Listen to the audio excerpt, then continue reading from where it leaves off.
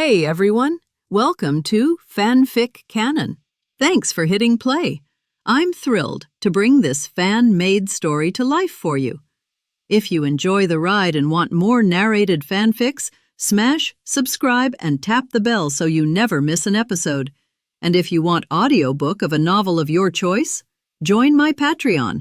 Request any title that's freely available online, and I'll produce a full narration just for you. Now, let's dive into today's adventure. After a rough start, the car rattled along for about 5 kilometers. Once they passed a small hill, Remy slowed down, pulled over, and handed the wheel to Luna. This area was familiar ground to Remy, but for Luna, every sight was fresh and exciting. "Where are we going?" she asked, eyes wide with curiosity. "Anywhere you want," Remy replied. "Then, should we chase that airdrop you mentioned?" "Sure. But first, we'll head to the safe zone. Airdrops only drop there," Remy explained. Luna nodded and gripped the wheel. With Remy's quick instructions, she started the car, a little unsteady at first. The vehicles here were Remy's custom design, stripped down to the basics: acceleration and brake pedals, a steering wheel, a handbrake, and a simple reverse button. Window controls were scattered across each door, not bundled to the driver's seat. With the window rolled down, Remy leaned back and enjoyed the cool breeze as Luna drove. Like most beginners, she drove unevenly, sometimes fast, sometimes slow, the steering wheel jerking in her hands so the car swayed across the open, obstacle-free stretch. It reminded Remy of the driving schools from the past, where quick tricks and formulas helped students pass their tests fast. Those tricks worked during exams, but on real roads, without fixed reference points, drivers panicked. They clung to bad habits, and accidents followed. To Remy, the whole system felt like handing out road killer licenses. He didn't nag her. Instead, he just gave light corrections. "Keep the wheels steady in a straight line. Don't twitch it back and forth." Then he pointed ahead. "Road's uneven here. Tilt slightly left. A proper road's coming up on the right. We'll follow that." Her hum was tight and nervous. She gripped the wheel with both hands, turning slightly, correcting too quickly, then overturning again. The car bounced over uneven ground, speed rising and falling, until even Remy started to feel motion sickness and had to set down his tablet. Luna herself looked worse. Her face was tense, cheeks pale one moment and flushed the next. Sweat gathered on her brow, dampening the hair at her temples. Normally, Luna carried an untouchable air, like some ethereal being out of reach. But now, awkward and sweating behind the wheel, she looked startlingly real. Remy was watching her with quiet fascination when, bang, a heavy jolt slammed into his back. The car had smacked into a billboard. Luna froze, panic flashing in her wide eyes. Remy smiled and patted her shoulder. "It's fine. We've got protective gear and helmets. Even our suits have emergency fail-safes. They'll teleport us away if anything truly dangerous happens." Luna exhaled shakily. "Then, can I try again?" "Of course. Put it in reverse first, then..." With his guidance, she reversed neatly, shifted back to drive, and eased onto the road. Once they hit the highway, the difference was clear. The road was smoother, and Luna gradually steadied, her hands firmer on the wheel. Soon, she was even driving faster without Remy asking. But then the road curved into an urban area. At the first bend, Luna panicked. She yanked the wheel, the engine roared, and her hand shot for the handbrake. Remy's eyes sharpened. He grabbed her wrist. "Don't pull." Too late. The handbrake jerked up. The car screeched, skidding sideways in a violent drift. It spun, tossing them around like clothes in a washing machine. Before Remy could recover from the dizziness, another crushing impact slammed him forward. Snap! Crash! Glass shattered. Remy groaned as he staggered to his feet. He was inside a building now, shards of glass all over the floor. In front of him, the car hung halfway out of a window. Luna sat frozen in the driver's seat, fumbling at her seatbelt, unable to unbuckle it. "Luna, it's fine. I'm okay," Remy called. Her head shot up, eyes already red and brimming with tears. Remy climbed onto the hood, crawled through the smashed windshield, and freed her from the seatbelt. The moment she was loose, Luna collapsed into his arms, sobbing. I'm sorry. I'm so sorry. I didn't mean to. I'll never drive again, never. Remy held her close, rubbing her back gently. It's fine. I'm here. This was the first time he had seen her break down like this, utterly shaken, all because she feared for him. She forgot that he was the one who encouraged her to drive, to try without limits. Her cries echoed through the wrecked room, loud at first, then softer, until only her trembling shoulders betrayed her tears. At last, she cried herself into exhausted sleep. Remy brushed a strand of damp hair from her face and sighed softly. Silly girl. With a touch, he pinched her cheek, then lifted her into his arms. Whispering an incantation, he cast a levitation spell, floating them gently out of the wrecked car and through the shattered window, carrying her off to rest. Remy, who had been quietly waiting beside the bed, jumped slightly when Luna suddenly sat up. She looked around in confusion, her chest rising and falling before her eyes finally landed on him. Only then did she relax a little. How long have I slept? She asked, clutching the quilt tightly in both hands. Less than 5 minutes. Remy smiled softly. It's okay.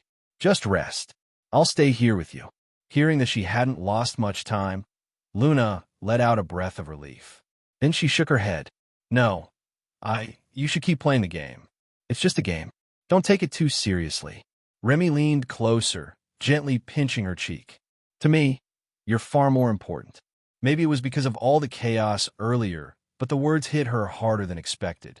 Her face flushed, her eyes turned red, and she held his hand against her cheek, rubbing it gently. I'm fine, she whispered. When the black tide comes, I'll log out anyway. Wait, why did my clothes change back? She tugged at her wizard robe in surprise. You only just noticed?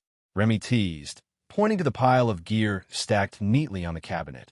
A vest, helmet, camouflage sphere, and boots. Then he drew her into his arms, tilted her chin upward, and smirked. You didn't even realize I changed you out of the protective suit. Are you careless? Or do you just not feel the need to be shy with me? Her composure cracked instantly. The normally calm Luna panicked, her voice trembling. What nonsense are you saying? I'm still dressed. Those suits, they don't even count as clothes. Her eyes darted nervously, lashes trembling, lips caught between her teeth. The shyness made her seem fragile and impossibly alluring. Remy couldn't help lowering his head toward her. At first she froze, overwhelmed. But meeting the heat in his gaze, she slowly steadied and allowed herself to respond. Sensing her shift, Remy eventually pulled back, though with clear reluctance. An idea flashed in his eyes. With a flick of alchemy, he conjured a large, soft pillow and leaned back with her so they could lie down together. Luna thought nothing of it at first, assuming he was just avoiding the hard headboard. But when Remy pulled the quilt over both of them, she stiffened. What are you doing? She stammered, clutching the blanket as if it were her last defense. Since you said those protective suits don't count as clothes, Remy whispered in her ear, slipping an arm around her beneath the quilt. Her body locked up, heat flooding her cheeks. No, I admit it. The vest counts as clothes, okay. Her voice was soft, almost pleading as she gripped his wrist weakly. But her touch wasn't forceful. It was tender, almost hesitant. To Remy, it felt less like refusal and more like silent encouragement. He leaned closer, his affection deepening. Rustling filled the air as layers of fabric slipped away. Luna said nothing now, only breathed faster and faster, her face crimson all the way to her neck. She didn't fight. She didn't flee. She simply let everything unfold. Her skin burned beneath his touch, her warmth seeping into him like a fever. Luna, he whispered, kissing her shoulder. Holding her felt like embracing a living ember, comforting, fragile, and achingly warm. She shivered, curling against his chest, not daring to look back. Remy waited, then suddenly grinned, sliding his hand down to tickle her foot. Luna jolted, letting out a startled sound before she swung her shoulder back at him in protest. A clumsy, harmless blow. He laughed, caught her arm, and easily turned her to face him. As she avoided his gaze, he gently brushed her messy blonde hair aside, smoothing each strand with care. Watching his quiet focus, Luna's resistance faltered. Her eyes softened, hazy and vulnerable. When he kissed her forehead, she flinched, lowering her head, but his lips still found her. The kiss lingered, deepening. Her arms, tense as steel, gradually melted into weakness. Her resistance faded, leaving only surrender. To others, Luna might be a daisy, bright and quirky. But to Remy, she was more like a night blooming cereus, elegant, mysterious, blossoming only in silence, where no one else could see. And now, here she was blooming in his arms. Remy held her close, kissing her with unrestrained passion, until squeeze, squeeze, squeeze. Boom! The sudden explosion woke up the young couple who were indulging in decadent music. Luna screamed and pushed Remy away, grabbing the quilt and wrapping herself like a cocoon in an instant. Remy cursed and looked at the cocoon, feeling like he had a million words stuck in his throat. He knew that this might be the end of the matter today. The first time was full of energy, the second was weaker, and the third was exhausted. After this interruption, I don't know how long it will take before the next opportunity to renew our relationship. This made Remy feel infinite regret in his heart, regretting that he had wasted too much time on foreplay and had not yet entered the main act. After reflecting on his mistakes, he was filled with anger. I want to see who is so ignorant. Remy gritted his teeth and forced out a few words. With a gloomy face, he equipped himself with equipment one by one. After blocking the room to prevent anyone from entering, he rushed downstairs with a gun in hand. There was no one downstairs. Only a car stuck in a window was burning fiercely, emitting light and heat, while bursts of pungent smell mixed with thick smoke irritated people's nasal cavity. This made Remy's face even gloomier. It would be fine if the two teams were fighting and there was a fire and explosion, but he can only blame his bad luck for choosing the wrong place. But this G explosion was caused by someone blowing up a car. Who the hell is so rude? Snap! With the bullet loaded, Remy opened the door and walked out of the room. Arriving in front of the car, Remy glanced at the crater, analyzed the angle of the crater, and then looked in the direction of the shooting. He immediately saw a person in the window of the two-story building opposite. The man was pointing his gun at another direction through the window. Perhaps because he was concentrating on the scope, he did not notice Remy's presence. Humph! He even changed to a sniper rifle. You really know how to play, you thief. With a cold snort, Remy raised his gun and fired 5 shots. Not only did all 5 bullets hit the target, but 3 of them hit the chest and 2 hit the head. Instant seconds. Seeing that the other party did not disappear but fell down, Remy sneered, threw the gun behind his back, and rushed forward. You still have teammates? Perfect 2 kills. No matter how many of you there are, you all must die today. All of you. Remy jumped over the half-person high retaining wall with one hand and turned on the wild mode and ran directly to the other party's house. Picking up the gun again and listening to the noise inside, Remy kicked the door open, took a look at the situation inside, and rushed straight to the stairs. After stepping heavily on the stairs twice, Remy paused and silently counted 3, 2, 1. Then he took 2 big steps forward and raised the gun above his head to surrender. No, he raised the gun above his head and fired at the second floor in a rotating manner. While firing, Remy looked over and saw a figure shrinking into the room. Without hesitation, Remy turned the gun and fired a burst of shots, emptying the magazine and knocking him down successfully. Just as Remy was about to change bullets, a burst of chaotic footsteps interrupted him. Without having time to take out the bullet box to change bullets, Remy threw the M4 behind him and took out the VSS sniper rifle with one hand. If the other gun Remy carries is a single-shot sniper rifle, then at this moment he can only retreat downstairs or find a corner to block the view and then look for an opportunity. Even if you're carrying a sniper rifle like SKS or Mini, you can only retreat because compared to VSS, although they can also fire continuously, the speed is too slow. This is another major advantage of the VSS gun. It can temporarily serve as an automatic rifle or submachine gun at critical moments, especially after being equipped with an expanded magazine to upgrade the number of bullets.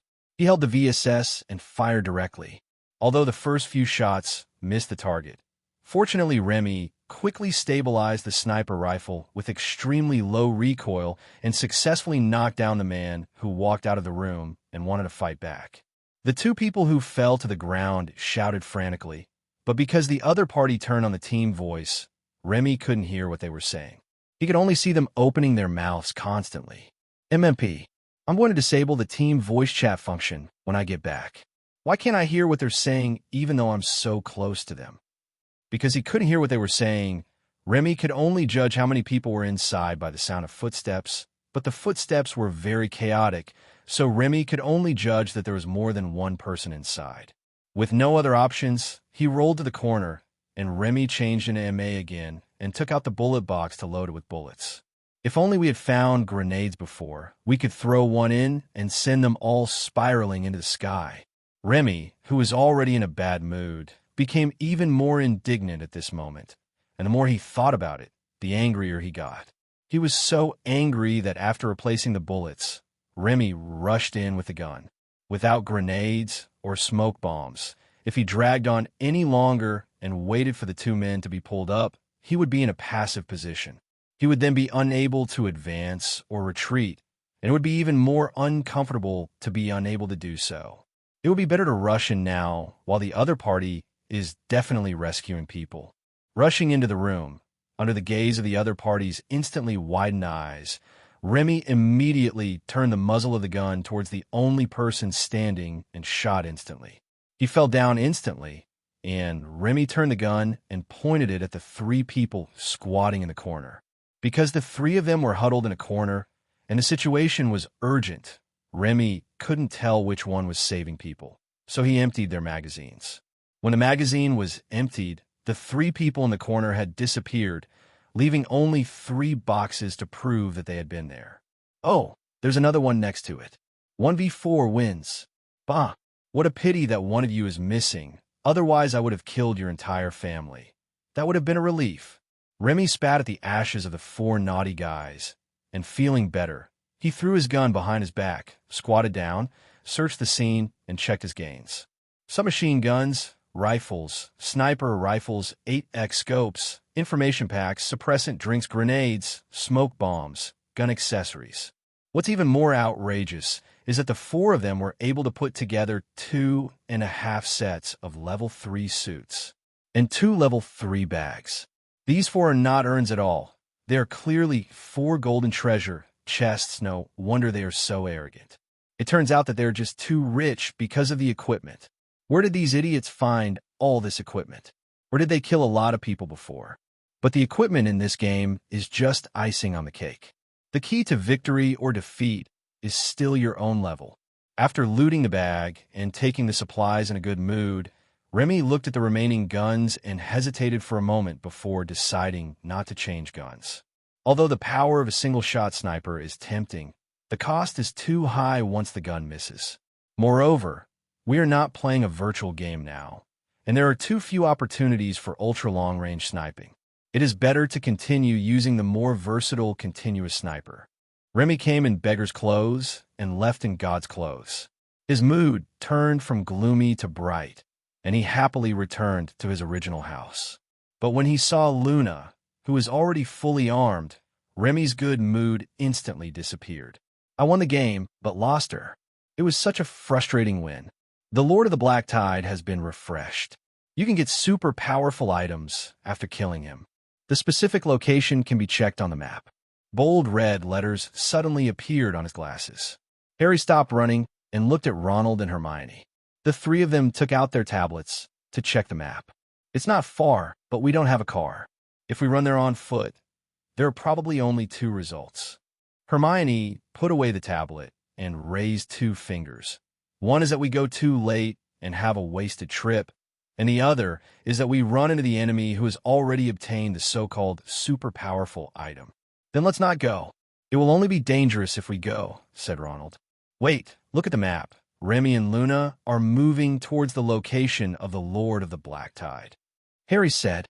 The two were stunned for a moment and quickly took out their tablets to open the map.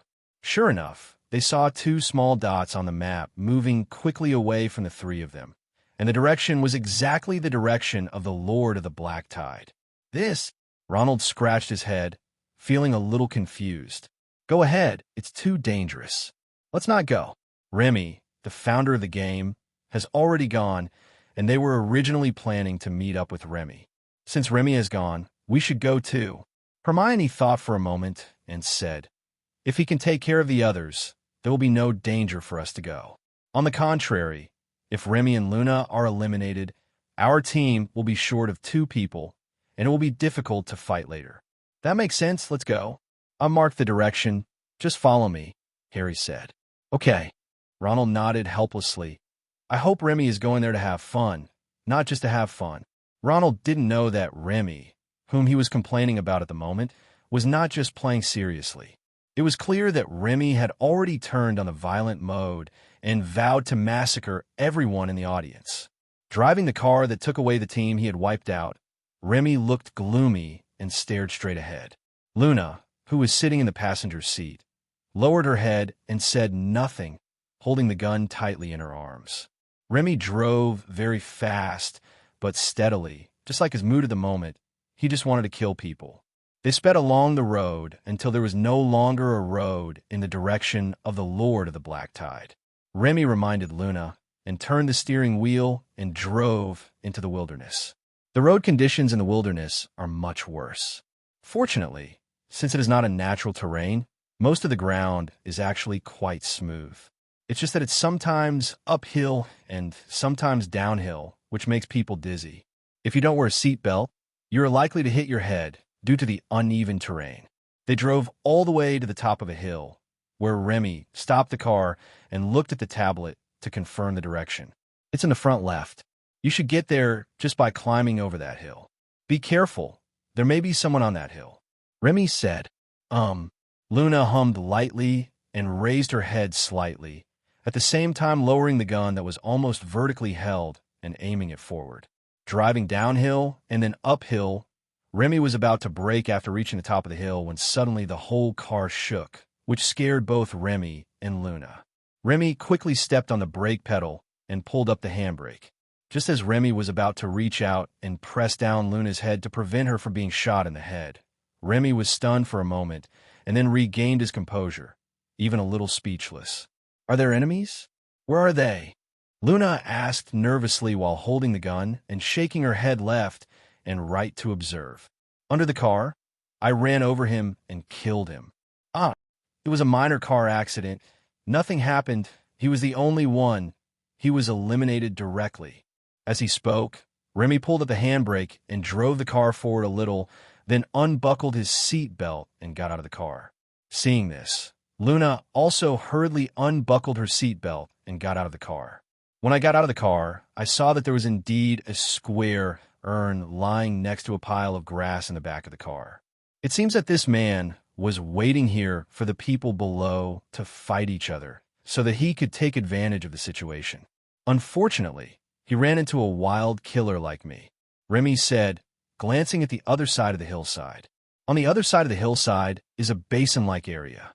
At the bottom of the basin is a relic shaped like a Bagua formation, with many broken walls and ruins that can serve as shelters. Remy built many similar terrains on the island, which are the trial grounds specifically used to refresh the Lord of the Black Tide. This can also be considered a change. Remy abandoned the original airdrop setting and changed it to a random refresh in 20 fixed locations to be more in line with the background story setting. At this moment, there were 7 people below who were surrounded by the Lord of the Black Tide in the middle of the ruins in different positions. The Lord of the Black Tide, who was dressed like a Dementor with a big bald head and no nose, shouted that he was the Dark Lord and threw out green lights at will. The 7 people who were suppressed didn't even dare to show their heads, and they didn't even dare to move. Because some of the green light will produce a ricochet effect when hitting some of the intact white pillars in the ruins. The endless green light will ricochet to form a huge spider web, trapping the 7 people firmly in the web. You will be killed instantly if you touch these green lights. However, as the chief planner, Remy knew very well that this move was the skill of the Lord of the Black Tide, not a normal attack, and would not last too long. What should we do? Go down and help them? Luna asked in a low voice, tightening the gun in her hand. Of course not. Have you forgotten? This is a knockout round, Remy said, and then introduced the characteristics and skill details of the Lord of the Black Tide to Luna. After the introduction, Remy pointed at the people in the ruins and said, "They're the best targets now. You can practice shooting with them, and I will help you scout the enemy." This isn't good, is it? Luna hesitated. Even if it's a knockout match, they are fighting the Lord of the Black Tide right now. It's not good for us to add insult to injury, is it? You forgot the game settings. According to the settings, the Dark Demon has planted Dark Devil eggs in us. If you don't use the purifier to purify them now, the Dark Devil eggs in their bodies will soon be hatched by the Dark Demon Lord. At that time, they will not only die, but also be possessed by the Dark Demon. Remy said. After listening to Remy talk about the background setting of the game, Luna suddenly understood. Not only did she no longer feel guilty, she even felt full of motivation. Got it. I'll purify them right now. Luna nodded vigorously, then squatted down and aimed her gun at the person below, according to the squatting shooting posture Remy had taught her before. Looking at Luna's serious expression on her face, Remy breathed a sigh of relief, thinking that fortunately Luna didn't hold a grudge against him because of what happened before, nor did her temperament change drastically. Does this mean that he still has a chance to rekindle his relationship with Luna in the near future? Just as I was daydreaming, there was a bang and Luna fired a shot. She hit the person closest to her. Although that person was hiding behind the cover, he was facing them sideways and was perfectly exposed to their sight. After one shot, the opponent was obviously frightened and shook his head like a headless fly, turning his head around and adjusting his position constantly. His shooting skills are surprisingly good. Remy looked at Luna and couldn't help but nodded in approval. When Remy was playing a team competition map with Luna before, he discovered that Luna quickly got the hang of firearms, which was due to her usual calmness. But Remy never knew how good her shooting skills were, because he had never seen Luna shoot from a distance before. Remy whispered to continue and continued to watch Luna's performance. Perhaps because the opponent was moving all the time, Luna's second shot did not hit, but the range was not too off, which made Remy's eyes light up. Don't use the M24. Use my VSS. It's a sniper rifle with low recoil and can fire continuously. Remy said. Luna, who was pulling the bolt to reload, hesitated for a moment and then nodded, exchanging guns with Remy. In reality, exchanging guns is much easier. You don't need to throw the parts one by one. You can just give the whole gun to the other person. After changing to a new gun, Luna took aim and fired again. This time the first shot went farther than the previous one, and the next 2 shots fired in succession flew even higher. But soon, Luna mastered the difference between the 2 guns and successfully hit a target with 1 shot in a burst. After 7 shots, Luna was able to hit 2 targets in 3 bursts. With this learning speed, it's no exaggeration to call him a sniper genius. While admiring Luna, Remy suddenly caught a glimpse of something wrong, which made Remy focus his eyes and quickly raise the M24 in his hand to aim at another hill in the distance to the right front. Through the telescope, Remy easily spotted 2 sneaky figures. You 2 dare to wade into this muddy water? Do you think you are me? With a disdainful sneer, Remy aimed at one of them and shot him decisively just as he stopped beside a rock. Bang! The sudden gunshot so close to her startled Luna, but just as she was about to get up, she heard Remy say calmly, "It's okay. I'll take care of it." Out of trust in Remy, Luna took a deep breath and aimed her gun at the person below, looking for any eyes within shooting range. Snap! Holding the M24 horizontally, Remy pulled the bolt to reload, and before the ejected shell hit the ground, he pulled the trigger again. Following another bang, Remy was stunned for a moment in surprise. Oh my goodness, both of them are down. Do they have teammates?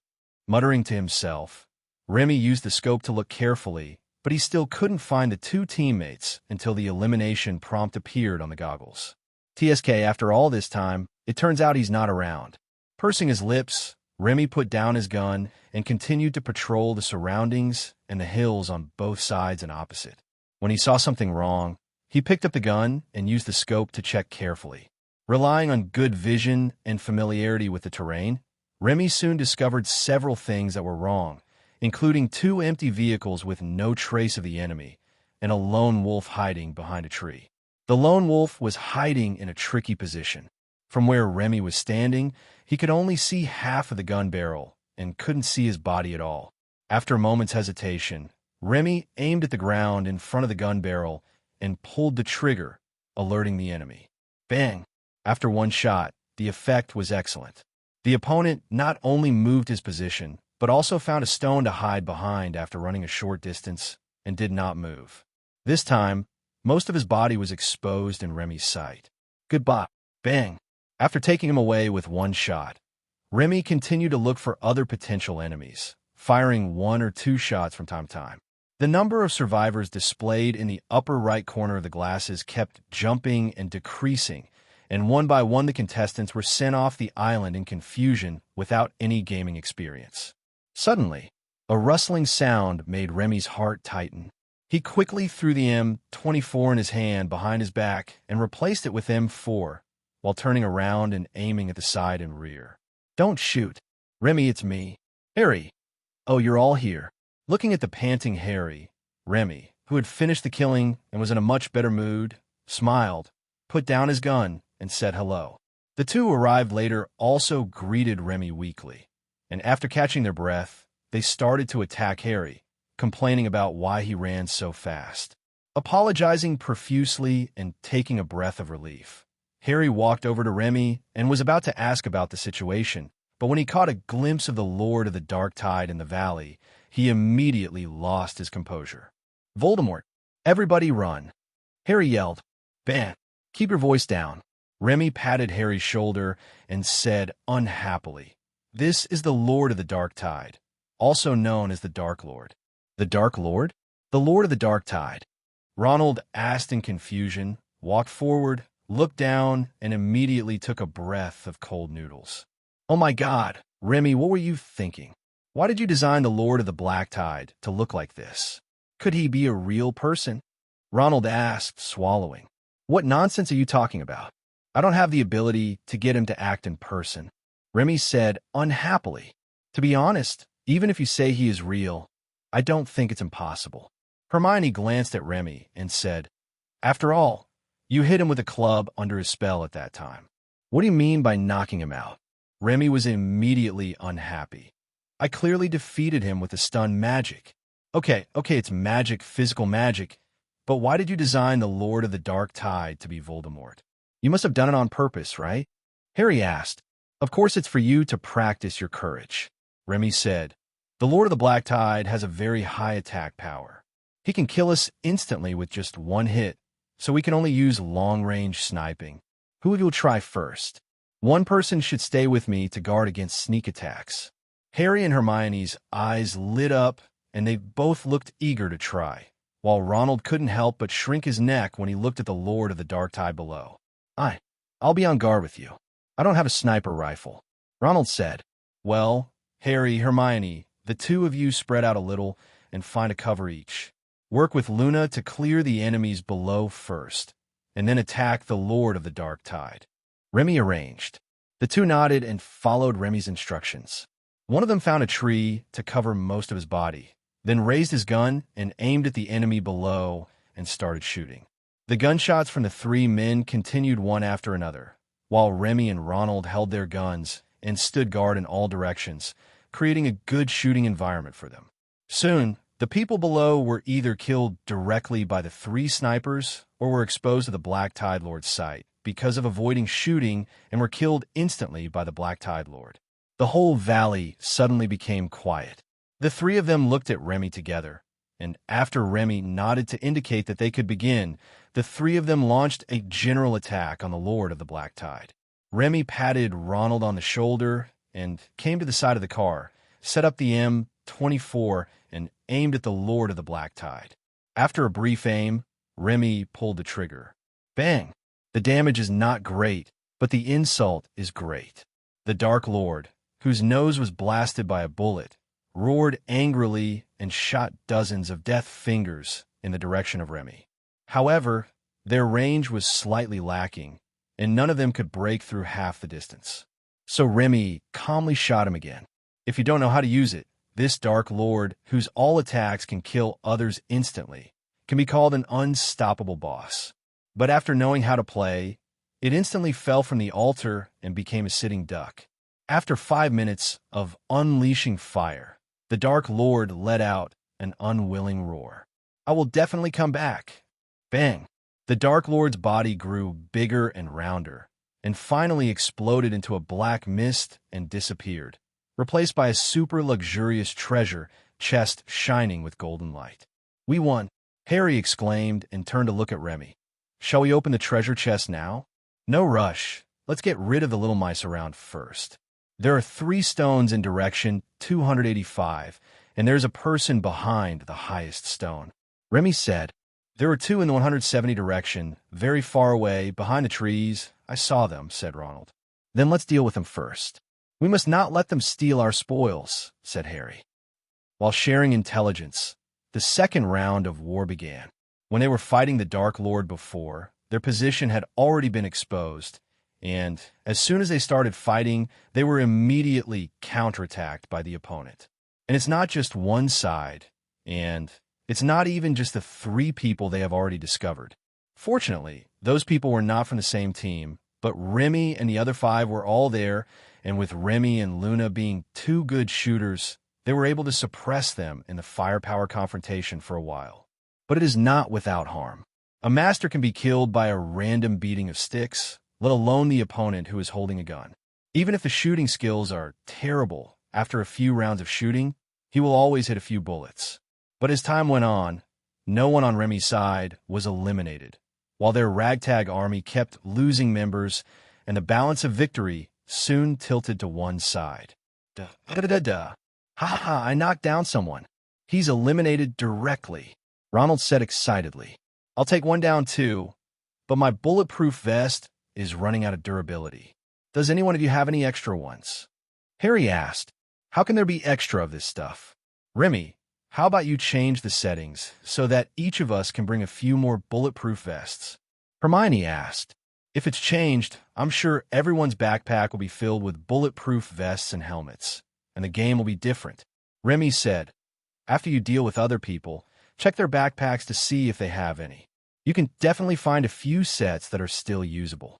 If we can't get them together, it'll be over. We won't have time to search for new bulletproof vests if we shrink the circle. I feel like it's a bit of loss to fight this Lord of the Black Tide. Harry said, High risk, high reward. The supplies in the treasure chest below can definitely make up for all losses, said Remy. Really? Then I'm really looking forward to it. They continued to shoot at the enemy in the distance while chatting, but the reality was that if Remy and Luna were not counted, the 3 of them would most likely run out of ammunition and food without being able to eliminate the other side. As expected, Ronald was the first to run out of bullets, and when he went to Harry to ask for bullets, he was shot and knocked down. It wasn't because the other party's shooting skills were so good that he shot him in the head, but because he was having too much fun before and didn't use potions to replenish his blood after being hit. His blood volume had already been reduced to the bottom, and he fell down at the first touch. Fortunately, the place where he fell was very close to Harry, and the opponent's shooting skills were very poor. So he was able to successfully crawl to Harry's side in the hail of bullets, and was rescued by Harry. And at the same time, he also got some bullets. After being resurrected and replenishing his health with Remy's reminder, Ronald picked up his gun and started firing again.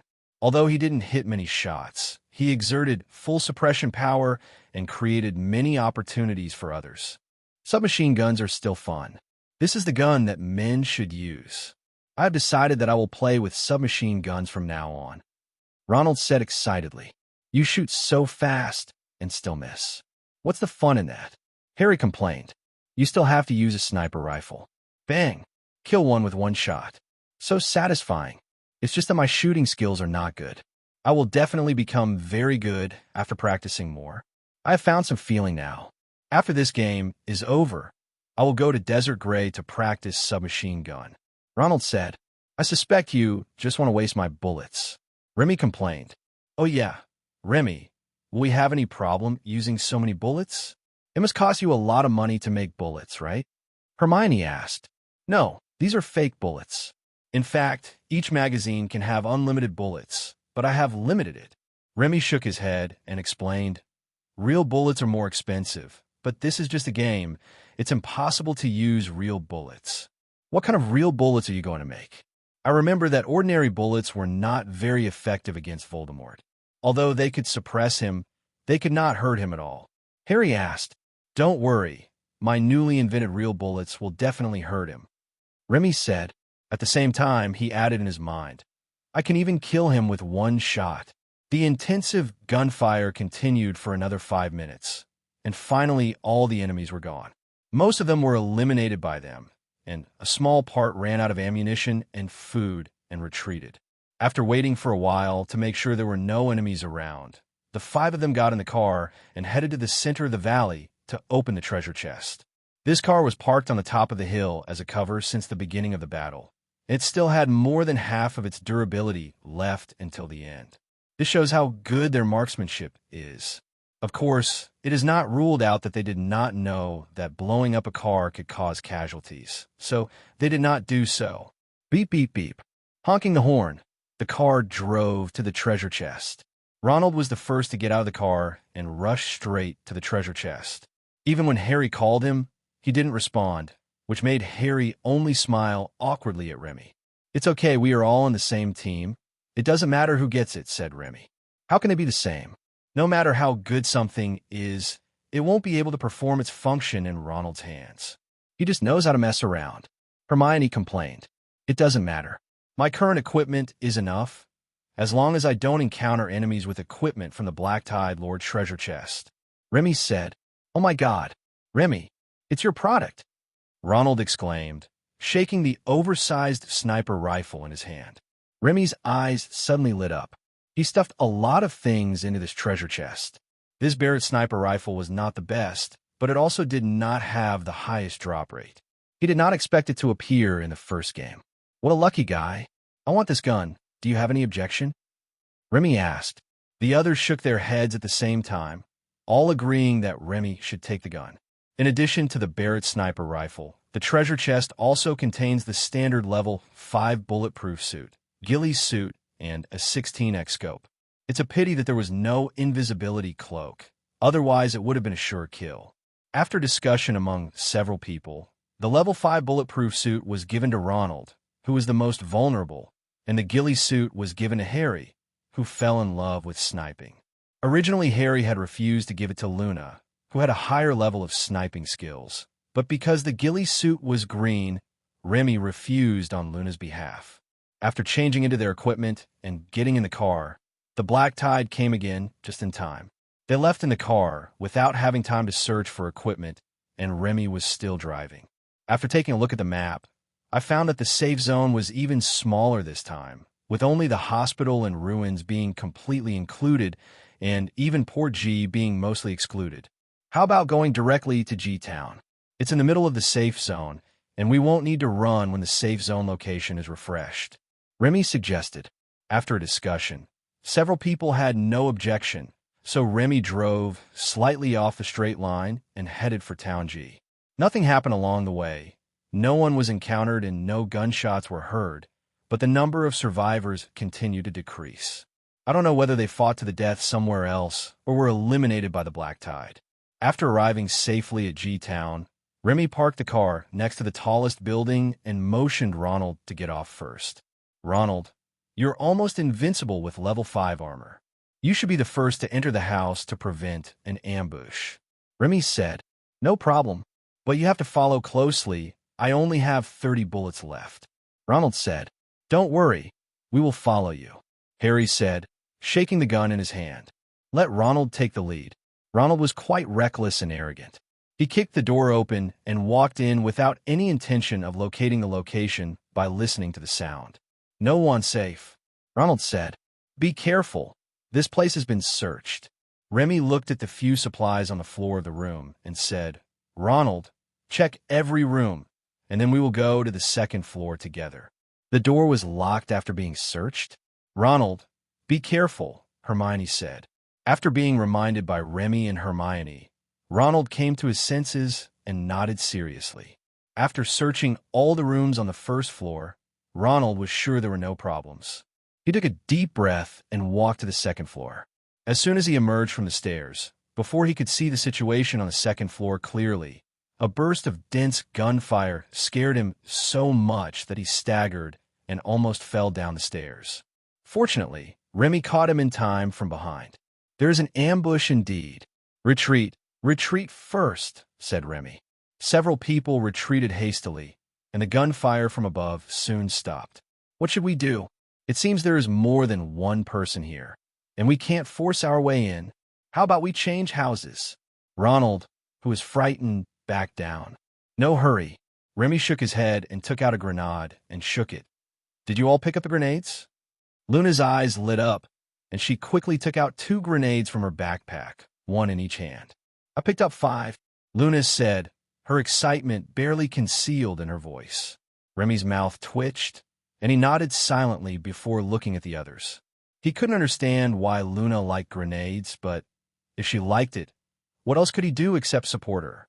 After all, it was he who helped her develop this hobby. In addition to Luna, the big grenade owner, Harry saved 2, Ronald also saved 2, and Hermione didn't bring any, but Harry gave her 1. Each person had a grenade. Under Remy's command, the 5 people lined up and walked to the stairs. Remy took the lead and threw 2 grenades upwards. Each person had a grenade. Under Remy's command, the 5 people lined up and walked to the stairs. Remy took the lead and threw 2 grenades upwards. Immediately afterwards, Luna also threw 2 grenades upwards, 1 in each hand. Next came Harry and Hermione, who threw 1 each. Finally, it was Ronald's turn, and he also threw 1. With the continuous loud bangs of bang, bang, bang, before the noise stopped, several people received the notification that their team was wiped out at the same time. All the people upstairs were killed by them, using grenades. Hermione's eyes lit up and then flashed with a strange light, as if she had also awakened something strange. Ronald screamed as he rushed to the second floor first. Boxes. All boxes. For boxes. We are rich, Ronald said excitedly. Great. Grenades are so useful. Hermione said, see if they have any grenades in their boxes. I'll get some more. Remy, damn it, Hermione is really infected.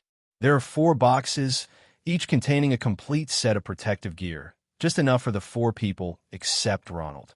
Although one of the sets in the middle is a level 1 set, it is still better than what they have. Bullets, drinks, first aid kits, scopes. Although there were no particularly good scopes or equipment, these common items were very abundant. It was obvious that these men had spent quite a while searching, so perhaps they had been searching for supplies before that. But now, they acted as a transport team, not only helping Remy and his team solve the problem of almost exhausted bullets, but also filling up their backpacks. Ronald seemed a little restless after replenishing his backpack with a new load of bullets, but both Remy and Harry preferred to stay hidden for a while and wait for the next circle to shrink. Helpless, Ronald could only suppress his restless heart and pace back and forth in the house. Finally, Remy, who was really fed up with watching, gave Ronald an idea, asking him to go to the rooftop to scout or serve as a target to attract the enemy. It was originally a bad idea, but Ronald agreed to it immediately. The remaining 4 people were scattered on the second floor and were also carefully observing their surroundings. At the same time, they heard Ronald on the rooftop constantly shouting and mocking the people around him. Ronald, I think you're being too arrogant. Be careful that others might get angry and throw grenades at you, Harry complained. What are you afraid of? Didn't Remy tell you that even a grenade can't kill me with this set of armor? I am invincible now, Ronald said arrogantly. I didn't say that. What I said was that 1 grenade can't kill you, but if 2 are thrown at your feet, they will definitely kill you, said Remy. You must be joking. With my ability, who can use a grenade? Bang. I'm so angry. Someone, save me. For people, why aren't you so arrogant anymore? Hurry up. Come and save me. They really threw a mine. Ronald shouted again. Stop howling. You weren't knocked down by the explosion. Just come down by yourself. Remy said. No, Ronald, don't come down. Stay up there to attract fire to prevent the other side from throwing grenades into the second floor. Hermione said hurriedly. Oh my God, what do you mean? Are you going to sacrifice me? Ronald said in shock. What sacrifice or not? Isn't this your own choice? If you hadn't shouted just now, nothing would have happened. Look quickly at where the enemy is. I don't see anything here. Harry said. You guys wait. I saw them. Oh my God, they are in the house next to us. On the left. No, in the direction of 107. On the second floor balcony of a house across from us. There are only a few buildings in the small town of G, but it is possible that two teams can hide there, and the fight has not started yet. Remy felt that he had underestimated his classmates. They were all the worst. Fortunately, their patience was limited, and Ronald had good eyesight and spotted them. If they had waited until they were evacuating and then suddenly attacked, the consequences would have been disastrous. Direction 107, right? Luna, Harry, Hermione, you three stay away from the window. I'll do it. After informing the three people, Remy replaced his rifle with a Barrett and ran to the window. There was no one to be seen in this direction, as the view was completely blocked by the house next to it. Even if Remy replaced 3 windows, it was useless. But Remy didn't care, because he had Barrett. Aiming the Barrett in the direction of 107, Remy pulled the trigger at the wall of the building next to him, and with a loud bang, a shot blew a hole in the opposite wall. Harry, who was hiding aside to protect Remy from being attacked, was stunned when he saw what happened. Oh my God, Remy, are you kidding me? Is this a real gun? It won't hurt anyone, right? Harry asked. Don't worry, it's only effective against buildings. Hitting people will only eliminate them, not hurt them. Remy explained, pulling the bolt to throw out a bullet shell that was almost as big as his palm, and then he took aim again and fired another shot. Looking at the building with 2 large holes blown out of it, and listening to the huge roar beside his ears, Harry swallowed his saliva. Are you sure? Why am I so unconvinced? Of course I am sure. As he said that, Remy pulled the trigger again and fired another shot, blasting through another layer of the wall. Each shot could blast through a layer of the wall and create a large hole with a diameter of 2 meters in the wall. The Barrett is an anti-material sniper rifle, which is specially used to attack special vehicles and important material points on the battlefield. I have enhanced its characteristics, and it is used specifically to penetrate bunkers in this game. Remy explained, and pulled the trigger again, finally penetrating the building next to it. When the last shot was fired, Remy saw 2 shocked faces through the big hole in the building next to him. Without being polite to them, Remy pulled the bolt, took a quick look, and pulled the trigger again. To hell with your bunker. Boom!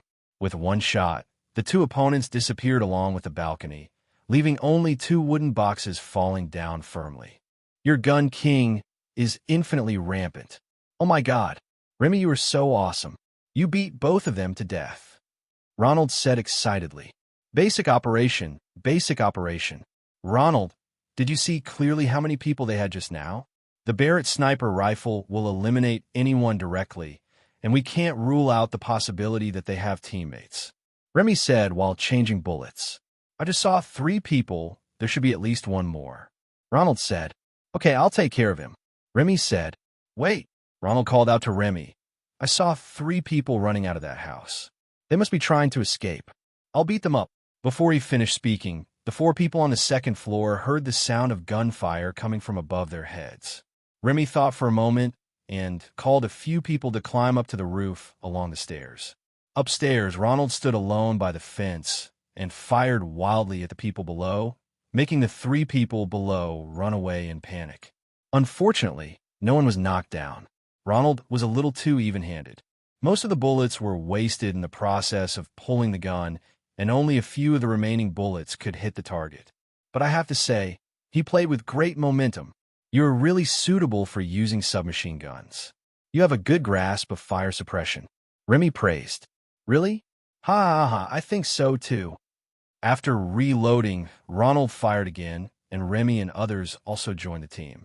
Unfortunately, the three men had already run far away, and in the end they didn't achieve any results except wasting a lot of bullets. But when playing games, having fun is the most important thing. Seeing those three guys being beaten and running around everywhere, everyone was having a lot of fun.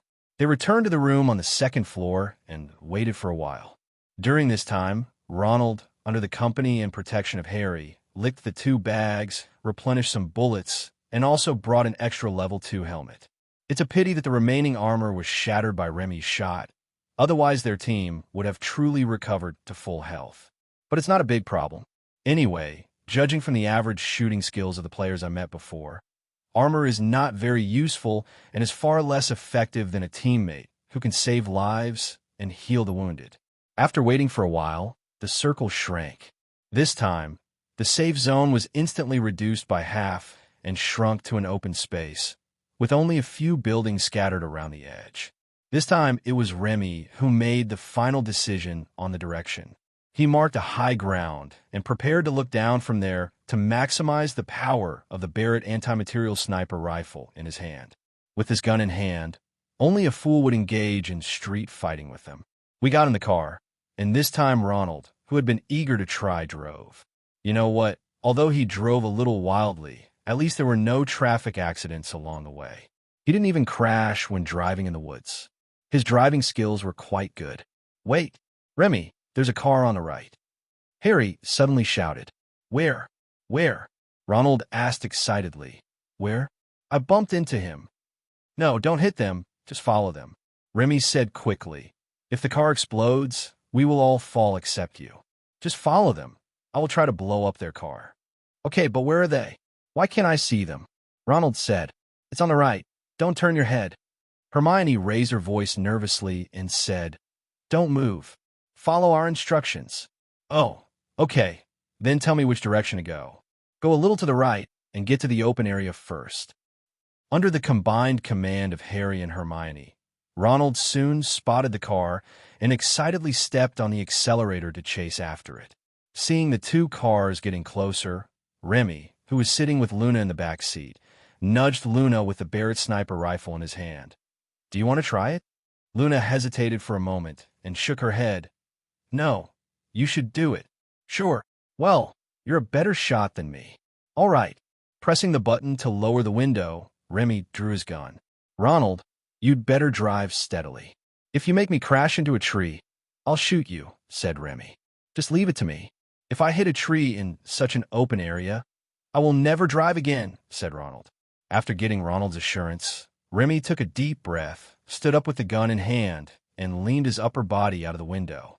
Seeing this, Luna hesitated for a moment, then leaned towards Remy's seat, then reached out and hugged Remy's waist. The little face is red.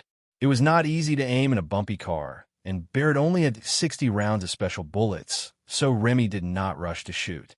Instead, he asked Ronald to chase the car more closely and get closer to the target. He aimed again and again until the 2 cars were less than 50 meters apart, until someone on the other side imitated Remy and stuck his gun out of the window. Remy fixed his eyes and pulled the trigger hard. Boom! Bang! With one shot, the vehicle in front exploded into the sky with a bang. 3 boxes were thrown out of the car and landed vertically first, while the car body flew away in a parabola. That's amazing, Ronald praised. And at the same time, he slammed the brakes to stop the car, shaking Hermione, who was sitting in the passenger seat, so much that she almost flew out. They got off the car together and looted all the spoils. Not only did all 5 of them have level 2 suits, they even had an extra level 3 suit. This group of people are also very fat. Why do I feel like every team, no matter how many people are left, has better equipment than us? Harry complained. Because we consumed too much energy when fighting the Lord of the Dark Tide before. Hermione said, Indeed, I had run out of bullets at that time. Remy, I want to only put bullets in the backpack. Do you think it's okay? Ronald asked. Remy subconsciously wanted to refuse, but then he changed his mind and thought that with their sunset red shooting skills, if they fought each other, they could last for a long time even with only a little blood left, so it didn't seem to make much difference whether they had medicine or not. Play however you want. When playing games, having fun is the most important thing, said Remy. Having fun is indeed the most important thing when playing games, but I think winning is the happiest thing. Hermione complained, while silently stuffing 2 more grenades into her backpack. After cleaning up the battlefield, several people got in the car again and headed for the high ground marked before, but they started to shrink the circle again as soon as they arrived. They had wasted too much time chasing that group of people and had also run a little too far. But after discussing it, the few of them did not leave in a hurry, but decided to wait for the new safe zone to be refreshed before evacuating. Looking at the prompt in the upper right corner of the glasses that there were only 26 survivors left, everyone felt more relaxed. There are only 26 people left. If you remove these 5 people, there are only 21 people left. At most, there are 4 teams plus a Mavericks. The number of competitors is very small. I think we can drive around in circles and honk the horn later, and we will kill anyone who dares to attack us. Ronald said arrogantly with an inflated mentality. Okay, then we'll hide, and you drive the car to attract the target. Remy said. Ronald's eyes widened immediately. F*****K, then I am the bait? You are wearing level 5 armor. If you don't act as bait, who will? Harry patted Ronald's shoulder and said with a smile. Come on, we believe you can lure out all the enemies. Wait, the number of people has decreased again, for people are missing all of a sudden. Luna said. Several people rushed to check, and Ronald, who had been extremely arrogant, suddenly became serious. Being able to eliminate 4 people at once might mean that there is a team that is still full like ours, Ronald said. That's not certain. Maybe they were all killed by a grenade, said Hermione. It's better to believe it than not to believe it. Be careful, so as not to get wiped out by carelessness in the end. Remy said. Everyone nodded, dispersed a little, and stood guard carefully, looking for the enemy at the same time. Time passed little by little, and they didn't see anyone until the new safe zone was refreshed. But the good news is that the new safe zone still covers them, and they don't need to change their position. We're lucky, Remy said. The safe zone is very small now. Someone will definitely run towards us. Be careful. Don't worry, no one can escape my eyes. Bang! I'm boiling. The sudden gunshots startled all 5 people. The other 3, except Remy and Luna, moved around like headless flies, not knowing whether they were looking for the enemy or dodging. Over there, the gunshots came from over there, but I didn't see anyone there, Luna said, pointing to the left front of Remy.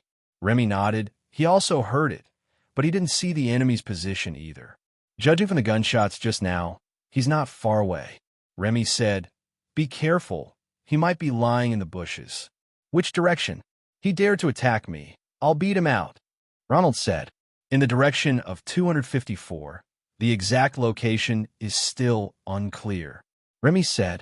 254, 254. Found it. Leave it to me, said Ronald. Found it? Ronald's eyesight is so good. Remy was stunned for a moment. Just as he was stunned, he saw Ronald holding a submachine gun and firing at an area in front of him, while advancing forward. Remy was speechless immediately. It seems that you found the direction, but not the person. Although I am speechless about Ronald, I have to say that his behavior is very useful. As he continued to fire and advance, Hermione, who was hiding in another direction, quickly discovered the enemy's position. I see it, Hermione shouted. Behind the tree to the left of that rock. In that bush. Remy looked quickly and found a bush under a tree that now looked extremely eye-catching. How dare he destroy the greenery I worked so hard to plant? Remy gritted his teeth and was very angry.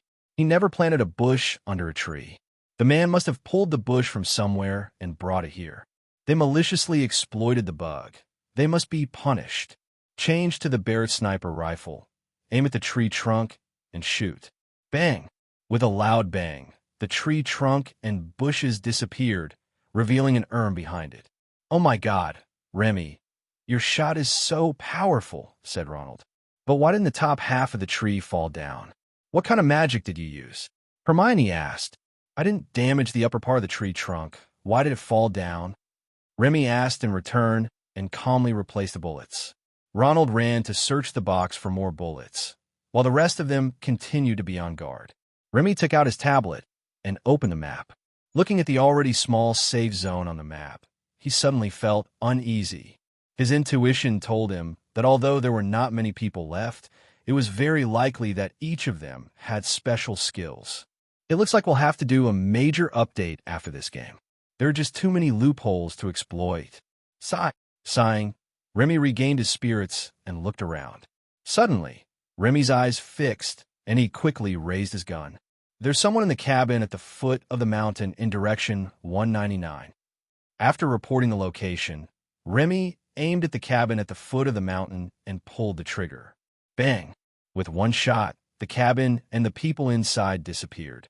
Behind a rock not far from the cabin, a runner who was afraid to continue running forward because he noticed there was someone in the cabin was so frightened that he dared not move anymore when he saw the cabin disappearing suddenly. Cheat. There must be a cheat.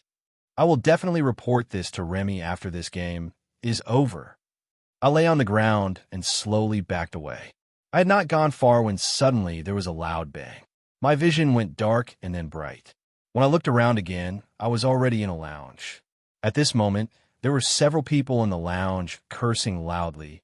All of them were cursing someone for using cheats, and he soon joined the team cursing the cheats.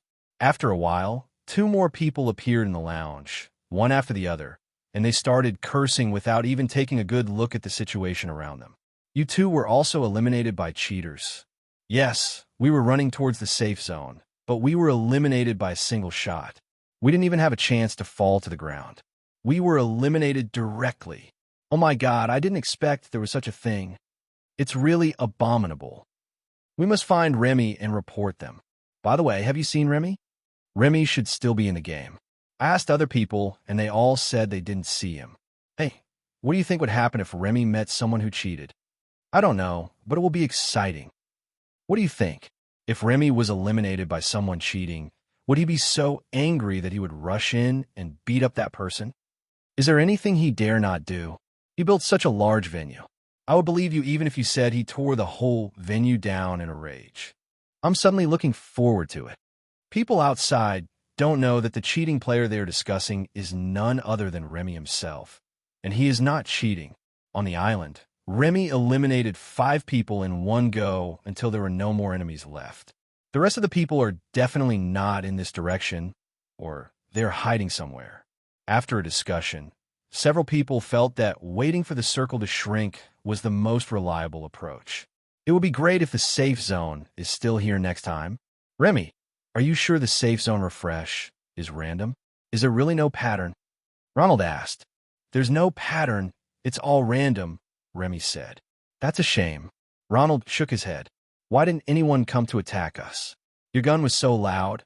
Someone should have noticed us, right?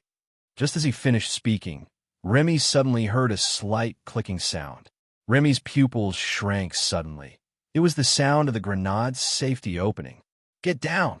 With a loud shout, Remy rushed to Luna beside him, hugged her, and threw her 3 meters away and continued to roll down. Just as it stopped rolling, there was a loud bang from above, followed by Harry and Hermione's cries of "Oh my God," and help through the headphones. I'm so angry. I was blown down. Save me. I fell too. Someone blew up a grenade on us. It was thrown very accurately. It's not that they threw it accurately. Someone threw it right next to us. Remy said, Ronald, you save them. Luna, do you have a smoke bomb? Come with me and throw the smoke bomb at their feet.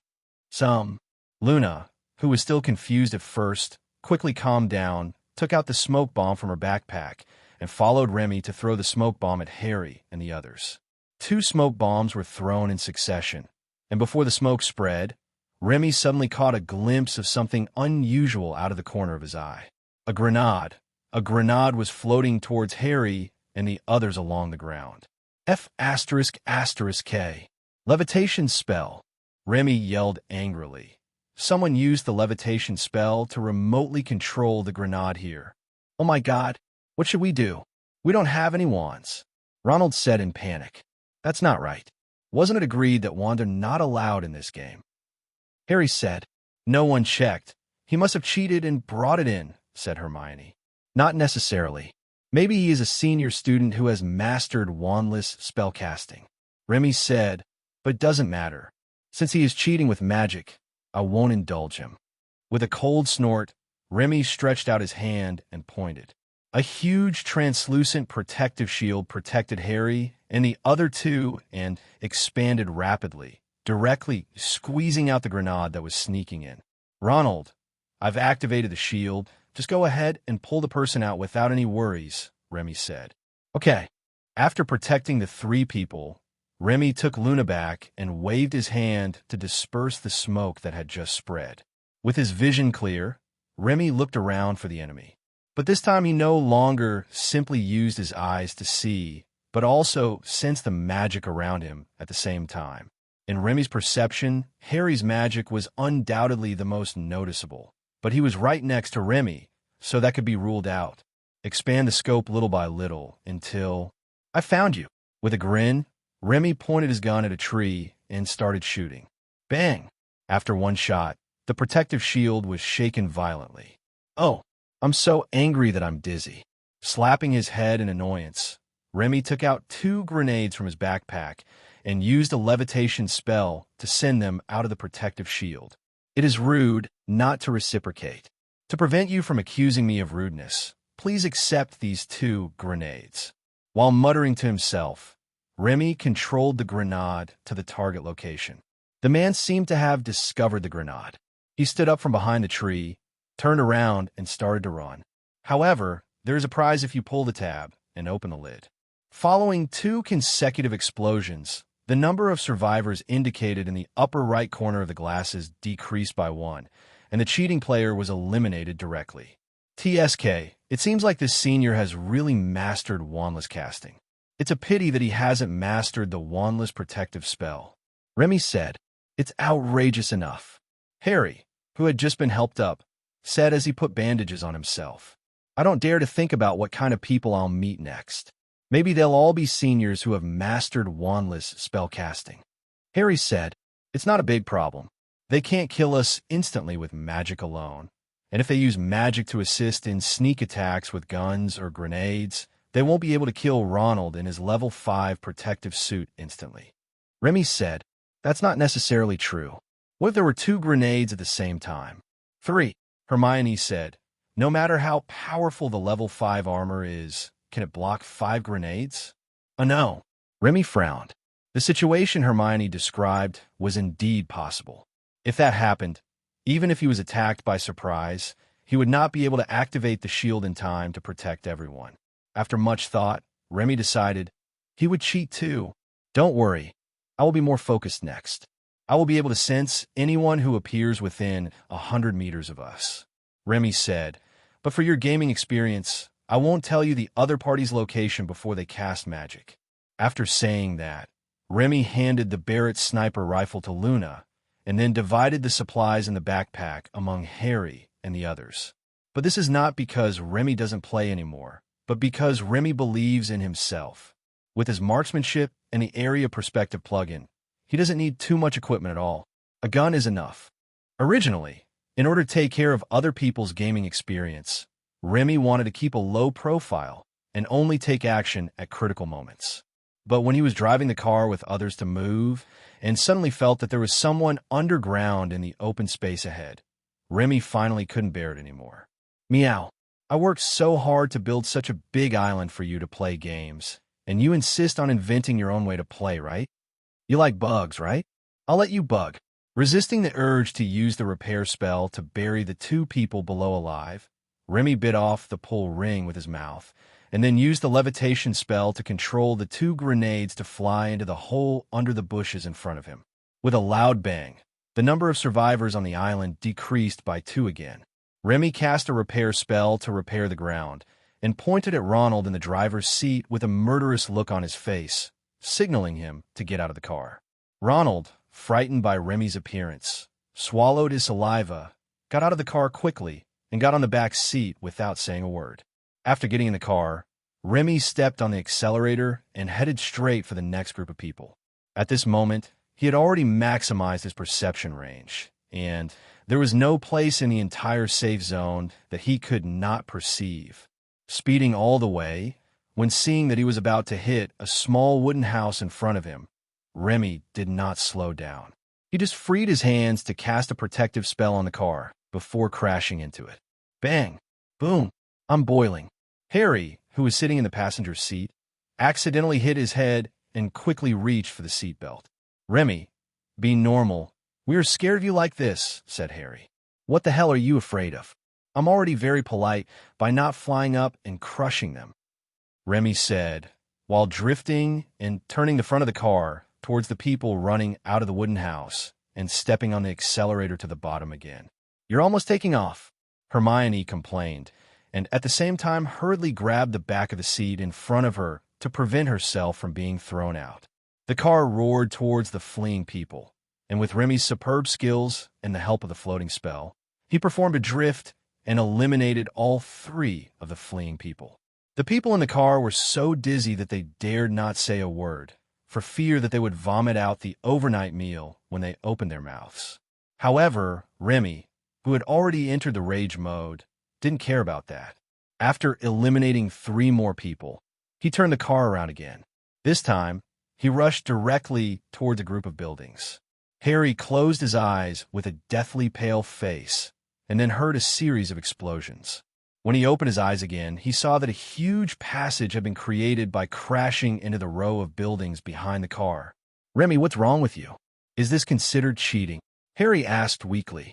Because the rest of the people are all F************ G cheating, said Remy. As soon as he finished speaking, a flame suddenly shot out from a nearby building and instantly covered the entire car. The next second, the car roared out of the flames and crashed directly into the building, moving left and right on the first floor, and smashed the load-bearing wall of the first floor into pieces in just a few hits. What a troublesome bunch. Death from weapons, falls, drowning, or collisions can all trigger the combat uniform's protective mechanism and teleport them away, but magic attacks won't trigger it. If I don't eliminate them now, if they run into other people and use magic attacks, it will really be fatal, Remy said, gritting his teeth. Harry and the others felt a tightness in their hearts, and suddenly they all stopped talking. However, what they didn't know was that Remy actually had another way to teleport everyone out at once, but he didn't choose that method because he was so angry that he needed a vent. Remy didn't feel bad at all as he demolished countless buildings along the way, because he could just use a repair spell to repair them later. Repair spell, wide yes. After killing the last person in the city, Remy drove away and headed straight for a hill. At this moment, Remy was just like the new drivers who had just learned to drive in 1997, killing more than 100 people going uphill and downhill. Not that many. Only 3 were actually run over. The engine roared, and the car wreaked havoc on the hills like a prehistoric beast. When there were only 8 people left, Remy stopped the car on a hill, turned off the engine, and breathed a sigh of relief. What happened? Harry asked in horror. Are you going to make us get off the car and then run us over? Remy rolled his eyes. You're still the same. You have a very vivid imagination, but it's all wrong. And there are 3 people left from the same team, and none of them use magic to cheat. Oh, I see. Leave them to us. Heaving a sigh of relief, Harry patted his chest and assured him. Although he didn't even know where the enemy was at the moment, it would be good as long as he could calm down Remy, the murderous demon. Then I'll leave it to you. I'm still a little annoyed and need some quiet time. Remy said, Yeah, okay. Just take a good rest and leave the rest to us. Don't worry. We will definitely help you eliminate them. It took so much effort to create such a game, but there are so many bugs and loopholes, so many that it leaks like a sieve. Let alone Remy. This is unacceptable for any game producer. In particular, the cheating methods they revealed were varied and could not be solved by simply banning the use of magic. Magic cheating must be dealt with by banning magic. How to deal with tunnel warfare? Heart in the ground? What about mine warfare? The 3 people in the wooden house had made mines around the house, otherwise Remy would not have hit them. Some people have also made mechanisms in the building complex that trigger grenades when the door is opened. How can we ban these ways of playing? After thinking about it for a long time, Remy was so confused that he sighed helplessly. Turning off the noisy team voice chat, Remy lowered the back of his chair and prepared to lie down for a while. As soon as Remy lowered the backrest and lay down, he was stunned. Luna was still in the car. She didn't get out. "Aren't you going to continue playing games?" Remy asked. "You are more important." Luna blushed and pursed her lips. "And 3 against 3 is fair. Although this game is a fair competition game, the specific gameplay does not encourage fair one-on-one duels," said Remy. "This should be fine." Luna reached out and gently pressed on Remy's shoulder. Remy took off his bulletproof vest and enjoyed Luna's shoulder massage. At this moment, Luna, wearing a bulletproof helmet and a military uniform, has a unique charm, especially when she is massaging Remy's shoulders in this outfit, which makes Remy feel a little strange. Seeing the strange look in Remy's eyes when he looked at her, Luna seemed to have misunderstood something. She pursed her lips and reached out to take off her bulletproof helmet. As Luna took off her helmet, her long golden hair, as warm as the sun, sprinkled on her military uniform. The strong contrast made her charm undergo a qualitative change again. The sounds of gunfire and grenade explosions continued to be heard. The warm wind brought a slightly pungent smell of gunpowder, and occasionally there were bursts of smoke. In this exciting battlefield, Remy lies on the recliner and enjoys the massage comfortably, which is quite interesting. Unfortunately, this enjoyment did not last long as it was interrupted by a young man who barged in. Their eyes met, and they were both stunned at the same time. The other person looked at Remy, then at Luna, and finally set his sights on the M4 that Remy had placed aside. Noticing his gaze, Remy quickly grabbed the gun, but what Remy didn't expect was that the other party's reaction was also very fast. Seeing that he failed to take the gun, he immediately pounced on Remy and punched Remy. After receiving a heavy blow, Remy was stunned for a moment, and then became furious. "Zhao, don't put pressure on me as a man," Remy yelled while struggling. "Zhao, what do you think I want? If you have the guts, drop your gun and let's get out of the car and fight one-on-one," the other party roared. "Let's fight alone. I'm going to beat you up. Get off me. I'll go down if you drop the gun." "Okay, Luna, here's your gun. I want to fight him in a duel." Seeing that Luna really took the gun, the other party was shocked and quickly pulled Remy up and hugged him tightly, using Remy as a shield. He was very strong, and Remy's posture was wrong at the moment, so he couldn't use any strength at all and couldn't break free for a while. "I'll put down my gun. Get the hell out of here. Let's fight one-on-one," Remy said, gritting his teeth. After a quick glance to make sure Luna didn't shoot or even raise her gun, the other party let go of her hand with relief, but then grabbed Remy's wrist tightly again, as if to prevent Remy from picking up the gun again. "Get out of the car, close the door, and let's fight one-on-one," the other party said. "Do you think I'm afraid of you?" After getting out of the car, Remy shook off the other person's hand and kicked him out. After fixing his hair a little, Remy took a look at the situation not far away and was speechless. In the distance, they saw 2 strangers fighting with Harry and Ronald. They should be senior students and were much bigger than Harry and Ronald. Harry and Ronald had no choice but to be beaten. Fortunately, the two seemed to still have some gentlemanly manners and did not attack Hermione. Under Hermione's harassment, Harry and Ronald were able to fight back occasionally, but none of them fired a shot or even held a gun. "Who the hell are you? Why are you fighting with these seniors? Are you crazy?" Remy asked after opening the team voice chat. "What do you think we are thinking? We have no bullets left. How can we? Bah, you actually hit me in the nose." "Hermione, help me. Kick him to death. Hit him. Hit him." "Remy, I really admire you guys. How could a good shooting game develop into such a primitive fight in the final round? Can't you just play the game as I designed? You are wasting my hard work like this, bang." Remy, who was shouting hysterically in his heart, was hit in the chest. This brought Remy back to reality and made him even more furious. This is intolerable. What can be tolerated? Even the familiar can be tolerated, but the new cannot. Remy dodged the opponent's fist, tripped him with his foot, and then twisted his arm and pressed him to the ground. "Luna, shoot him," Remy shouted. "Oh, Chow, are you a man? Didn't we agree to a one-on-one duel? He shouted in panic. She's my girlfriend, and we have couple skills. What do you, a single guy, have to say about it? Remy said. After hearing Remy's words, the other party suddenly gave up struggling for some reason. The next second, with a bang of a gunshot, he was shot dead by Luna. The gunshot startled two enemies not far away, but they did not run away. Instead, they increased the frequency of their attacks and became more ruthless. Oh my God, Remy, help me. I'm knocked out. I'm going to be eliminated. Harry shouted.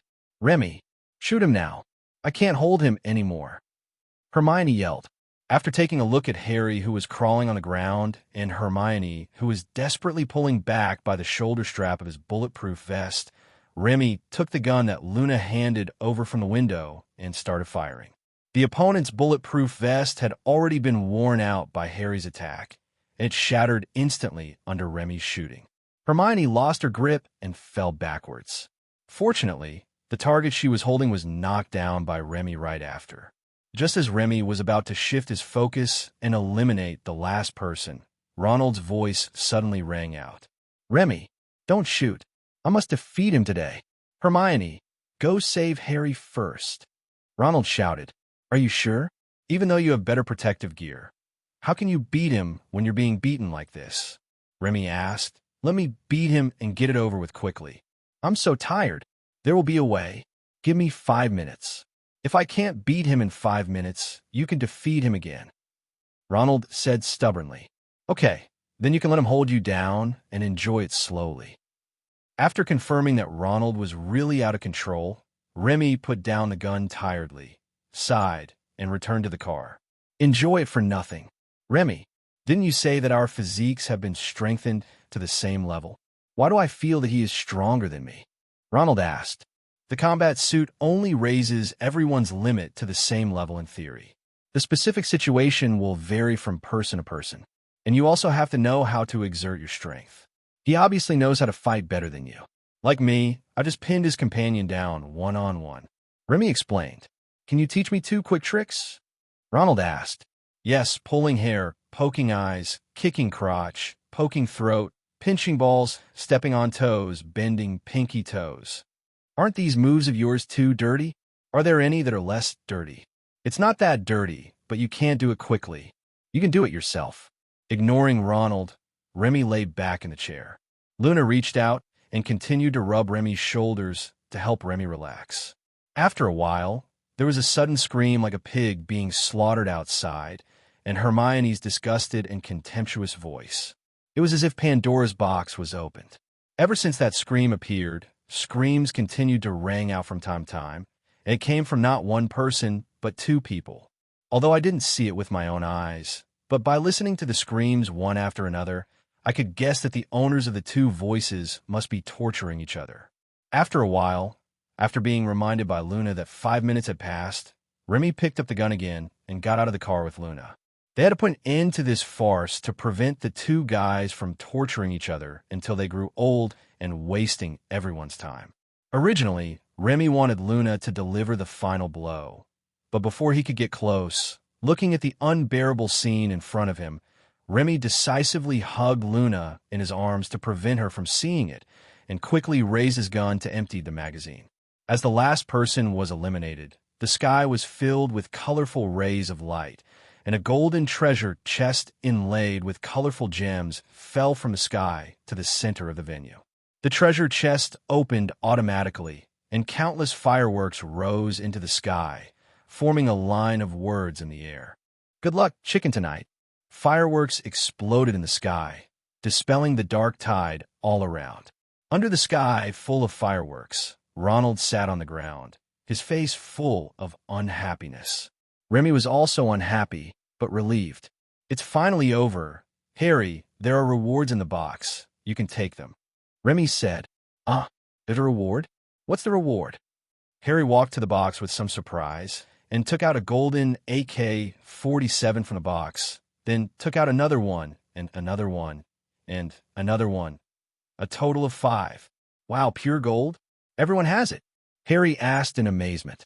Of course it's not pure gold, but it's more eye-catching than real gold, isn't it? Said Remy. Indeed, it's really bright. Everyone received the first-place souvenir, and Ronald, who was feeling depressed, felt much better. After a brief celebration, several people left the island together through the teleportation device in the box. When the 5 people appeared in the lounge holding golden AKs, a large group of green eyes immediately stared at the 5 people. Then the lounge became a mess. Everyone talked about their own things, and almost all of them accused Remy of cheating. Faced with so many complaints, Remy was not surprised but happy about their enthusiasm for the game. It took a lot of effort to get everyone to calm down. Remy promised them that the game would be upgraded and all cheating would be severely cracked down. After finally getting away, Remy, Luna, Harry, and the other 2 went to the kitchen to have a celebratory dinner. After dinner, Remy sent Luna back to the dormitory and then returned to the island without stopping to upgrade and renovate it. The first step is to repair the damaged areas on the island. An average person might have to spend several months repairing it and still not eliminate any omissions. Even a wizard would have to run back and forth for several days to repair it. But for Remy, only one repair spell is needed to repair the entire island. For Remy, large-scale repairs are even easier than repairing a small part alone, because large-scale repairs do not require him to deliberately control the strength, and he can even use as much strength as he can. This is a rare opportunity, as Remy usually doesn't have the chance to perform magic as he pleases. First, he used all his strength to cast 5 repair spells to repair every aspect of the island, leaving no corner untouched, even repeating the repair several times. Then, Remy happily used the protective spell to cover the entire island, making every blade of grass and every tree on the island stronger than steel. But there was a small problem. The grass was too hard, and it pricked your feet when you stepped on it. This put Remy in a dilemma. If you don't cast protective magic on the grass, someone will definitely pull out. If you cast protective magic on the grass, it will be impossible to pass through the grass. After several unsuccessful attempts to cast protective magic while maintaining the flexibility of the plants, Remy had to seek help from Headmaster Dumbledore and Professor Grindelwald, hoping to learn more suitable protective magic from them. When the 2 followed Remy to the island and saw Remy's masterpiece, they both fell silent. "Remy, I think you still need to learn how to control your power," Headmaster Dumbledore said in a complicated tone. "If Gellert and I had performed the magic, this situation would not have happened. You are too powerful. Yes, Remy, your protective spell has become a binding spell." Grindelwald kicked the grass next to him, but the grass, which should have been soft, did not move at all after being kicked. It can be imagined that if it was a person instead of a grass that was being protected, the person being protected would certainly be like the grass, imprisoned by the protective cover and unable to move. "But if I don't use my full strength, there's no way I can cover the entire island, and the effect won't last long before it disappears," Remy said. "Protection spells are not magic that can be effective all the time," Headmaster Dumbledore said helplessly. "Your power is too strong and has caused a qualitative change in the protection spell you cast.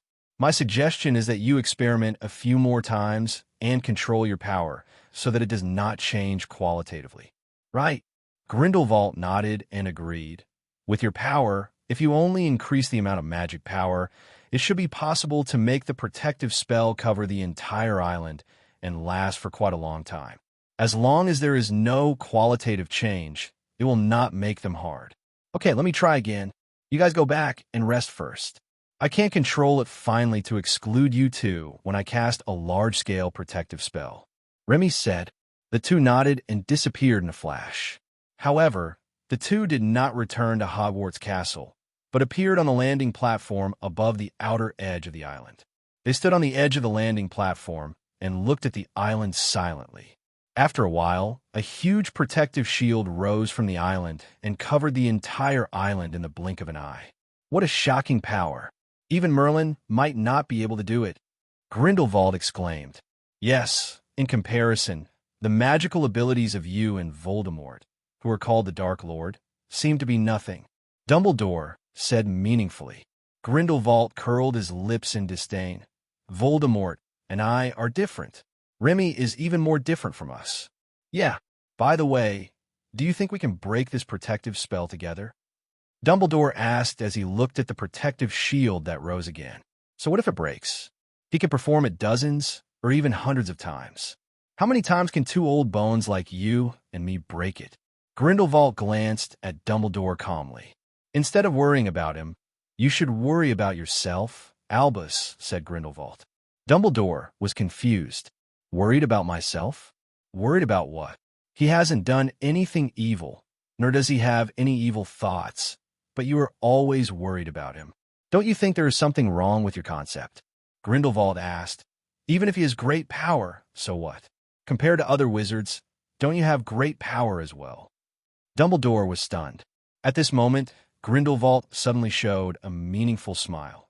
Albus, you might as well ask yourself, are you worried that Remy will do evil one day, or are you more worried that you don't have the ability to stop him?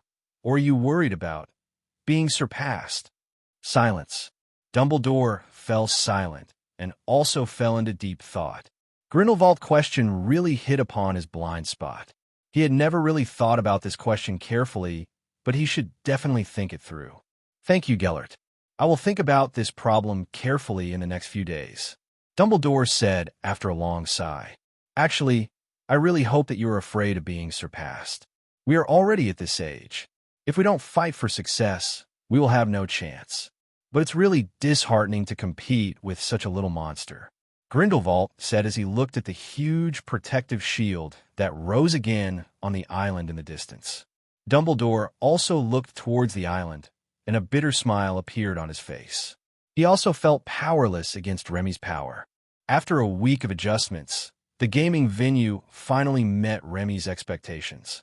But this is not the end yet. There is still anti-magic equipment that Remy needs to make.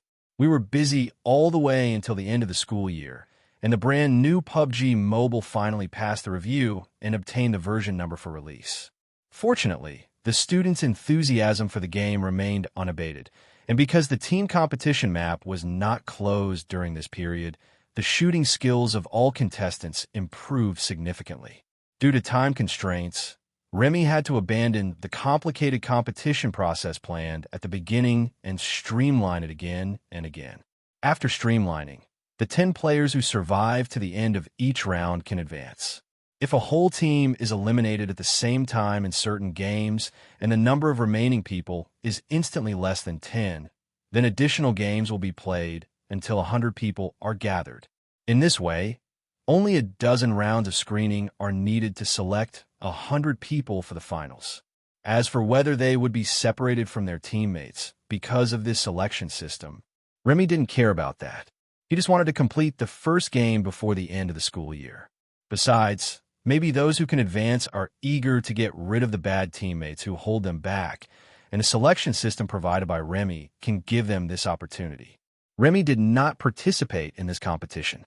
He wanted to act as the god in the game, monitoring every game to prevent anyone from cheating in ways he could not expect. Just like the classic joke. A test engineer walked into a bar and ordered a beer. A test engineer walked into the bar and ordered a glass of white wine. A test engineer walked into the bar and asked for a glass of foot bath water. A test engineer walks into a bar and orders 0.7 beers. A test engineer walked into the bar and ordered a glass of JFNDBFHFJJFR equals plus UN. A test engineer walked into a bar and left without asking for anything. A test engineer walked into the bar, overturned a table, climbed out the back door, and then swaggered back in through the front door. After going through various operations, the test engineer left the bar with satisfaction and the bar officially opened. On the first day of opening, a customer walked into the bar, ordered a fried rice dish, and the bar exploded. The funny part of this joke is you never know what weird ways of playing the game the players will develop or what outrageous bugs they will encounter. Remy is going to continue this competition, so he is particularly concerned about it and strives to fix as many loopholes as possible in the early stages. Sitting in the monitoring room, looking at the pictures on the screens in front of him, Remy's eyes were almost dazzled. Remy also upgraded the protective glasses, not only integrating more character information and maps into the glasses display, but also adding a camera function to the glasses, allowing Remy to monitor the dynamics of all players in real time. It is clear at a glance whether cheating has occurred. There are just too many pictures, and it makes people feel dizzy. Fortunately, Remy doesn't need to watch all the time. A real cheater won't just cheat once. He only needs to patrol once in a while to see if there are any obvious problems, and then focus on the situation in the final round. If you try to cheat but still fail to make it to the finals, there is no need to waste your energy. First, fix the serious bugs that seriously affect the balance. As for those minor bugs that are harmless, it's okay to temporarily use them as Easter eggs to add some fun to the game. Actually, I don't think you need to make the rules so strict. If they want to use magic, just let them use it. Don't you think it would be more interesting that way? Luna said as she walked into the monitoring room. She was carrying a tray with a teapot, teacups, and 2 plates of dessert. Of course, it's possible from a gameplay perspective, but the original intention of holding this competition was to promote magic firearms. Remy said helplessly. Of course, he knew what Luna said, and he had considered it before, but it was really inconsistent with his original intention. If everyone is obsessed with magic battles, then no one will pay attention to his magic guns? Wouldn't that be like shooting himself in the foot? Speaking of magic guns, actually, Luna hesitated for a moment, pulled a chair over, and sat next to Remy, looking at Remy with her hands on her cheeks.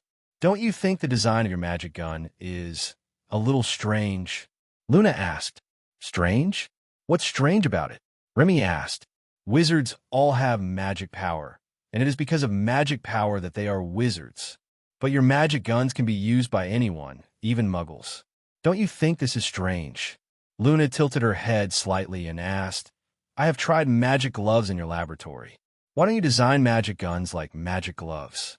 I think it should be simpler that way, right? Remy was stunned for a moment. What you said seems to make sense, but wouldn't the functions of magic guns overlap with those of magic wands? Remy asked. There is no overlap. Luna sat up straight, took the wand that served as a hairpin from her hair, and waved it in front of Remy. You see, having a magic wand doesn't allow you to cast magic. You need to learn magic specifically to cast the magic you have learned. But your magic gun can cast magic without learning magic, right? Luna said, It seems to make sense. I think I understand what you mean. Remy touched his chin, but it's not easy to achieve. Oh, is this difficult to achieve?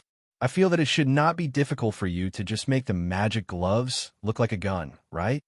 Luna asked doubtfully. No.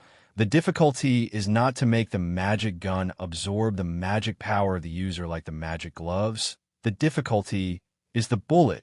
Remy shook his head and said, So many kinds of magic require different bullet modules to realize, and these modules must be able to switch at will according to the user's wishes. This requires the cooperation of multiple functional modules to realize it. I need time to study it slowly. Why switch? Luna asked. If you can make magic as fast as current firearms, or even fire continuously, it wouldn't be unacceptable even if a gun can only cast one kind of magic, right? What's more, you can make magazines for different magics. If they want to use the same gun to cast different magics, can't they just change the magazine? This shouldn't be difficult for you, right?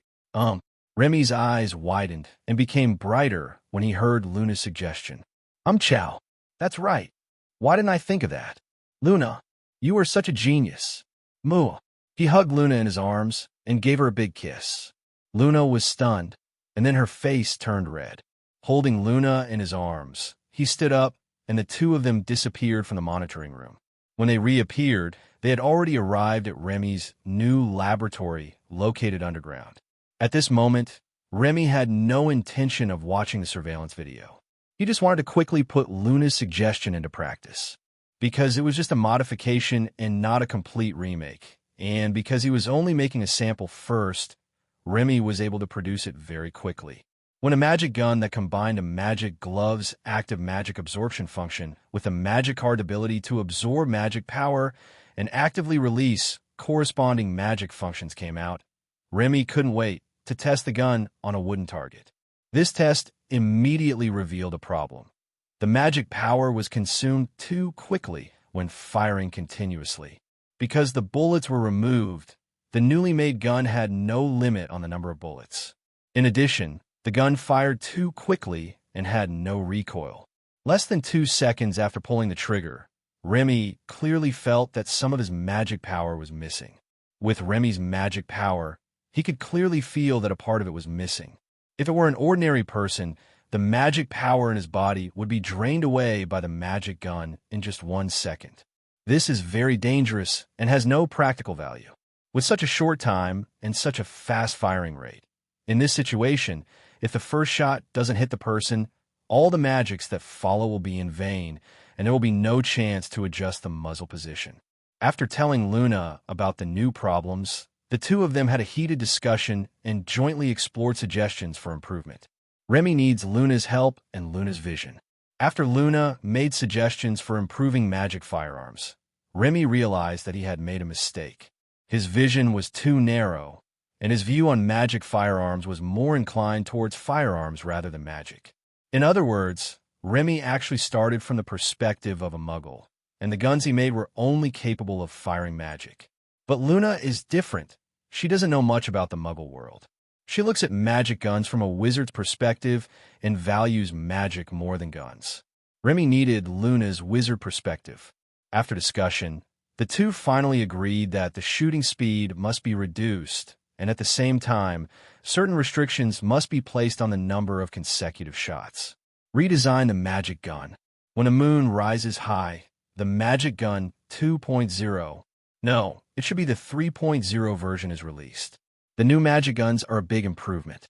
The first thing was to modify the magic power absorption module, changing it from actively absorbing the user's magic power to passively receiving the user's magic power. Although this will prevent the squibs from using magic firearms, it can return the initiative of magic power consumption to the user, making it easier for some old-fashioned wizards to accept magic firearms. Then there's the firing rate. Remy has significantly reduced the firing rate, while providing single shot, triple shot, and continuous shooting switches for free selection. The last part is the magazine. Remy added the function of storing magic power to the magazine. The user can store magic power in the magazine before using the firearm. Just like storing bullets, when there is magic power stored in the magazine, firing will prioritize consuming the magic power in the magazine. The sample magic gun in Remy's hand can only fire the fainting magic, and its magazine can store up to 30 rounds of standard fainting magic. As for the so-called standard, it was Luna's standard. Remy asked Luna to cast the magic of fainting and used the magic detection crystal ball he had made before to measure the magic consumption each time, and finally took an average value.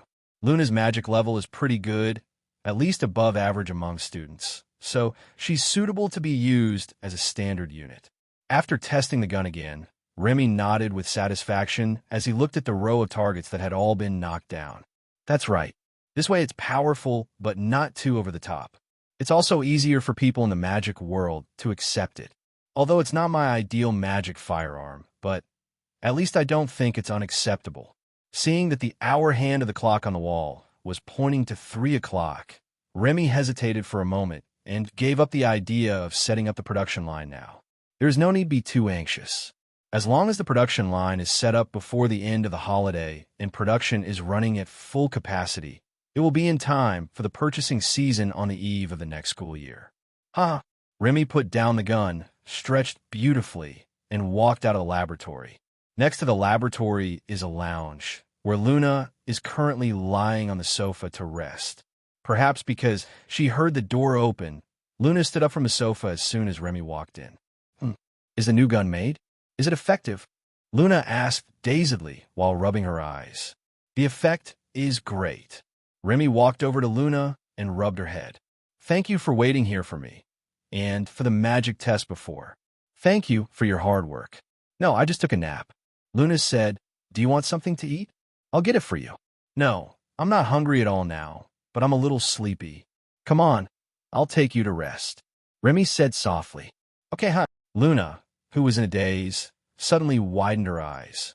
She felt herself being picked up. Luna found herself being carried into a room, and her face turned red like a ripe tomato when she realized something. Especially when Remy laid her on the bed and with a flick of his finger transformed her clothes into a nightgown.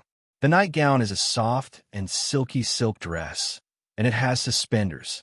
This made Luna shy, and she quickly curled up into a ball. Don't be afraid. Remy ruffled her hair again and said softly, You're my boyfriend. I'm not afraid. Luna said softly. Remy was stunned for a moment. Looking at the shy Luna, he couldn't help but kiss her forehead. I was too impulsive before. Thank you for not being disgusted with me. Let's take our time on the road ahead. There's no rush.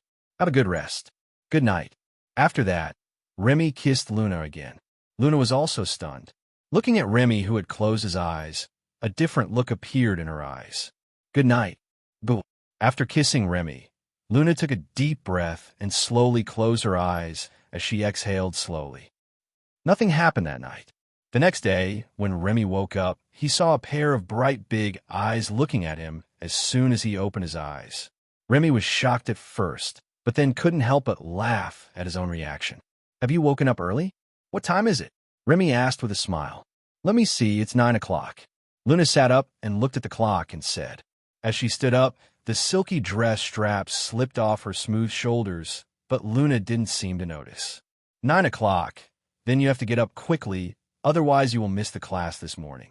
As she spoke, Remy sat up and pulled up the straps of her dress for Luna, which stunned Luna. It wasn't until Remy lightly touched it with his fingers and changed it back to its original appearance that Luna reacted belatedly. When she came back to her senses, she smiled at Remy, who had also changed his clothes back to normal, and suddenly moved closer and tapped Remy's face lightly. I'm hungry and I want to eat pudding, said Luna. Okay, after we wash up, we'll go have pudding. Being invincible can sometimes be really lonely. Because the power is too strong, everything becomes too easy to obtain, and people will lose interest in everything. They can only keep looking for new stimulation and eventually embark on an extraordinary path. Remy doesn't want his life to be like that. He wants to take a path that few people take, the pursuit of the highest level of enjoyment.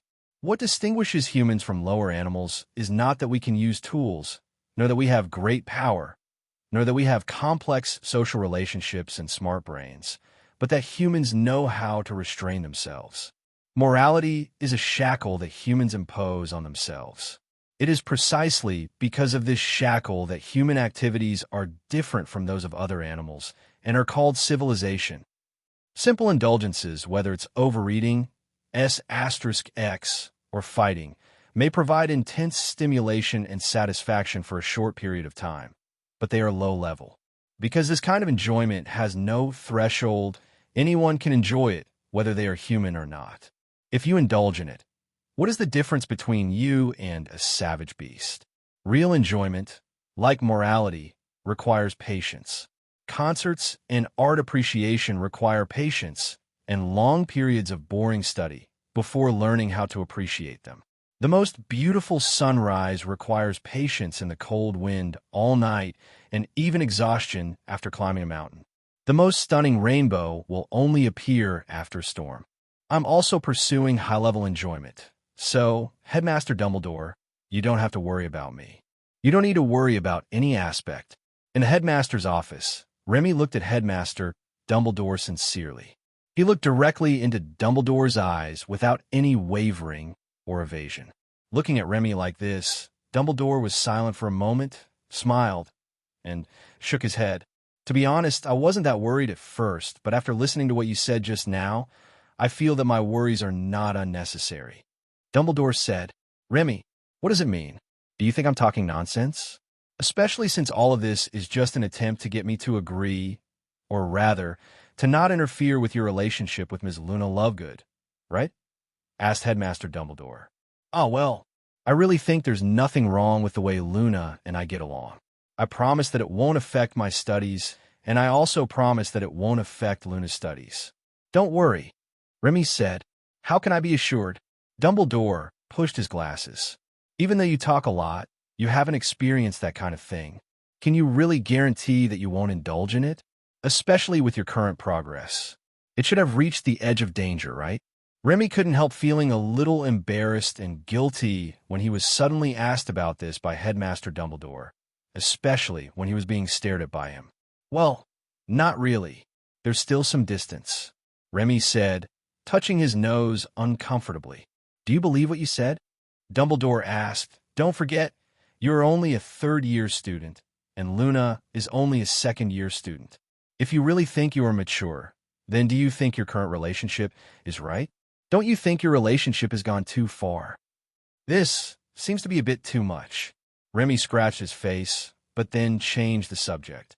But I have already stepped on the brakes. After staying out all night, don't you think you braked a little late? Dumbledore asked. I swear to God, we really haven't gotten to that point. Remy said, raising his hand. You swear? Then do you know what the students in school are talking about you now? The rumors about you have reached my ears, Dumbledore said in a raised voice. This scared Remy so much that he quickly made up an excuse. Jealousy, definitely jealousy. It must be those single guys who are jealous of us, Remy said. Principal Dumbledore, you can't break up a couple of us who are truly in love just because of unfounded rumors.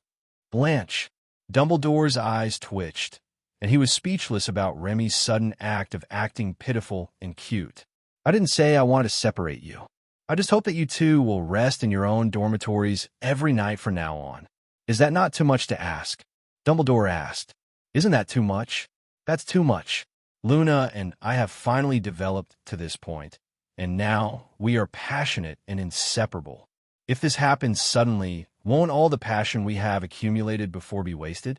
The passionate relationship now will definitely cool down rapidly, right? Remy thought so in his heart, but facing Headmaster Dumbledore, he didn't know how to refute. To be honest, that's definitely not an option. Dumbledore would definitely not agree. But if I want to find another reason, I really can't find any. As a student, it is indeed unreasonable not to go back to the dormitory to rest every day. No matter how much you try to explain yourself, you cannot cover up this fact. Seeing Remy's expression constantly changing, Dumbledore sighed helplessly. Remy, I know you have always been shameless. I know you have always been very independent and don't care about other people's eyes, but Remy, you just said that I have always been shameless, right? I heard it. I will definitely write this down in my little notebook. But don't you think about Luna? If you guys continue like this, Luna will be ostracized by her roommates and even the female students in the entire college. You don't care what others think of you, but do you not care what others think of Luna? Luna is a girl, and she is only in the second year. Have you ever thought about what kind of criticism Luna will suffer if you continue like this? Asked Headmaster Dumbledore. How do others view Luna? Remy was stunned for a moment, a dazed look in his eyes. Yes, if they were like this now, Luna would definitely be criticized. Luna had already been ostracized by some female classmates, and now her situation might be even worse. Maybe no female classmates were willing to be friends with her. Thinking of this, Remy lowered his head in shame, his hands clenched unconsciously. I'm sorry, Headmaster Dumbledore. I was inconsiderate. I will explain this to Luna, and from now on we will rest in the dormitory like other students. Remy said in a muffled voice. Phew. Dumbledore breathed a sigh of relief and smiled again. I'm glad you understand. Then you can go back and explain to Luna. I don't want a rift between you two because of my decision. Okay, I'll be back now. Goodbye, Headmaster Dumbledore. After leaving the principal's office, Remy walked along in a depressed mood, blaming himself constantly. But suddenly, Remy felt something was wrong. He is indeed very independent and doesn't care about other people's opinions, but Luna is even more independent than him. The game would be meaningless if it wasn't broadcast live, especially for competitions that take place on a closed island. If the competition process is not broadcast live and only the results are announced at the end, not only will the audience's enthusiasm not be aroused, but they may even doubt the fairness of the competition process. It's a pity that Remy really couldn't spare the time to make a special broadcasting equipment, so he could only slightly modify the monitoring images on the tactical glasses and use them as live broadcast images. Remy was not satisfied with the visual experience. There were many pictures, and the range of each picture was very small. The field of view was shaking back and forth. But it was better to have it than not to have it. In order to cover up the shortcomings of the live broadcast equipment and increase the viewing experience of the game, Remy specially added a 5-minute delay to the broadcast function. In this way, Remy can act as a director in the broadcast room and arrange the images displayed on the main screen reasonably so that there is always exciting content on the main screen instead of just showing a player hiding in a corner without moving. On the day of the live broadcast, Remy was not alone. Luna, Headmaster Dumbledore, and Professor Grindelwald were also helping in the broadcast studio. Luna really came to help, and Headmaster Dumbledore came here out of curiosity because he heard about the new toys. The same thing happened with Professor Grindelwald. These two actually came here to play. However, 2 more people can also provide 2 more pairs of eyes, which can help Remy share a lot of workload. When the competition officially begins, Professor McGonagall, an experienced and professional MC, is still responsible for guiding the contestants. Under the guidance of Professor McGonagall, everyone put on combat uniforms, tactical glasses, and equipment and boarded the plane. There are cameras inside and outside the plane, so Remy and his colleagues don't need to be too busy at this step. They just need to switch the camera to the outdoor scene from time to time. There are also cameras on the bottom of the plane that can observe the contestants leaving on their broomsticks. After they leave, the only way to broadcast live is through the cameras on the tactical glasses they wear. The plane is about to fly to the takeoff and landing point. Pay attention. If you see any exciting or interesting operations, just say the number so I can switch the screen to that. Remy reminded. Can a screen be switched just by pressing a button? That's amazing. How about I be responsible for switching the screen? Headmaster Dumbledore suggested eagerly. Are you sure? If you cut it wrong, there will be a live broadcast accident. Remy asked worriedly. Don't worry. Even though I'm old, I can still see clearly, said Headmaster Dumbledore. Wait a while, until there are fewer contestants. It will be less busy then, and you can all try if you're interested. As he spoke, Remy sat down at the operating table. The layout of the operating console is very simple. There is a large screen in the front showing a total of 25 split screens in a 5x5 format. There is also a smaller screen protruding diagonally in the middle of the table, which can display the broadcast images. There are 50 buttons on the left and right sides of the screen, representing the contestants.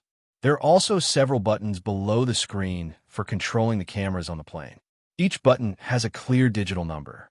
Just press it once to cut the picture of that number to the small screen in the middle. It is very simple to operate, but there are too many things to keep an eye on at the same time, so it is easy to lose focus. However, this was only because there were too many contestants in the early stages, resulting in too many split screens. They would feel relieved when the number of contestants decreased in the middle and late stages. The fewer people and camera positions there are, the easier it is for the director. We've arrived at the takeoff and landing point, Luna reminded. Okay, keep an eye on the first person to leave the cabin.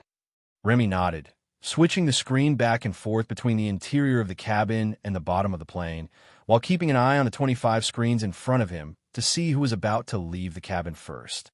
Number 56.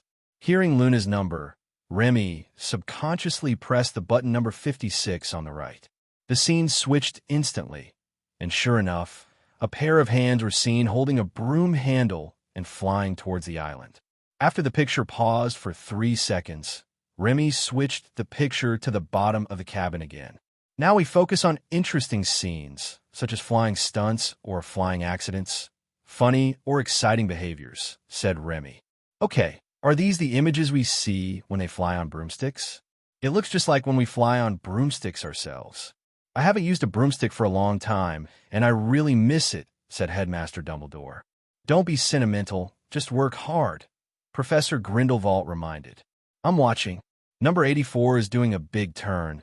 The picture is quite impactful, said Headmaster Dumbledore.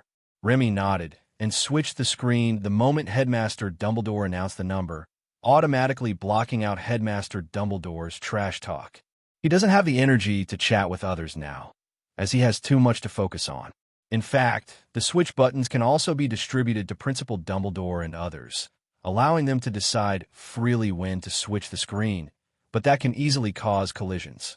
That is, one person just switched the screen, but before the audience could see it clearly, it was cut away again. Now Remy is the only one in control, and he can control the duration of each picture to ensure the audience's viewing experience. Only Remy can do this job, because he is the only one who has watched the live broadcast. Number 31 has landed, and his teammates will be here soon. Grindelwald said suddenly. Receive. He quickly switched the screen to number 31, and waited until number 31 rushed into the nearest house and looted everything in the house. Remy then switched the screen to another group of contestants who had already met up.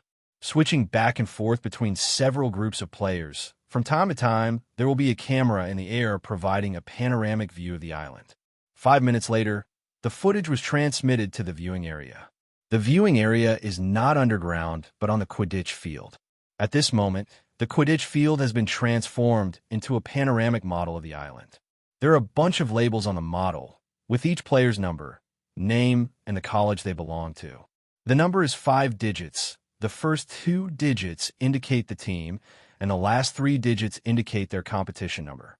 For example, 02001 means that this contestant is contestant number 1 in this game and belongs to team number 2.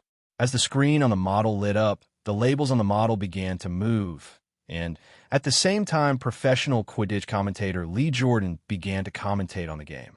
Dear audience, the first Black Tide rescue competition has begun. The contestants are now boarding the plane to the island in an orderly manner. We can see that the contestants have changed into combat uniforms and put on tactical glasses. We will be able to see the images they see and enjoy an immersive and grand competition. With Lee Jordan's passionate voice, the atmosphere of the audience was instantly aroused and cheers broke out in the audience. However, they didn't know that the game had already started for 5 minutes. As the first eliminated player appeared, the Quidditch pitch cheered to celebrate this wonderful moment. In the director's room, Remy and others saw that 7 people had already been eliminated. It's very intense. Why did so many people land in Peace City? The entire island is so big. Shouldn't they be dispersed at the beginning? Or is it because Peace City is relatively centrally located on the island, which reduces movement? Grindelwald asked while watching the screen. The resources in Peace City are more abundant. In every game, a set of level 3 suits will be randomly refreshed in the houses in the city. They do this to get better resources at the beginning of the game. Remy explained and cut the screen to number 13. At this moment, contestant number 13 was sneaking around the second floor window of a house, and there was also a person on the second floor opposite him. If nothing unexpected happens, one of them will have an accident. The differences between the equipment in this game aren't that big, right? I don't think it's wise to take such a big risk just for a small improvement. Headmaster Dumbledore said. The ways of playing are different. After all, this is a game. Some people enjoy ranking high, while others don't care about the final ranking and only care about having fun during the game, said Remy. After explaining a few words casually, Remy continued to stare at the dazzling screen in front of him. Now is not the time to relax. Remy was so focused on finding scenes that showed exciting operations or potential for exciting operations in each frame, and then switching them to the main screen at a reasonable time that his CPU was almost smoking. Fortunately, as one player after another was eliminated, Remy's workload continued to decrease. When the schedule was halfway through, he was even able to take time out to have a cup of coffee to refresh himself. The Lord of the Dark Tide has been refreshed. Principal Dumbledore, do you want to experience what it's like to be a director now? Remy asked. Is it possible now? Asked Headmaster Dumbledore. Yes, from now on, we just need to keep an eye on the people who are going to fight the Lord of the Black Tide, and the workload will be greatly reduced. Okay, let me try it then. Giving up the position to Headmaster Dumbledore, Remy gave him a few more details, and emphasized in particular not to cut away the scene as soon as it was cut in, but to stay for at least 5 seconds. There's a commentator on the Quidditch pitch, and she should be given time to commentate on every scene, said Remy. Okay, I understand. Can we switch scenes now? Asked Headmaster Dumbledore. Okay, you can switch scenes anytime now. Leaving the operating table completely handed over to Headmaster Dumbledore, Remy came to Luna with 2 cups of coffee and gave her one and Professor Grindelwald one. Professor Grindelwald glanced at the two of them and smiled slightly, then took a half-step towards Dumbledore, leaving enough space for Remy and Luna. "Have some coffee and take a break. I'll keep an eye on it," Remy said. "Yeah, okay." Looking at Luna, who readily agreed to take a break, Remy smiled slightly. He disliked Luna's naturalness. 1 is 1, 2 is 2. I won't evade the question or make excuses just to save face. At this time, there were less than 60 people left in the competition field. After dividing it equally among 4 people, each person needed to focus on no more than 15 pictures at the same time. Therefore, even if one person was watching 2 at the same time, Remy would be able to keep up. Remy took in the scene with his peripheral vision and suddenly laughed out loud. "Number 43, said Remy. Headmaster Dumbledore immediately switched the screen upon hearing the voice, and he was immediately amused when he saw the screen. It turned out that there was a team of 3 people squeezed on a motorcycle and flying in the sky. The whole picture kept spinning and getting closer and closer to a warehouse. With a loud bang, the motorcycle exploded and thick smoke instantly filled the entire warehouse. At the same time, number 43's screen indicated that he had been eliminated and displayed the settlement interface. 0 elimination, 0 rescue value, damage, and 0 treatment. All data is 0. I think this picture should be given a name, called The Unspeakable Secret of a Passionate Relationship That Happened After I Accidentally Entered a Warehouse while hanging out with my teammates on an island, Remy joked. Dumbledore, Grindelwald, warehouse, teammates, burning fire, unspeakable. We have every reason to suspect you are making an illusion, but we have no proof. Ahem. Number 12. Grindelwald coughed lightly and reported a number, causing Dumbledore to quickly cut the screen. A few more numbers were reported, and by the time Luna finished her coffee, there were 6 fewer people on the field, leaving exactly 50. Only half of the people are left alive. According to Remy's experience, the elimination rate will be faster than before until the number of people is less than 30. Then it will enter the semi-truce period, and when there are only 20 people left, the elimination rate will accelerate again. None of the contestants on my side have any outstanding performances. By the way, Remy, Harry is also participating in the finals, right? What's his number? Is he still on the field? Principal Dumbledore suddenly asked. Harry is number 7. His picture is over there. You can look for it. Remy said. Really? Dumbledore glanced at the number 7 button on the console that was still lit and couldn't help but breathe a sigh of relief. He pressed it to switch the screen to Harry's main perspective. So 6, 8, 9, and 10 are all Harry's teammates? They're Ronald, Hermione, and the others, right? Headmaster Dumbledore asked while looking at Harry's perspective. At this moment, Harry's perspective was in the car. They were on the road, but he couldn't see the driver clearly because Harry was sitting in the passenger seat and staring straight ahead. No, I mean the number is wrong.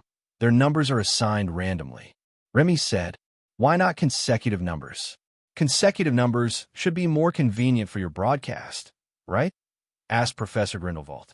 Initially, it was to hide the identity of the contestants so that they would not be targeted by other contestants when leaving the cabin. Later, I used other devices to hide the faces of the contestants, but I didn't change their numbers for the sake of convenience. Remy explained, if I want to change their numbers, I have to redo the broadcasting equipment, which is too troublesome and time-consuming. Nodding in understanding, Professor Grindelwald tilted his head and moved closer to Dumbledore to watch Harry's game with him.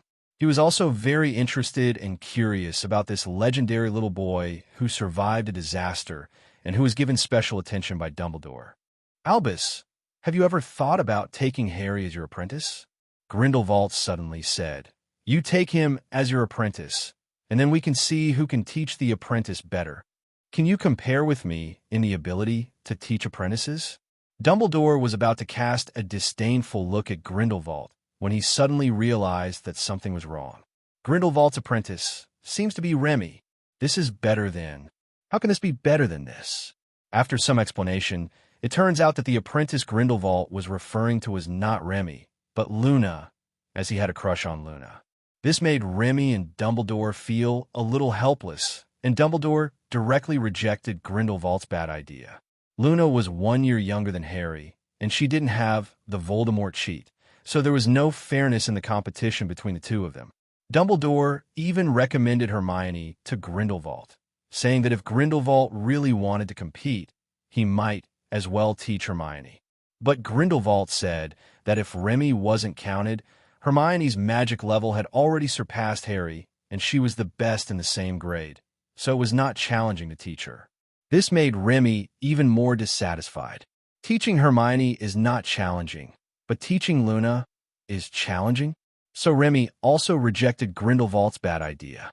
The game continued, and the broadcasting continued. When the Lord of the Black Tide appeared, the game finally reached a climax. People from the 4 teams fought together at the bottom of the valley where the Lord of the Black Tide was contributing a lot of wonderful operations, and the 4 people in the director's room were very busy. These 4 teams include Harry's team. Headmaster Dumbledore made no secret of his preference for Harry and used his position to give a lot of shots to all members of Harry's team. However, Harry's team did not play well and was on the sidelines almost the entire time. Because of this, not a single member of their team was eliminated until the end, but instead 3 of them were killed. There weren't any spectacular moments, but the final result was pretty good.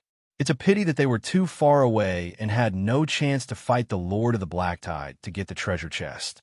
They could only try their best to interfere with the remaining team from getting the treasure chest. The 2 teams confronted each other for a long time in the valley where the Lord of the Black Tide was located, until the Black Tide hit, and both teams had no choice but to leave with pain. There is no winner in this encounter with the Lord of the Black Tide. Both teams are losers. He played too conservatively. This is not Ronald's style, Remy commented. It's the finals after all. Maybe it's to be safer. Luna analyzed. It's because it's the finals that we have to grab the treasure chest.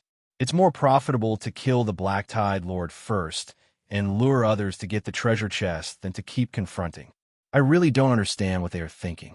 They're not tough when they should be tough, and they're not timid when they should be timid. It's all a confusing operation. After complaining for a while, Remy continued to focus on the screen in front of him. The encounter with the Lord of the Black Tide eliminated a lot of people, and people from other places were also eliminated. Now there are only 24 people left. If we count them according to the full strength, there are less than 5 teams left, but the actual situation is definitely not that few. There are only 2 teams that have survived like Harry and his team, and the others have more or less lost members. The worst off are the lone wolves whose teammates are all killed.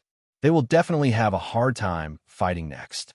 However, the fact that they were able to survive even when their teammates were wiped out is enough to show how good they are at surviving. They are all masters of hide-and-seek and Voldemort, and they can lie down in a place for most of the day. The entire game entered a new round of low period. Before the new safe zone was refreshed, almost all teams tacitly chose to hide in a fixed location. Remy and the others were very relaxed at this stage. Remy and the other 3 did not have to report their numbers to Principal Dumbledore, allowing Principal Dumbledore to switch the screen freely. Anyway, it's not exciting no matter which side it is. Even if there is an encounter, they will break up in an instant and run away after just 2 shots. By the way, Headmaster Dumbledore, what do you think this game would be like if magic was allowed during the game? Remy asked. It should be more interesting, right? But the prerequisite is that you have a way to ensure the safety of the players. Otherwise, it will not be a game, but a real battlefield. Headmaster Dumbledore said after thinking for a while. If I can guarantee the safety of the players, are you interested in participating? Remy continued to ask. I think I should participate. In fact, I am very interested in this competition, but Minerva does not agree with me participating, saying that it would be a disgrace to the professors if I was eliminated at the beginning. Haha. Dumbledore said with a smile. Me too. Grindelwald nodded and said, it would be so embarrassing if I was eliminated right from the start. Remy nodded. With their words, Remy felt relieved and more motivated to upgrade the game after the Black Tide and add new entertainment methods. If we think more divergently, we can even create a real-life soul challenge game so that all students can practice their combat skills in the game. As for the enemies in the game, Of course, they're the Death Eaters led by Voldemort. However, these are only a concept at present. Remy's primary goal at the moment is to promote magic firearms and achieve the achievement of selling arms at Hogwarts School of Witchcraft and Wizardry, so as to avoid some gods complaining that he is selling dog meat under the guise of sheep meat. I now feel that my horizons are broader than before.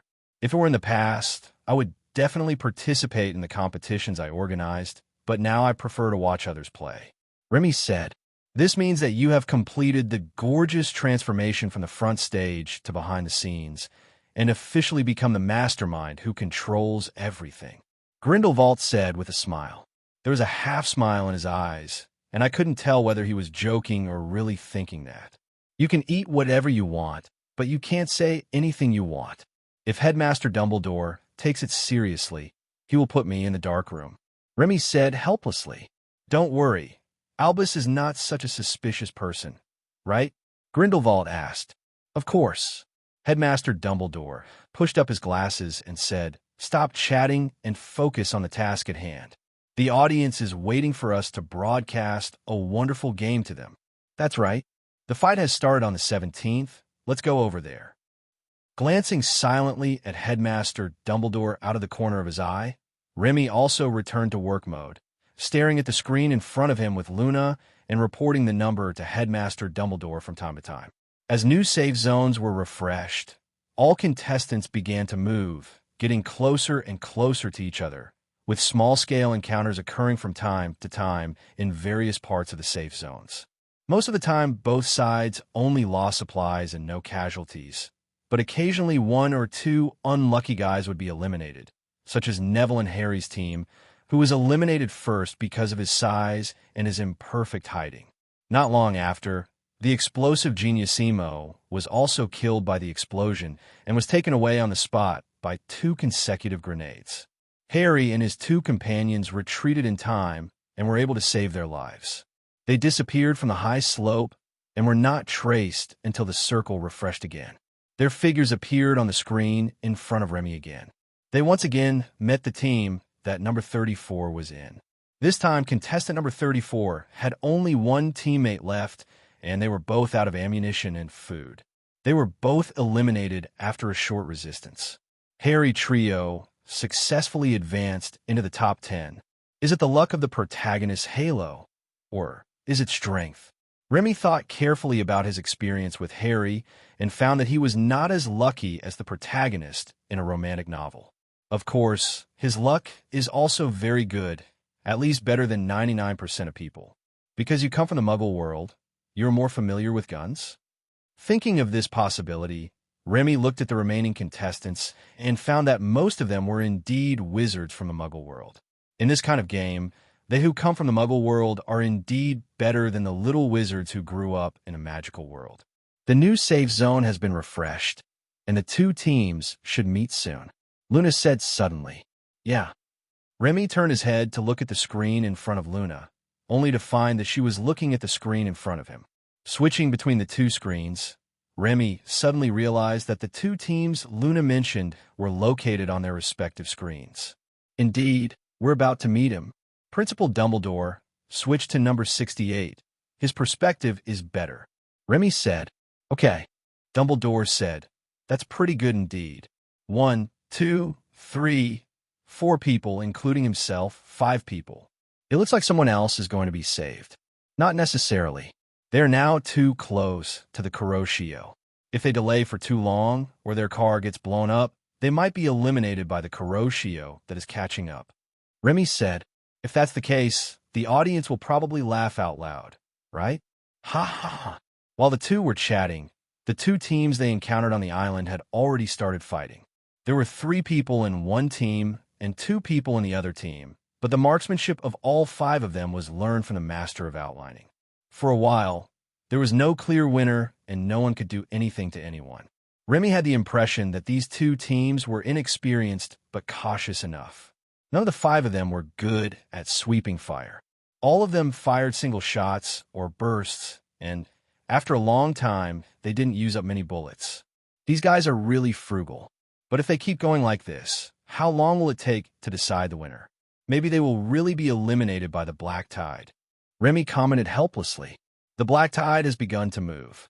Luna reminded. Well, see which shot can see the black tide, and then cut the scene to that, so as to create a sense of tension for the audience. Remy said, Really? Number 42 can see that he's being chased by the black tide. Grindelwald said, Cut. Well, the scene does feel different when it's cut this way. It makes people worry about the safety of the two teams just now. Dumbledore said, Next, continue to look for a scene that shows the Kuroshio tide. It will be best if we can find a scene where the Kuroshio tide is overtaken. Remy continued to make arrangements. Okay, I'll keep an eye on it, Grindelwald said. Following Remy's rhythm, the four people who had been resting for a while became busy again, for pairs of eyes staring at the already pitifully small number of pictures, ready to call out numbers at any time. As time passed, there were fewer and fewer contestants on the island, until only 7 were left. 7 people, 3 teams, 2 3-person teams, and a Lone Ranger. One of the 3 teams was Harry and his 2 companions. Maybe it was because Remy had always asked them to guard the high slope the last time they played, but the 3 of them were currently guarding a high slope and staring at the surroundings in 3 directions. Another team of 3 was hiding halfway up the same hillside, but because of the angle and the fact that the 3 of them didn't move much, they were right in the blind spot of Harry and the other 2. And the last Lone Ranger has transformed into Voldemort. He was lying on the ground, crawling cautiously up another hillside. Every time he passed a tree, he would raise his head slightly and look around carefully, having a lot of fun playing a battle of wits and courage with the air. But this can't be blamed on him, because the 6 people next to him were also playing with their own shots without firing a single shot. The strange situation made the 4 people in the control room smile. Dumbledore even switched the screen back and forth, trying to let the audience 5 minutes later understand their happiness.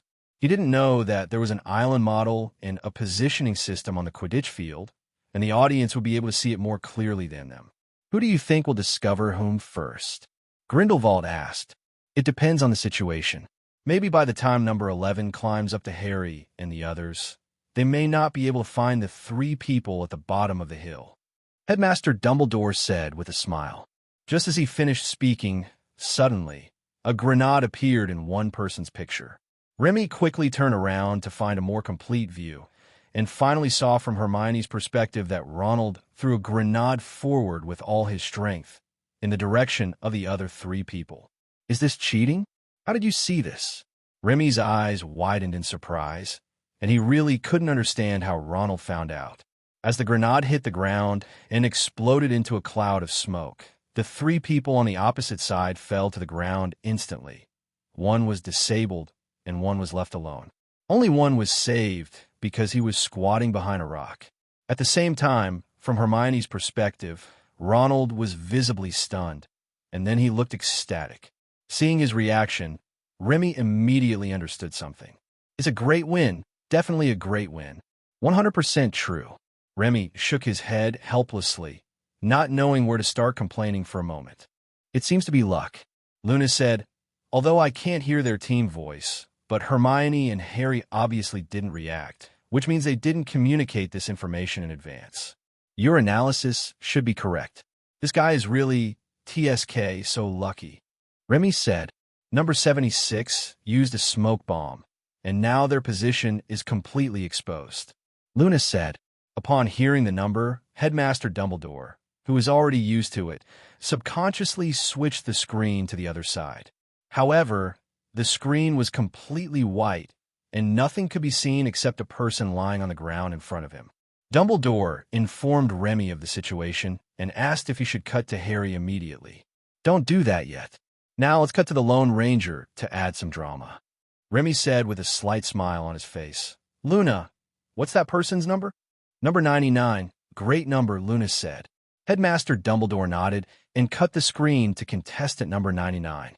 In the picture, contestant number 99 laid down more concealedly when the explosion had already occurred and he happened to see the smoke bomb next door. Ha, this kid is indeed dramatic. Grindelwald laughed. Did you expect this, Remy? No, I want to shoot him, Remy said unhappily. Voldemort is the most annoying thing. Of course, this only applies to those who hide and attack me. My attacks on others don't count. The two teams fought fiercely, and Voldemort won. Remy was very upset watching this plot, and he really wanted to go down and eliminate Voldemort himself. However, he could only think about it, because the competition was still going on, and he, as a neutral and objective organizer, could not interfere in the competition. The two teams fought very fiercely. Harry and his two teammates were in a dominant position and had the advantage of first strike, so they kept suppressing the other team's 3 players. Harry used a sniper to intimidate, Ronald provided suppressive fire, and Hermione threw grenades. The 3 of them had clear division of labor and beat the 3 opponents so hard that they hid behind rocks and dare not show their heads. However, as the battle went on, an even more dramatic scene occurred. Ronald, who was responsible for suppressing fire, ran out of bullets. Without Ronald's fire suppression, the 3 opponents found an opportunity to counterattack and even dispersed and rushed upwards. It was not known whether the 6 people in the battle had forgotten the existence of the Lone Ranger or had known about it and did not care. Not a single one of them was alert around them, and they all stared at each other and attacked. These guys must not fight until they run out of bullets and get picked off by that guy. If such an outrageous situation really happens, it will have a dramatic effect, but the whole game will become a joke. Remy worriedly. That shouldn't be the case, right? Harry's shooting skills are pretty good. Look, he knocked that guy down again. Headmaster Dumbledore said happily. What's the point of knocking him down? He has teammates next to him who can pull him up in seconds. Remy said. Hermione gave a rifle and the rifle bullets to Ronald. Luna said suddenly. Why give it to Ronald? He's doing nothing but wasting bullets. I'm so angry.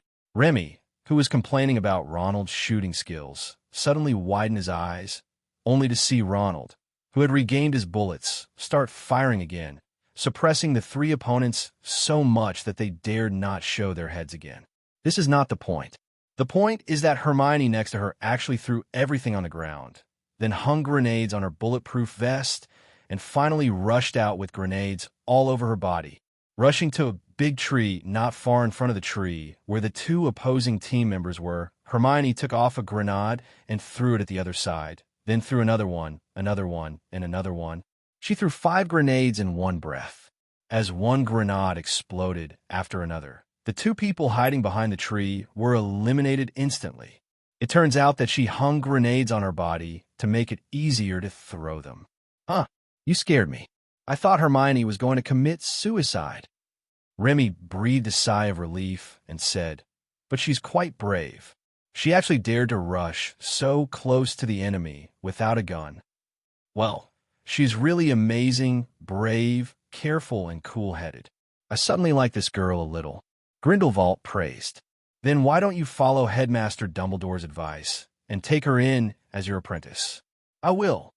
Remy's eyes suddenly widened, seeing that after eliminating 2 people, Hermione did not retreat, nor did she turn around and throw grenades at the remaining opponent. Instead, she took off the last grenade on her body and rushed directly towards the stone where the opponent was. From Hermione's perspective, Remy clearly saw her go around the stone with a grenade and appear behind the other person, then pounce on him like a hungry tiger and hug him. With a loud bang, the scene instantly zoomed in to the ground and an urn appeared. Remy's mouth twitched. I just thought Hermione was going to change her job and make her self-destruct, but she didn't change her job. Instead, she performed an amazing move that wowed the whole audience. Just when he thought she was done and would disappear into obscurity to hide her achievements and fame, she unexpectedly changed her job into a suicide soldier and killed the remaining enemy. This plot is really full of twists and turns. This is really reckless. What if the last person left is also a teammate of this team? Too impulsive. Remy said, I don't think she was impulsive. Grindelwald shook his head, a thoughtful look on his face. They have just been fighting for a while, and there are only 3 enemies that can be seen attacking. In this case, it can be basically concluded that there are only 3 people on the other side. Even if there are really 4 people on the other side, it is better to lure out the unknown 4th person than to let the 4th person continue to hide and shoot from behind. Anyway, Hermione has nothing on her, and the other side will not be able to get bullets even if they kill her. Grindelwald analyzed. Headmaster Dumbledore couldn't help but nod his agreement. Although Remy still felt that Hermione was playing around a bit, he had to admit that Grindelwald's analysis did make sense. If Grindelwald hadn't overinterpreted it, Hermione's performance could really be called a masterpiece. What happened afterwards seemed to prove that Grindelwald's analysis was not wrong. After Hermione eliminated the last person and fell to the ground, Harry and Ronald did not immediately rush to save Hermione, but patrolled back and forth. After waiting for a few seconds and seeing no one taking action, Harry put away his sniper rifle, ran to Hermione, threw a smoke bomb, and started to rescue people, while Ronald continued to patrol the surroundings with his gun. Seeing this scene, Remy couldn't help but want to applaud the three of them. It's so wonderful. It's almost comparable to a special operations team. Hermione has been rescued, and the outcome seems to be decided, said Headmaster Dumbledore. Not necessarily. Maybe something unexpected will happen. The three of them are gathered together now. If a grenade is thrown at them at this time, they will all be finished. As soon as Grindelwald finished speaking, the three people in the picture separated as if they had telepathic connection. They were not separated too far, just about 4 meters from each other, just enough to ensure that they would not be wiped out by a grenade. Just at this moment, a new safe zone was refreshed, and this time the safe zone was right under the feet of Harry and the other two. Oh, this is fun. Remy smiled happily, thinking that the man would definitely not be able to hide now. 1 against 3, it seems there won't be a miracle, said Headmaster Dumbledore. Not necessarily. Luna shook her head and pointed at the screen. Look, he didn't stand up. Remy looked over quickly and his mouth twitched. After the new safe zone was refreshed, the last person took action immediately, but he did not stand up, but continued to crawl forward. It cocoons little by little and wriggles little by little like a big slug. Even though the black tide was approaching, he was unable to stand up. He still maintained his pace, and finally managed to climb to the hillside where Harry and the other two were before the black tide arrived. He had just arrived when a new and smaller safe zone was refreshed on the map, so he continued to pupate forward until the black tide swallowed him up. Then he stopped pupating and sprayed medicine on the spot. Is he trying to kill Harry and the others? Grindelwald looked back and forth at the screen. Harry and the others don't seem to have much medicine left. It's impossible for him to be exhausted to death. There is still time to refresh the safe zone before the black tide completely covers the entire island. He is dead, Remy said with a dark face.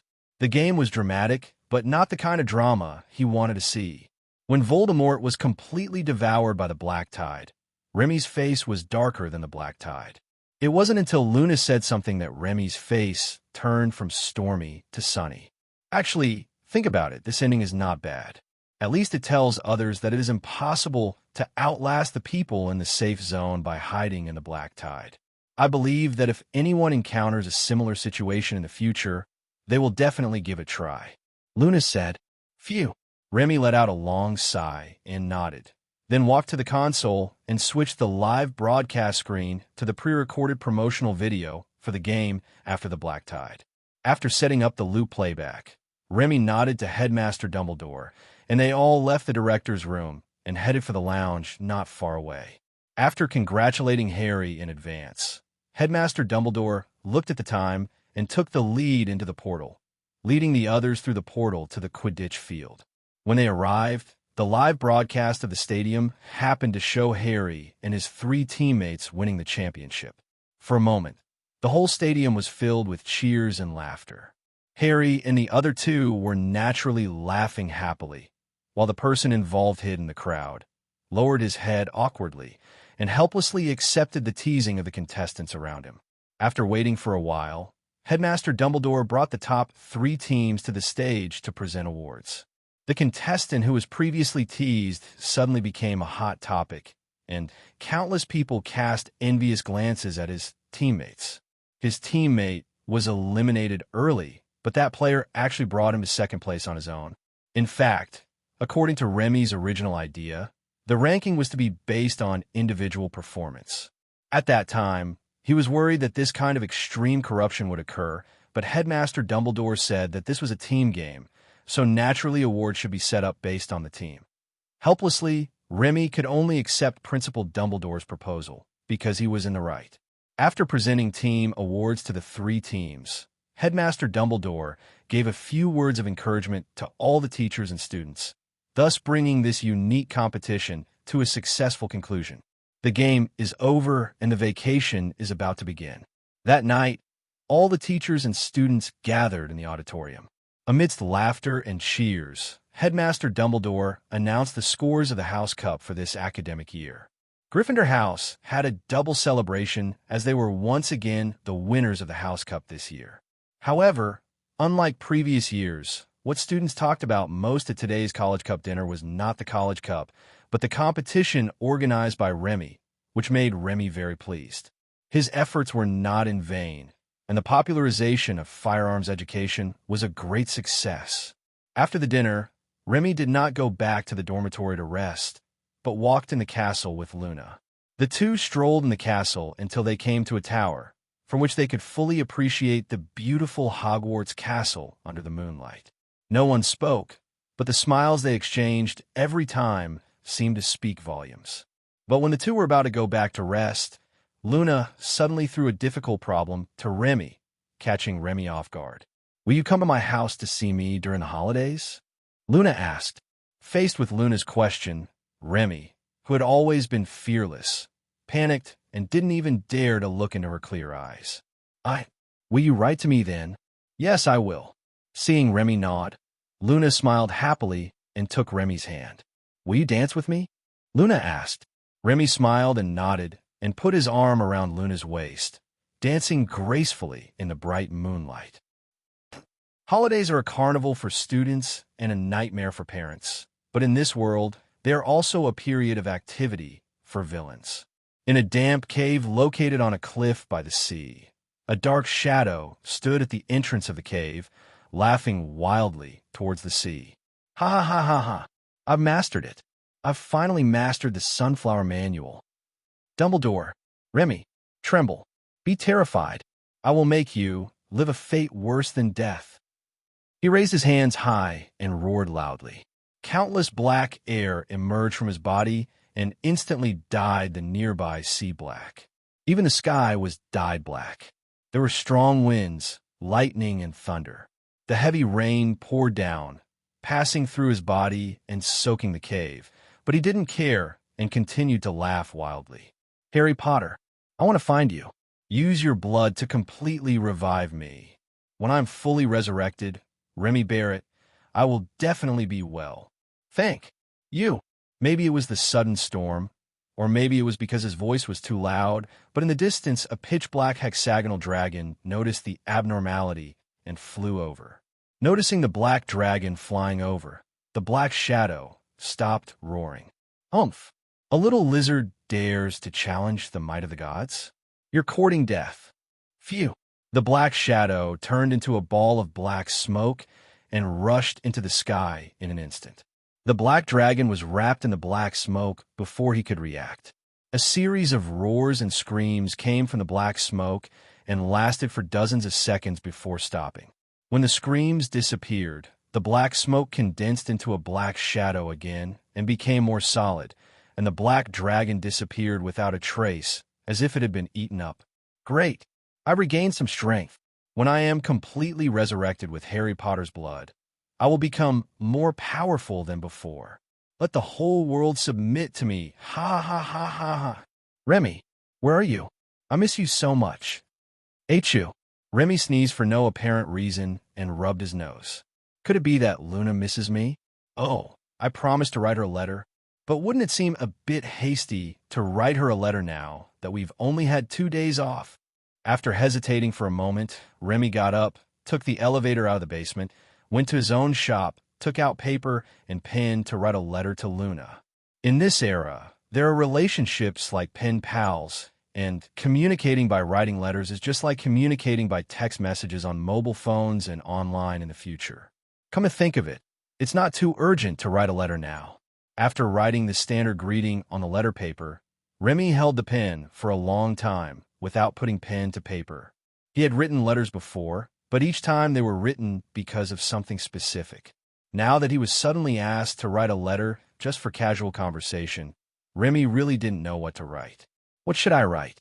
You can't say that it's getting cold, so you should wear more clothes, and you can't say that it's getting hot, so you should wear less clothes, right? It feels a bit rude. Asking what you ate? This isn't an internet connection. An owl would take at least an hour to get back and forth. Isn't it inappropriate to talk about this? After thinking about it, Remy's eyes suddenly lit up when he saw a small gadget on the table. Oh, by the way, I can send the gadget I just made to Luna as a gift, and then use the instruction manual to increase the word count. Remy immediately started to wrap the gifts. The opening remarks were the most embarrassing. Ding-ling dang-dang, beep-dang-dang.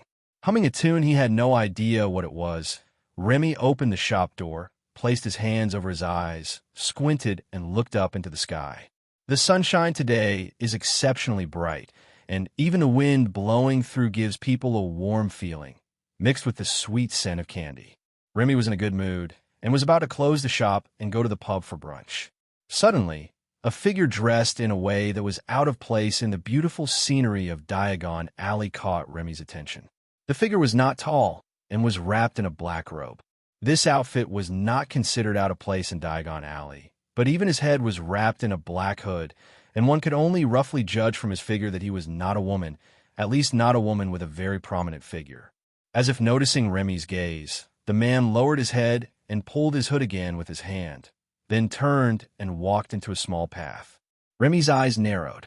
When he reached out to pull at his hood, Remy noticed a wisp of black air emanating from his hand. Dark magic? Death Eaters? Are they trying to lure me in? Looking at the man in black robe, who stopped halfway and turned sideways, Remy sneered and walked towards him. I want to see which happy guy is so bold as to seduce me.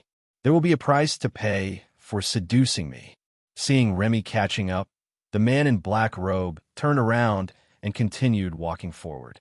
He was not very fast, but seemed to be very confident in his own strength and not afraid of Remy's sneak attack. Remy did not launch a sneak attack, nor did he speed up to catch up. He just followed silently. After passing through several alleys and leaving the commercial area of Diagon Alley and arriving at the residential area, the man in black robe did not stop but continued to walk forward, leading Remy into a dilapidated two-story building. Crunch, crunch. With a sound that made his teeth ache, Remy walked up the old and almost decayed stairs to the second floor. He immediately saw a man in a black robe standing in the hall on the second floor with his back to him. Are we there yet? Just tell me what you want to say. Haha, hurry up. I'm still waiting to have breakfast. Remy said after yawning. It's already 12 o'clock and you want to have breakfast, Remy Barrett. You must have had a very comfortable vacation, said the man in black robe. His voice was hoarse and low, yet also contained a hint of weirdness. Okay, do you want to talk about business? If not, I'm going to go eat. I spend millions of galleons every minute, and I don't have the time to play house with you. Remy said nonchalantly, Iha, of course I asked you to come here. The man in black robe laughed meaninglessly and suddenly turned around and pointed at Remy. Kill you. Suddenly, before he finished speaking, a stream of black smoke emerged from the black-robed man's fingers and instantly shot towards Remy. Remy's pupils shrank suddenly, but not because of the attack of the man in black robe, but because the man in black robe who turned around at this moment had no head under his cloak, only a ball of black mist. What are you? Remy frowned in confusion. Voldemort? You don't look like Voldemort from your height. Bang! The black smoke was blocked by a transparent magic shield in front of Remy. Remy tilted his head and continued to look at the man in black robe. Maybe he was not a human. The attack power is quite high, but it is still far behind Voldemort. Are you his trusted confidant? I have never heard of you. Remy said slowly. I'm not Voldemort's subordinate. I'm his nemesis. The man in black robe withdrew his finger, and the next moment, more black smoke came out of his body, and dozens of smoke columns rushed towards Remy from different angles at the same time. Remy frowned. Voldemort's nemesis? Isn't that Harry Potter's title? Wait, this height, and this wand looks so familiar. I blanch. Remy's eyes widened. The doubts in his mind were resolved, but more new doubts emerged. Why had Harry attacked him? How did Harry master this supermodel magic? Could it be Voldemort's side? Thinking of this possibility, Remy's eyes focused, and he raised his hand to shoot out a large ball of blue flame. The flames instantly dispersed the black smoke and instantly surrounded the man in black robes. "I'm boiling."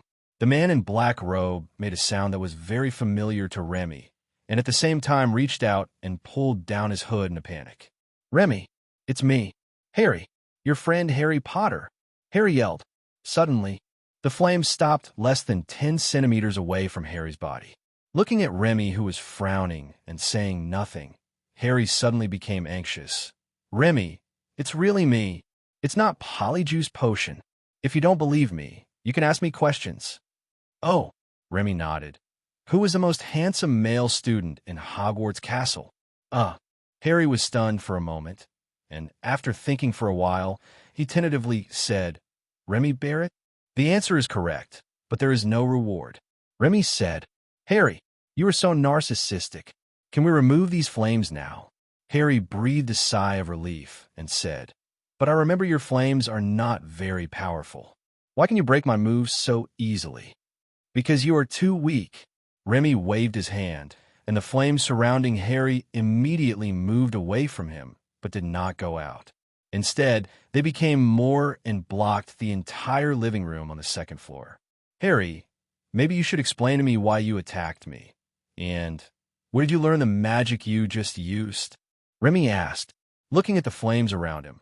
Harry suddenly recalled what happened when Remy and Headmaster Dumbledore went to their dormitory to catch bug tails. Looking at Remy's serious face, Harry understood that Remy was serious at the moment. Very rare seriousness. "I learned that magic trick by myself somehow.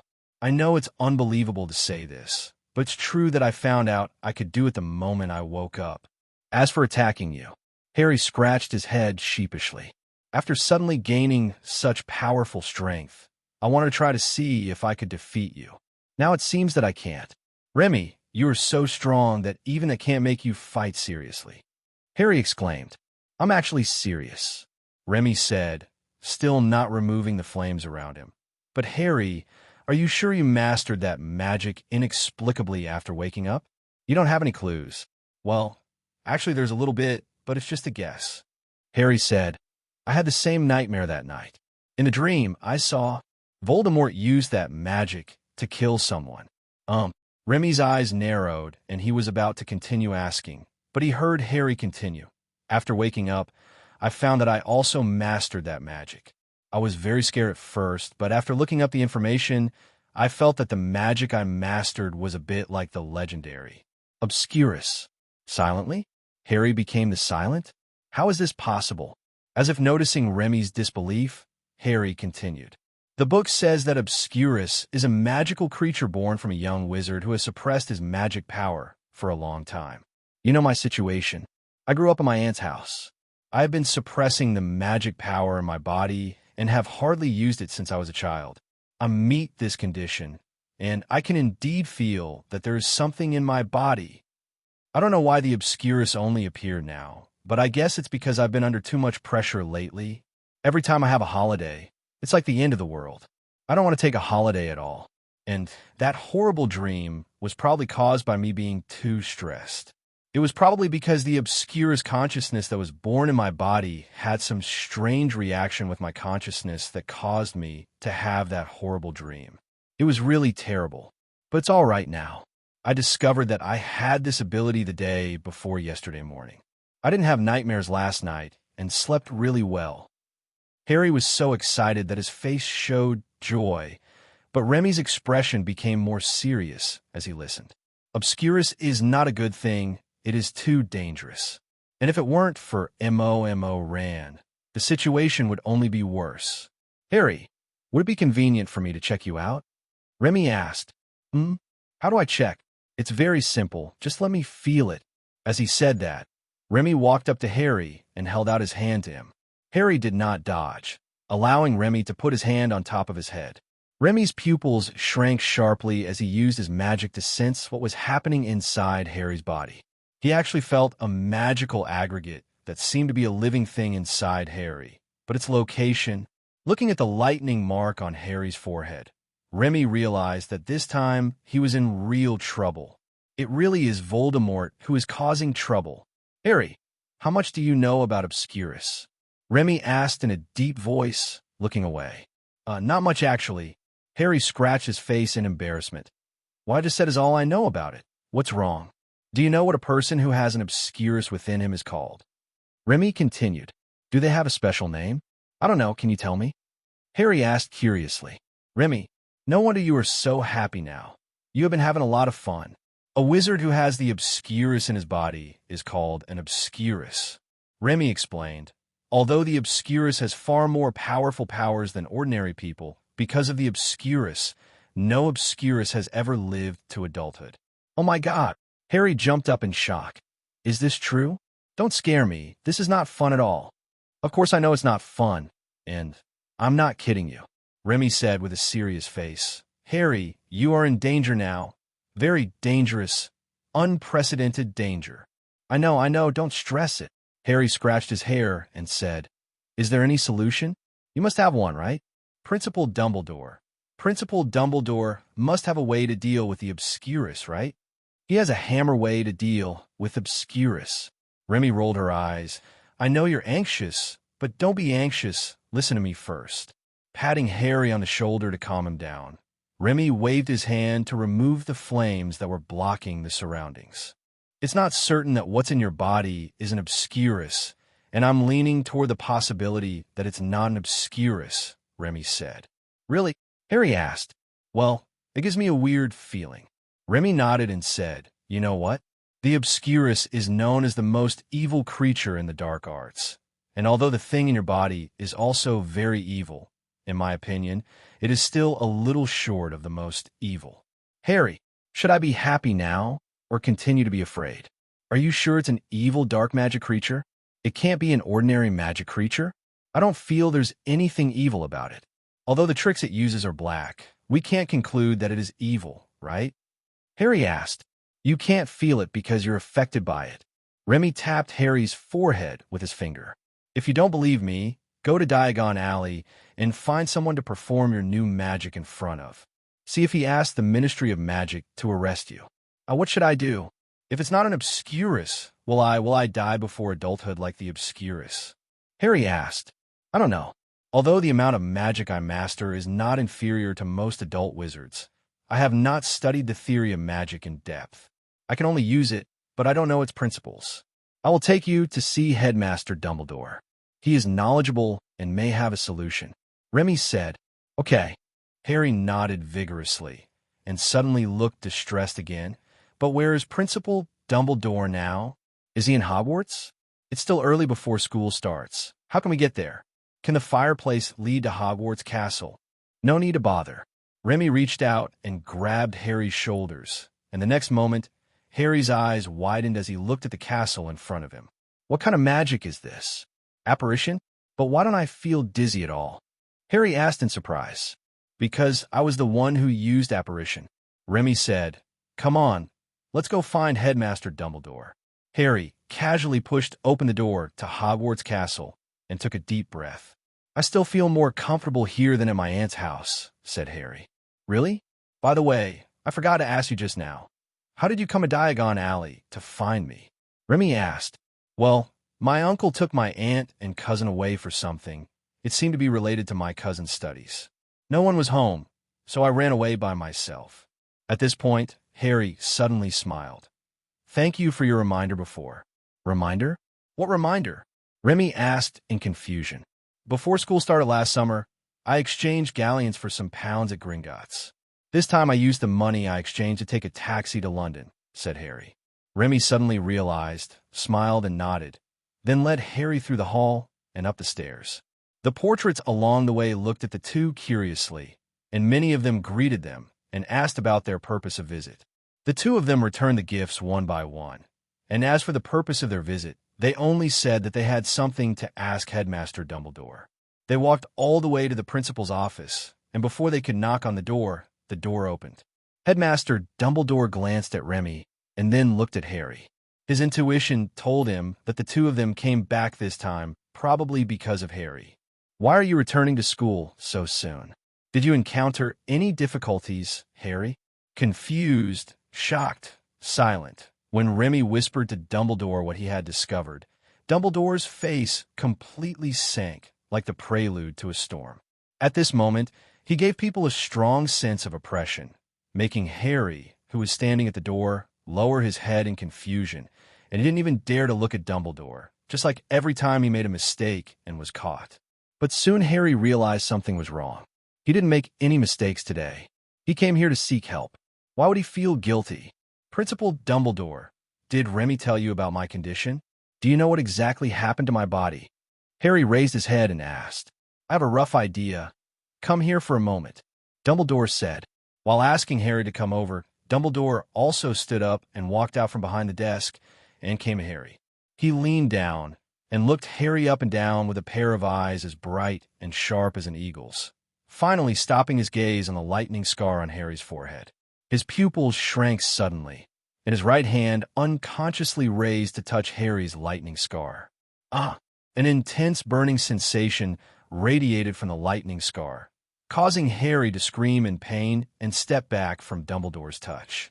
Seeing Harry's reaction, Dumbledore's already solemn expression became even more solemn. "Remy, please go and ask Professor Gellert to come over. I think I need his help this time," Dumbledore said in a deep voice. "Okay." Remy nodded and disappeared in a flash. He could also use apparition freely in Hogwarts Castle. Less than 5 seconds later, Grindelwald, wearing a bathrobe and holding a glass of red wine, appeared in the principal's office with Remy, looking confused. Without waiting for Dumbledore to say anything, Grindelwald let out a light exclamation when he saw Harry. "Huh, Harry, come here for a moment," Grindelwald said after handing the wine glass to Remy. Harry, who had not yet recovered from the previous pain, gritted his teeth and walked in front of Grindelwald. The next moment, another finger pointed at his forehead, which frightened him so much that he shivered. However, this time there was no burning sensation on the lightning scar. Instead, a warm feeling surged out, as comfortable as taking a hot bath after 3 days and 3 nights of exhaustion. Harry couldn't help but close his eyes and let out a groan. After a while, when Harry opened his eyes again, he was stunned. Black smoke everywhere. The diffused black smoke surrounded him. On the opposite side, Grindelwald, Remy, and Dumbledore all looked at him with frowns. "It seems you were right, Remy," said Dumbledore. "What's right?" Harry asked quickly. "So what's inside me isn't the Obscurus, right? Then will I still die?" "Of course not, if you stop using its power," Remy said. "Huh? What if I continue to use its power?" Harry asked with some hopelessness. "What do you think?" Grindelwald asked back. "The more frequently you use it, the faster your life will slip away." "How so? I worked so hard to gain great power. Why does it have this side effect? This is so unfair." Looking at Harry, who lowered his head and clenched his fists, Dumbledore's eyes were full of worry.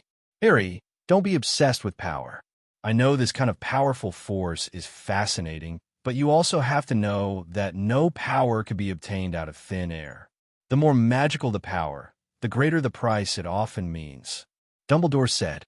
Harry nodded and was about to say something, but suddenly he thought of something and felt a little unconvinced. "What about Remy? What about his strength?" Harry asked. He was able to fight Voldemort head-on in his first year.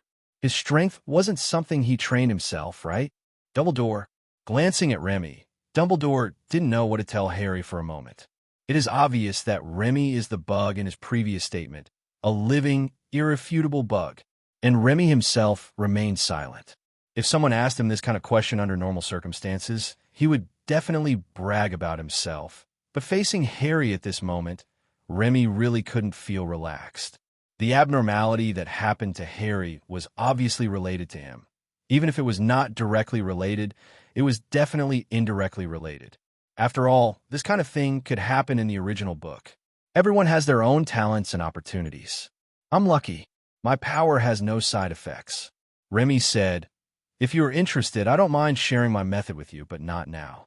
I have to solve the hidden dangers in your body." "What?" Harry asked. "How are you going to solve this?" kill it, or something?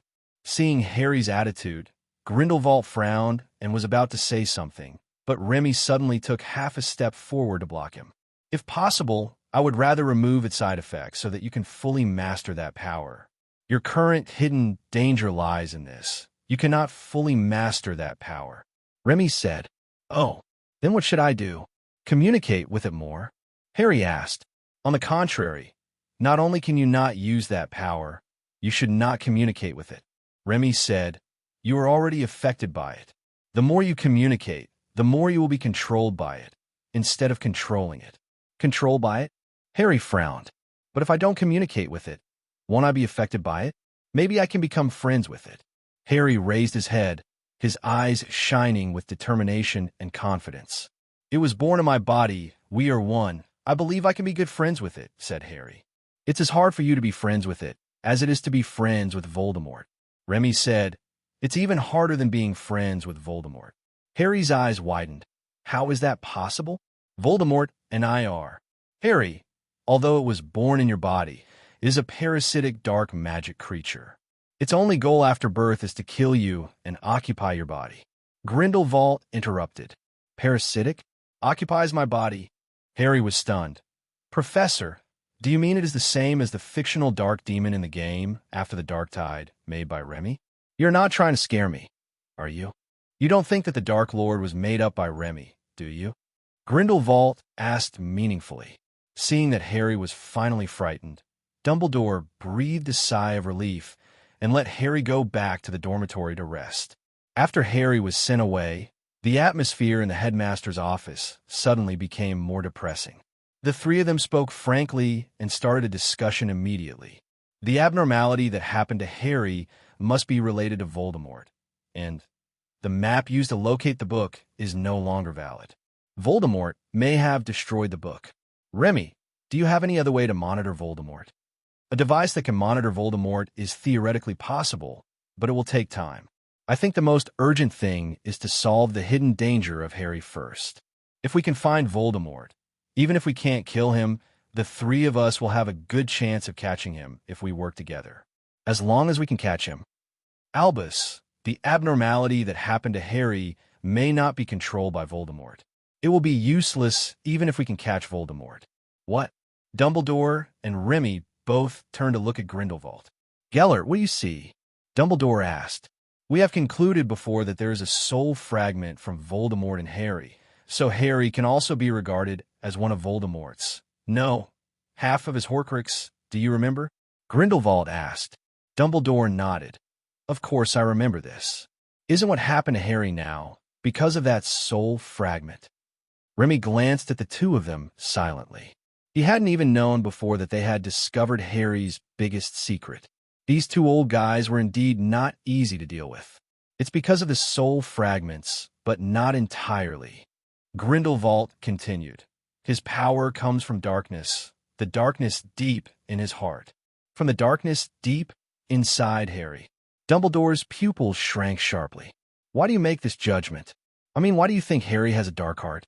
I have been paying attention to him, and I don't feel that there is anything wrong with Harry. Dumbledore said, everyone has a dark side in their heart, but the darkness that can affect magic is definitely not ordinary darkness. Dumbledore was not willing to believe what Grindelwald said, but it was Grindelwald who said this. As the former Dark Lord, Grindelwald's attainments in dark magic far surpassed Dumbledore's, so his words could not be groundless. I've been keeping an eye on Harry, too, for a while. Grindelwald said, pulling over a chair and sitting down, while taking his cup of tea from Remy. His life in the Muggle world is not satisfactory. To be more precise, it is very unsatisfactory. He was bullied by his aunt, uncle, and cousin at his aunt's house, and by his classmates at school. He didn't have many friends, and his life was quite depressing. But since he came to the wizarding world, he has become a super celebrity. He has been crowned as the chosen one, the future of the wizarding world, the savior, all kinds of halos. Hearing this, Dumbledore frowned. Are you trying to say that he is obsessed with the praise of others? I don't think so. He has never taken those titles for granted. Oh, really? Grindelwald snapped his fingers. He went to investigate the Philosopher's Stone in his first year. and even took the initiative to provoke the three-headed dog. If Remy hadn't been there at the time, he might have been killed by Voldemort, right? You told me this. You're not going to deny it, are you? Dumbledore pursed his lips. He broke into the Chamber of Secrets in his second year, and asked around to find the fugitives from Azkaban in his third year. Are these things what ordinary students would do? What was his motivation for doing these things? I'm the savior, so when something happens I should step forward and save others. Are you sure Harry doesn't have this kind of heroic complex? Faced with Grindelwald's question, Dumbledore remained completely silent. He was speechless, but Remy disagreed with Grindelwald's statement. Which little boy doesn't have a hero complex? I have one too. Everyone wants to stand in the center of the stage, under the spotlight, and enjoy being admired by others, right? Remy said. Grindelwald glanced at Remy meaningfully. The problem is not the hero complex, but the inability to realize the hero complex. To be more precise, we are always being suppressed by others. The other person you're talking about is not me, right? Remy asked. What else? Could it be me? Grindelwald said unhappily. Compared to Harry's status as a favored child of heaven and a savior, your status is not worth mentioning at all, but you suppress him to death. Put yourself in his shoes. If you were Harry, what would you do? Remy thought for a moment. If I were in his shoes, I would give that guy some drugs and kill him. Grindelwald. Dumbledore, good thing you're not the one being oppressed. Ahem. I think I understand what you mean. Dumbledore coughed and brought the topic back. Harry's childhood situation can be said to have always been at the bottom. After entering the wizarding world, his situation took a leap forward, but was soon pushed back to the bottom and firmly suppressed by Remy. That's right. Ups and downs are the easiest to breed inner darkness. Grindelwald said, adult wizards may not be able to accept such a blow, let alone Harry, who is still a child. From his attitude just now, Harry does seem to be jealous of Remy, but not hateful. Dumbledore said after thinking for a moment. Yes, compared to Remy, who is a real unstable person, Harry's performance is already very good. Grindelwald said, Remy, we were clearly discussing the darkness within Harry. How come we ended up criticizing me? No, I have to change the subject quickly. Professor Grindelwald, do you mean that the power in Harry's body is the embodiment of the dark side deep in his heart? Or is it some kind of strange reaction with the soul fragment from Voldemort in his body? Remy asked. At the moment, I am more inclined to believe that it is Harry's desire to obtain enough power to defeat you, and this desire makes him resonate with the fragment of Voldemort's soul who also desires powerful power. Grindelwald said. Dumbledore narrowed his eyes slightly. Through this resonance, and with the help of some special connection between the Horcruxes, Harry was able to borrow or seize some of Voldemort's power, right? That's right. And from what we can see now, this seizure of power is permanent. Grindelwald narrowed his eyes and said, the thing in his body is similar to the magic treasure in Remy's body. They both have a certain degree of self-awareness, although it is very small, but it does exist. Does the thing born from Harry have a certain level of self-awareness? Remy touched his chest.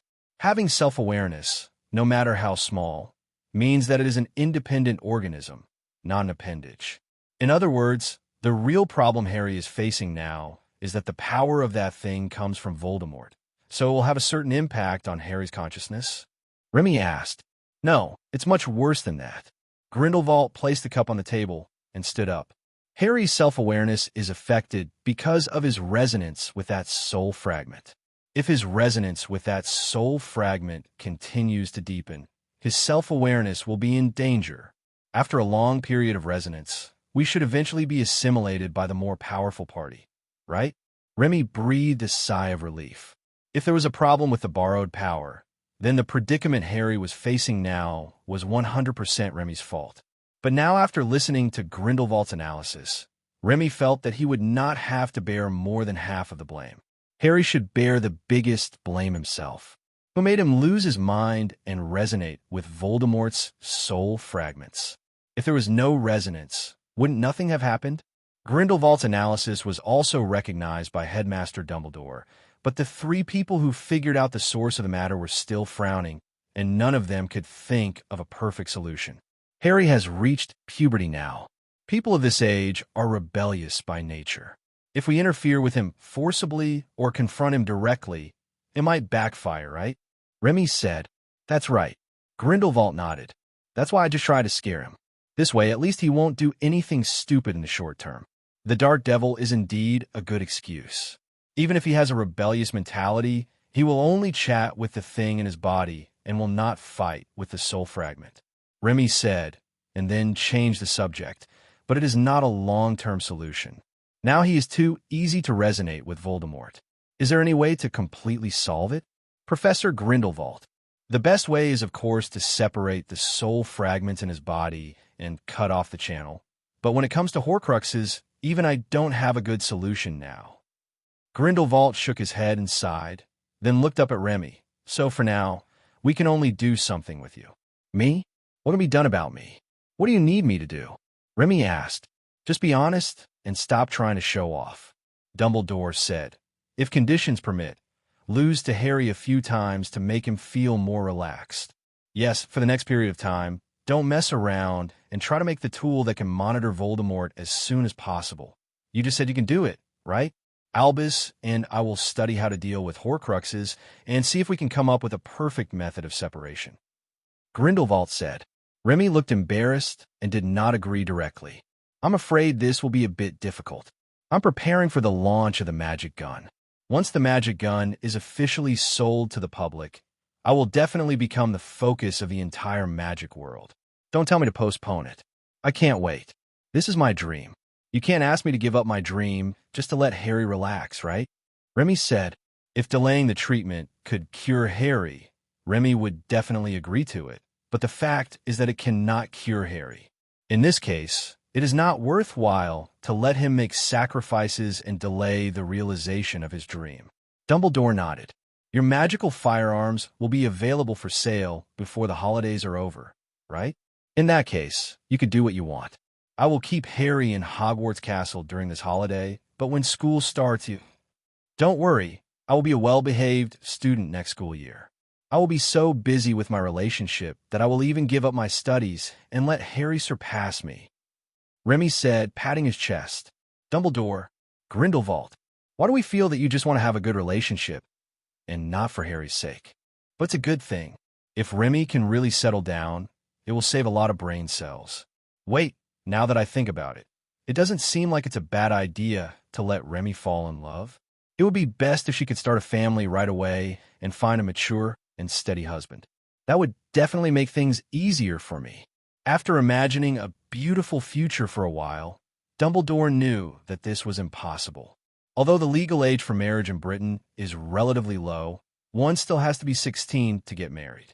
Besides, looking at Remy's unreliable look now, he doesn't seem like someone who is ready to get married. "You better take care of your studies. After all, you are still a student." Dumbledore pushed his glasses and said seriously, "By the way, has your magic firearm passed the inspection of the Ministry of Magic? I slipped 2 bags of galleons to Minister Fudge, and it just passed inspection yesterday," Remy said. "Dumbledore, what a shit. You actually bribed me on this matter? Doesn't that mean you have a guilty conscience and your product actually has major safety risks?" Wait, that doesn't seem to be the case. Although Fudge is timid and loves money, he loves fame even more. If there really is a major problem, he probably won't do anything even if you pay him. Thinking of this, Dumbledore breathed a sigh of relief, and the heart that had just risen to his throat settled safely back into his chest. "You'd better be more careful in what you do and don't get thrown into Azkaban by the Ministry of Magic again. It won't be easy to get out once you're locked up there," Dumbledore reminded. "Don't worry, Headmaster Dumbledore. Selling magical arms is my dream. I want to treat it as a long-term career. I won't ruin my financial future for a little bit of immediate profit." Remy said, "It's okay to destroy your own money." Dumbledore smiled helplessly, grabbed a handful of candy from the plate next to him, and handed it to Remy, asking Remy to go back first. He wanted to study ways to deal with the Horcruxes with Grindelwald. Remy hesitated for a moment and did not mention the basilisk fangs. Instead, he thought about other Horcruxes. Even if it is true, as Grindelwald said, that Harry's current changes are because he resonates with Voldemort's soul fragment and could draw power from Voldemort. The problem is that Voldemort in the original book does not have this kind of power. It seems that something unexpected has happened to Voldemort. I hope it has nothing to do with me. It's unlikely that it has nothing to do with me. Returning to his shop, Remy covered his face with his hands and sighed helplessly. No matter how he thought about it, it was impossible that this matter had nothing to do with him. But the problem was that he didn't know what had caused Voldemort to change so drastically, and it was impossible for him to prepare in advance. First, find all the Horcruxes, then make something that can use the Horcruxes to locate Voldemort's body, and then kill him before he can cause any more trouble. Oh, yes, if I remember correctly, in the original book, Voldemort will gather the Death Eaters to cause trouble this year. Although I don't know if he can be resurrected now. No, judging from the huge power Harry has absorbed, maybe Voldemort has already been resurrected. Thinking of this, Remy hurried through the store to the underground laboratory. He needs to make some protective equipment for his close ones, especially his parents who don't know where to go now. He had offended Voldemort badly. Who knows if Voldemort would be desperate and attack his Muggle parents? Gather all 7 Horcruxes and summon Voldemort. The first Horcrux, Tom Riddle's diary, is currently placed in the first drawer from the right on the headmaster's desk in Hogwarts Castle. The second Horcrux is Marvolo Gaunt's ring, which is currently hidden in the Gaunt family's old house. The third Horcrux, Ravenclaw's diadem, is currently hidden in the Room of Requirement in Hogwarts Castle. The fourth Horcrux, Hufflepuff's gold cup, is currently hidden in the Death Eater Bella's vault in Gringotts, but it is not clear which vault it is. The fifth Horcrux, Slytherin's locket, is currently hidden in a cave. The sixth Horcrux, Nagini, is located unknown, but is most likely with Voldemort. The seventh Horcrux, Harry Potter, currently lives in the Gryffindor dormitory of Hogwarts Castle. Wait, something doesn't seem right. Looking at the ultimate secret of this world written on the parchment, Remy always felt that something was wrong. After reading it several times, Remy set his sights on the fifth Horcrux. The locket in the cave seems to have been swapped by someone who is related to Sirius. The one in the cave now is a fake one. The real Slytherin locket should be in Sirius's house now. Wait, something still doesn't seem right. Oh, I remember now, Umbridge. The real locket should be in the hands of that old witch Umbridge now. After changing the entry for the fifth Horcrux to the correct one, Remy leaned back and put his legs on the table, holding the parchment and thinking about which Horcrux to attack first. First, let's rule out the first and seventh Horcruxes, as these two are already in the possession of Headmaster Dumbledore, so it's not convenient for Remy to steal them away now. Next, we can rule out the third Horcrux. Although it is the easiest to obtain in Hogwarts Castle, it is most likely to be discovered by Headmaster Dumbledore during the process of obtaining it. Finally, excluding the sixth Horcrux whose location is unknown, Remy is left with only the second Horcrux, the fourth Horcrux, and the fifth Horcrux. The fourth Horcrux wants to break into Gringotts, and the fifth Horcrux wants to break into the Ministry of Magic. TSK, I'm a little embarrassed to do it. After all, I'm a law-abiding citizen. Let's get the second Horcrux first. The Resurrection Stone. Hee, it should be a great alchemical material, right? Oh yeah, I wonder if I can just destroy the Horcrux using alchemy. Thinking of this possibility, Remy's eyes suddenly lit up, and he hurriedly looked for information to find the location of Gaunt's ancestral home. The Gaunt family is one of the 28 sacred families in the wizarding world. The location of their ancestral home is no secret.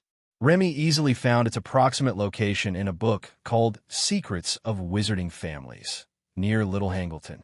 Now that he had the location, the rest was easy. Remy put on his cloak and a pure white, strange-looking smiley mask and set off for Little Hangleton. The journey was not long, and Remy soon arrived at a small town according to the map. Although it looked a little deserted, there was nothing unusual about it. According to the book, the ancestral home of the Gaunt family was not in the town of Little Hangleton, but in the mountains about 5 miles north of Little Hangleton, on the hillside between two peaks. So Remy didn't stay in the town for long. After going around in circles, Remy finally found a dilapidated building on a steep hillside that was almost completely covered by trees. It was so dilapidated that it was doubtful whether it could withstand a storm. The bluestone exterior walls of the house were covered with moss. The tiles on the roof were falling off. Unknown weeds more than a meter tall grew in some places, and some places were simply broken in holes, revealing the rafters inside. There were dense nettles growing around the house. The tall nettles completely filled the yard, making it impossible to see the road. Even the windows that were almost as tall as a person were partially blocked by the nettles. The windows were not big or small, and the window sills and frames were covered with thick layers of old dirt and mud. On the door of a small hut was a shriveled, dead snake in the shape of an S that had been dried by the wind. TSK, a family that has parcel tongue and can communicate with snakes, instead of making friends with snakes and turning them into their strongest allies, actually killed the snakes and hung them at the door. If you don't die, who will die? With a click of his tongue, Remy gently pushed open the door, fearing that he might accidentally break it down and cause a chain reaction. Although repairing it is just a matter of casting a repair spell, it is best to avoid using magic as much as possible to avoid leaving any traces. I am now playing the ultimate villain. I must be careful. Bam! Wearing elastic gloves that do not leave fingerprints, Remy wrapped his whole body tightly, without even using magic perception, relying entirely on his hands and eyes to search bit by bit. He is not in a hurry at all now. He has plenty of time to look for it slowly. Remy, who had been searching from morning till night and turned this small, shabby house upside down, had to admit this stinky snake Voldemort was really good at hiding things. Unable to find it, Remy had no choice but to use his magical perception and finally found a magical brick in a seemingly ordinary corner of the wall. He stretched out his hand, tapped lightly, and released a little magic power, and the brick suddenly disappeared, revealing a layer inside, in which lay a strangely shaped ring. What a waste of natural resources. They don't even know how to put them in a box. After complaining about Voldemort again, Remy picked up the ring and immediately realized something was wrong. His hand was quickly turning black. No, it's not his hands. It's the gloves on his hands that are turning black quickly. I actually forgot that this Horcrux was cursed. What mistake. It was such a mistake, but it can prove that this ring is real. He slapped his forehead with his other hand in annoyance. Just as Remy was reflecting on himself, the black color on his gloves had disappeared. Although no harm was caused, this experience still reminded Remy that he was too careless in doing things because of the magic treasure. It's okay now, but if such a big mistake occurs when breaking into Gringotts and the Ministry of Magic in the future, it will be a big trouble, and I will definitely be sent to Azkaban. By the way, I really need to find some time to go back to Azkaban and hold a meeting with Soul One and the others, asking them to strengthen the guard over the Death Eaters in Azkaban. It would be best if we could just drain them dry. To further perfect his plan, Remy took the ring and left the Okamoto family's ancestral home, and used apparition to return to his shop after he was far enough away. Turning on the light, Remy was able to see its entire appearance under the light. The main body of the ring is made of gold, with scale-like ripples evenly distributed on the surface. On the top of the ring is inlaid a flat four-sided pyramid-shaped black stone with a certain degree of transparency, which looks a bit like black crystal at first glance. It is both gorgeous and full of mystery. July 27th, sunny, a magnitude 6.8 earthquake swept across half of the United Kingdom. Fortunately, the epicenter was in the middle section of the Grampian Mountains in Scotland, and several important cities in England did not suffer too much economic loss. This sudden earthquake scared everyone, especially the people from the Ministry of Magic. They found an astonishing amount of magical residue at the epicenter. This was not a naturally occurring earthquake, it was man-made. Fortunately, no casualties were caused, and it was also easier to investigate because there were no more than 5 wizards in the entire wizarding world who could possess such power, and the one most likely to do such a thing was... What? You still don't want to admit it? Dumbledore took a photo and pushed it in front of Remy, There is such a big collapse in the middle of the Grampian Mountains now, which means that the ground has been hollowed out. This should be something only you can do, right? Isn't this just an ordinary landslide? Didn't you say that was the epicenter of the earthquake? Since it is the epicenter, isn't it normal for a landslide to occur? Remy asked, although I am a little unreliable sometimes. You can't put all the blame on me, Principal Dumbledore.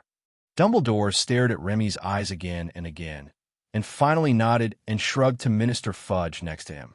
It seems to be saying, I have asked, and you can handle the rest. Seeing that Remy did not admit it, Minister Fudge was so anxious that he scratched his head and could not sit still. Mr. Barrett, there are some things that everyone understands. Since you have done it, why don't you dare admit it? Anyway, it's not like you have never been to Azkaban, Minister Fudge said. Remy's eyes widened. What does this have to do with whether I've been to Azkaban or not? Just because I've been to Azkaban, I have to go there again? What the hell am I doing here? But if it's not you, who else in the wizarding world today is capable of performing such a feat? It can't be Headmaster Dumbledore, right? Said Minister Fudge. Dumbledore rolled his eyes after hearing this, thinking, why would I do anything else but blast?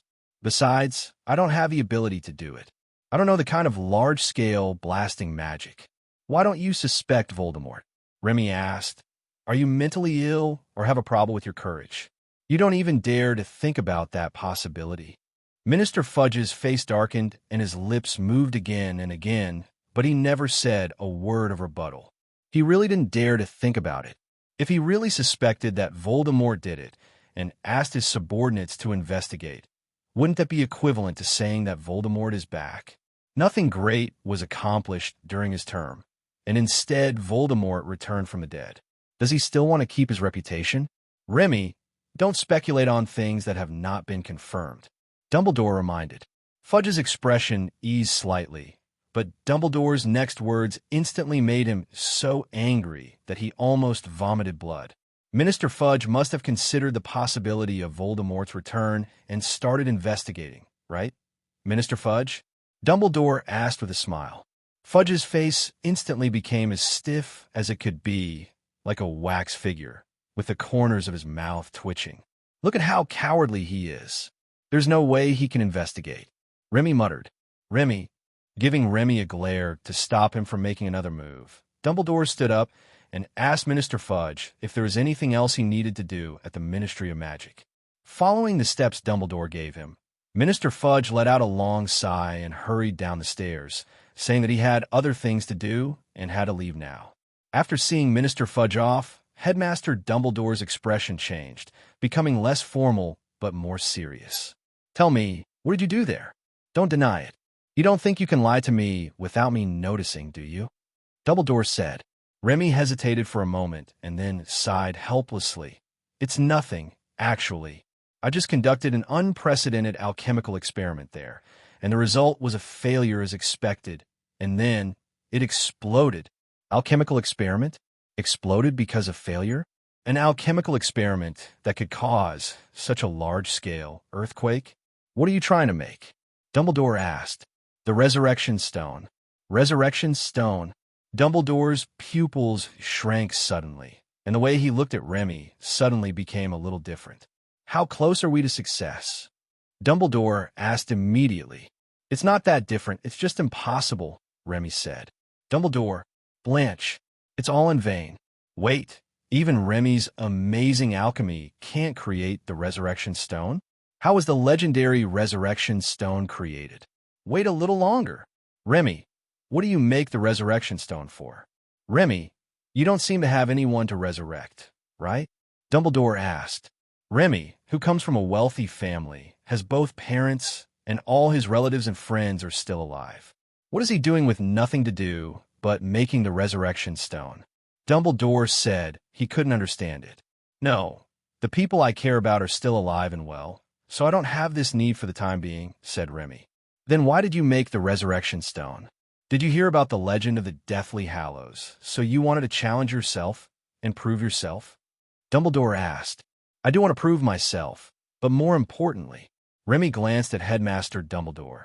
The Resurrection Stone among the Deathly Hallows is in my hand. What did you say? The resurrection stone is in your hand. Dumbledore grabbed Remy's shoulders, and his eyes suddenly emitted two extremely bright rays of light, which made Remy dare not look him in the eye. Yes, the resurrection stone is in my hand, Remy repeated, but this resurrection stone cannot really revive the dead, so I wanted to strengthen it and make it a resurrection stone that can really revive the dead, but I failed. Dumbledore was stunned for a moment, and it took him a long time to come back to his senses and let go of his hand, and the light in his eyes disappeared. I'm sorry, I hope you can forgive me, You have someone you want to resurrect, right? Nodding, Dumbledore sighed, but did not continue. He didn't say anything, and Remy didn't ask. The atmosphere was dull for a moment, until Dumbledore took a deep breath and readjusted his mood. Can you let me see the resurrection stone? Don't worry, it's yours. I won't take it. I just want to take a look, Dumbledore said. That's no problem, but you'd better be mentally prepared, said Remy. What kind of preparation? Dumbledore asked. There's something wrong with this resurrection stone. Although Remy did not explicitly state what the problem was, when he saw the Philosopher's Stone, Dumbledore had to admit that the Philosopher's Stone was a little smaller than he had imagined.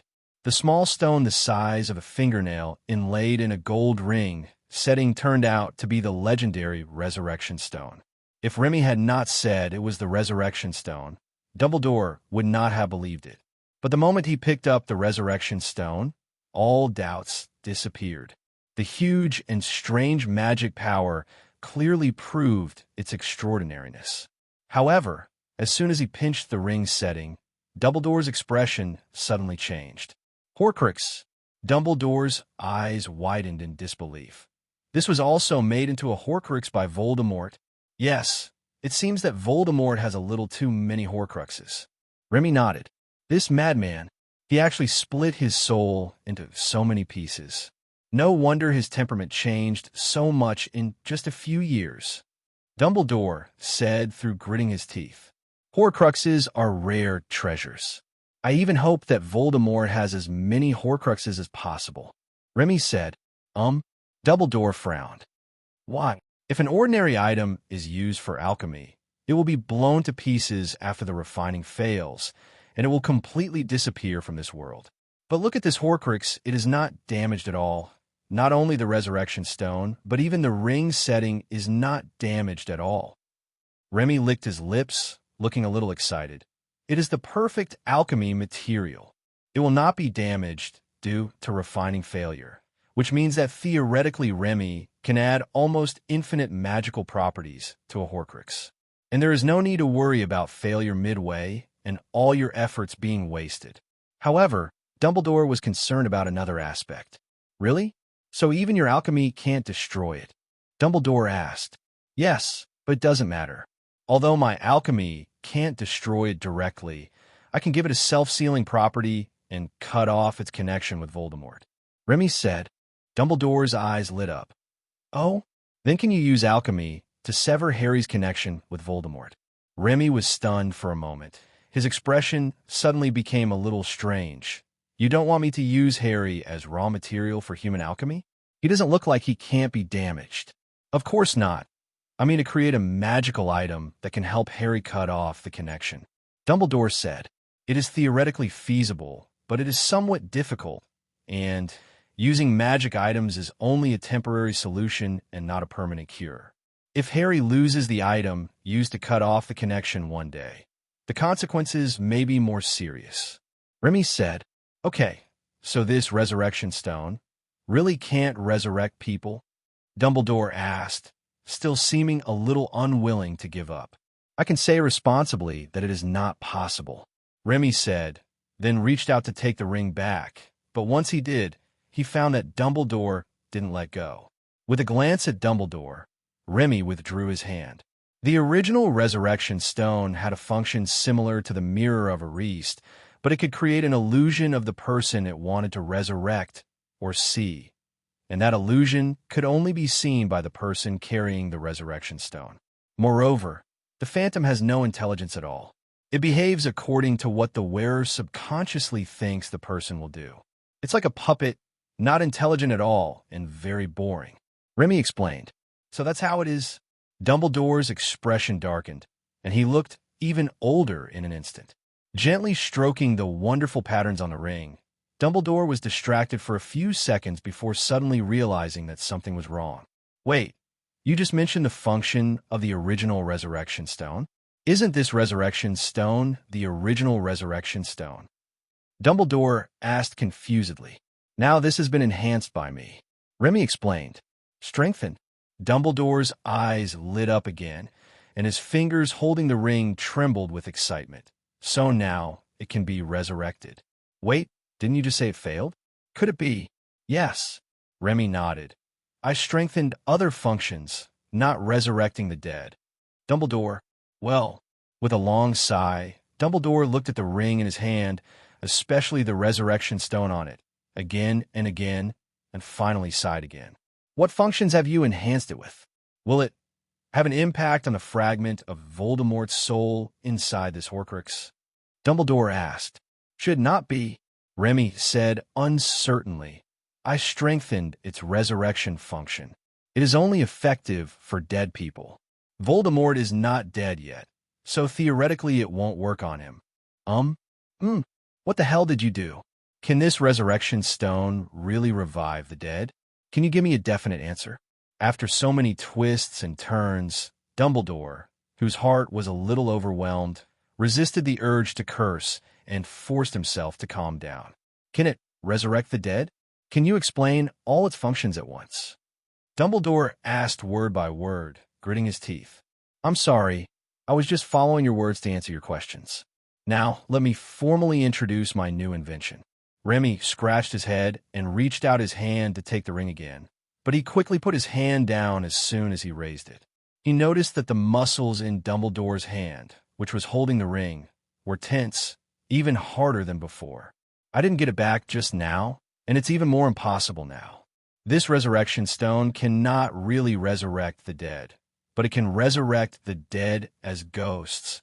If turning into a ghost can be considered resurrection. Remy said, resurrected as a ghost. Dumbledore froze for a moment, and his eyes sparkled brightly again.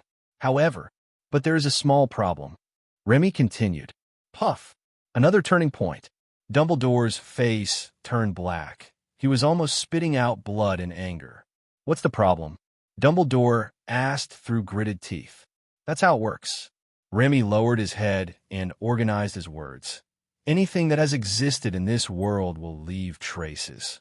This magic stone can use the medium to find the traces left by the dead in this world before they died, and integrate them into a ghost.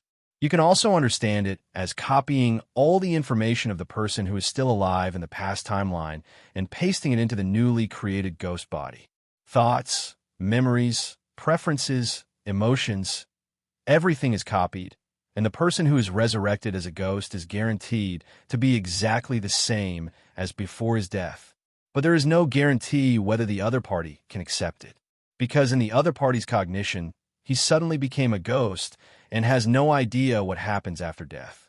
More importantly, although there is no difference between the two from a philosophical perspective, it is difficult to say whether the person resurrected in this way is the real person. There is a famous problem in philosophy called the ship of Theseus. Suppose there is a ship called Theseus that has been sailing on the sea for hundreds of years. During the voyage, the ship has been constantly repaired and replaced.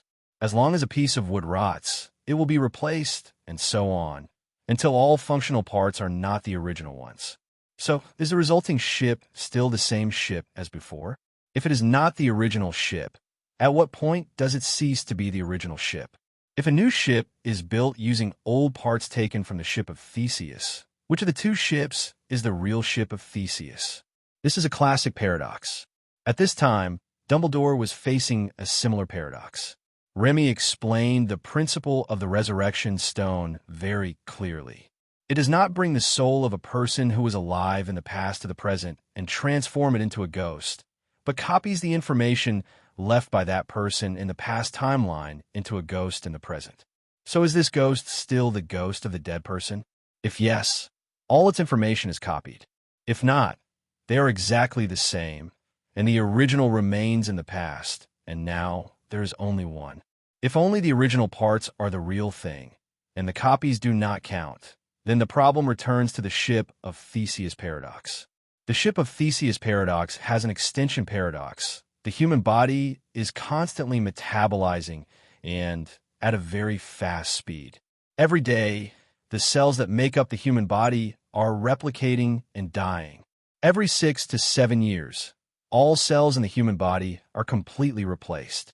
If the real person is made up of only original accessories, then that person will no longer be himself the next second because his body has changed. Therefore, Remy himself has no answer to the question whether the ghost resurrected by the resurrection stone is the ghost of the person he wants to resurrect. This is a matter of opinion and depends entirely on personal understanding. In fact, Remy also hesitated whether to raise this question. If she didn't ask it, Dumbledore would naturally not have to worry about it and would definitely be very happy. But Remy always felt that with Dumbledore's ability, he might find out something was wrong one day. And if he found out then, Dumbledore would probably be even more troubled. It would be better to tell him from the beginning and let him think it over carefully. I know this question can easily overload a pig's brain, but there is an advantage to resurrection achieved under this principle. That is, even if the person you want to resurrect is someone who is absolutely impossible to become a ghost, for example, someone who died from the death curse, this resurrection stone can be used to resurrect him as a ghost.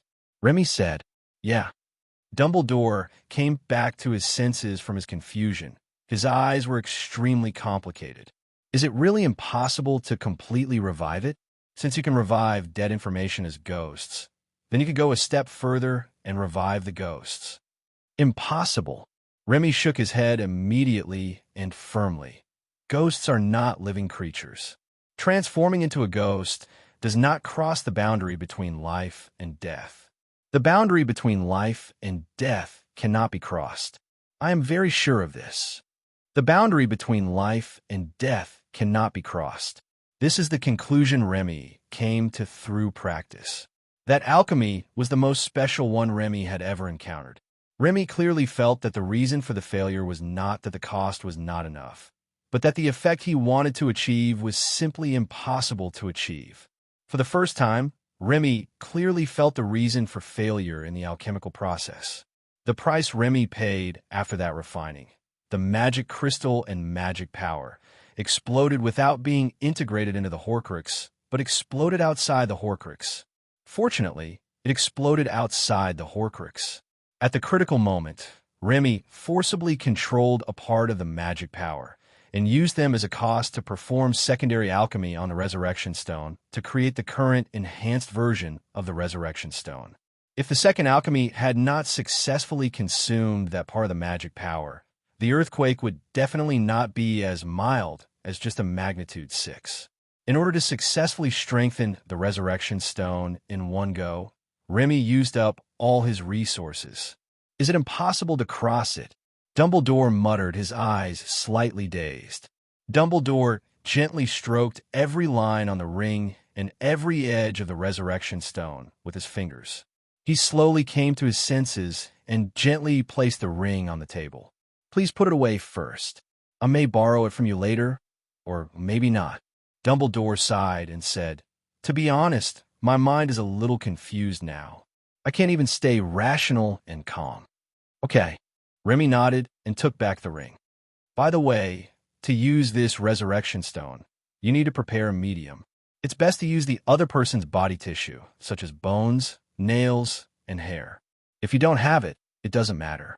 You can use the items that the other person wore for many years when he was alive and the blood of his relatives to locate him. I understand. If I make up my mind one day, I will prepare a medium in advance and ask you for help. By the way, is there any price to pay for using this Resurrection Stone?" Dumbledore asked. "It will consume some magic power, but I don't know exactly how much. I was called here before I could even experiment." At this point, Remy suddenly perked up. "By the way, Principal Dumbledore, how about we go to Azkaban and find the Death Eaters to experiment with the function of the Resurrection Stone?" Remy suggested. "Find Death Eaters to experiment with the Resurrection Stone? Isn't it said that this Resurrection Stone can only be used on the dead? Could it be that Dumbledore looked at Remy's expectant eyes and suddenly realized, you want to help the Death Eaters resurrect the people they care about, so as to influence them, right? I will think about it, and I need to discuss this matter with Minister Fudge and get his approval. Remy turned his head, slightly embarrassedly. Actually, I wanted to go to Azkaban and quietly kill a few Death Eaters and use them for experiments. Dumbledore, damn it, can you spare me some time? My mind is already confused enough now. Can you please stop making it more confusing? Remy, I think it is necessary to hire a professor of etiquette for Hogwarts School of Witchcraft and Wizardry to teach you how to speak and deal with people and improve your emotional intelligence. Dumbledore said helplessly. My emotional intelligence is not low. I'm just more honest. Remy chuckled. But you are really something. When I was smooth, you always worried that I would do something bad. Now that I am honest with you, you say I have no emotional intelligence. Okay, I apologize to you. You should be more tactful like before. Dumbledore rubbed his forehead and said helplessly, anyway, if you really want to do something, I don't think I can stop you. How could that be? I'm the model student in the school who listens to you the most, said Remy. You're a role model. The Weasley twins give me less trouble than you. Giving Remy an unpleasant glare, Dumbledore let out a sigh of relief, feeling much better. Let's get down to business. Which house are you going to be in next school year? Slytherin. There are many different views on the relationship between life and death, especially among different religious sects. Some sects believe that people go to another completely different world after death. Some sects believe in the endless cycle of life and death. Some sects believe that death is only the end of physical life, and the dead will continue to live in this world in another form. These statements all have one thing in common. No one can prove that they are false, and no one can prove that they are true. This question seems to have no answer. After leaving Hogwarts Castle, Remy did not return directly to his shop, but came to the home of End Wing and looked out into the distance. Dumbledore, such a respected elder, usually stays calm in dealing with all emergencies, but he can lose his composure when faced with life and death issues. Remy couldn't quite understand Dumbledore's loss of composure. He had never experienced anything like it and couldn't empathize with him. But through Dumbledore's reaction, Remy couldn't help but recall his relatives and friends in his previous life. He was very curious. After he left, would those people also want to resurrect him like Dumbledore wanted to resurrect his sister? Even if there was no magic in the previous life and there was no possibility of resurrection, why would he keep thinking about it? Will anyone remember him? Maybe even my parents would only think of me occasionally in their free time. After all, I have an older brother, and I have always been quite insignificant at home. I just hope that after I die, there will be someone who will always remember me. Even if there is only one person, it will be enough. Remy let out a sigh and was about to return to his shop, but suddenly realized that there seemed to be something wrong with his previous thoughts.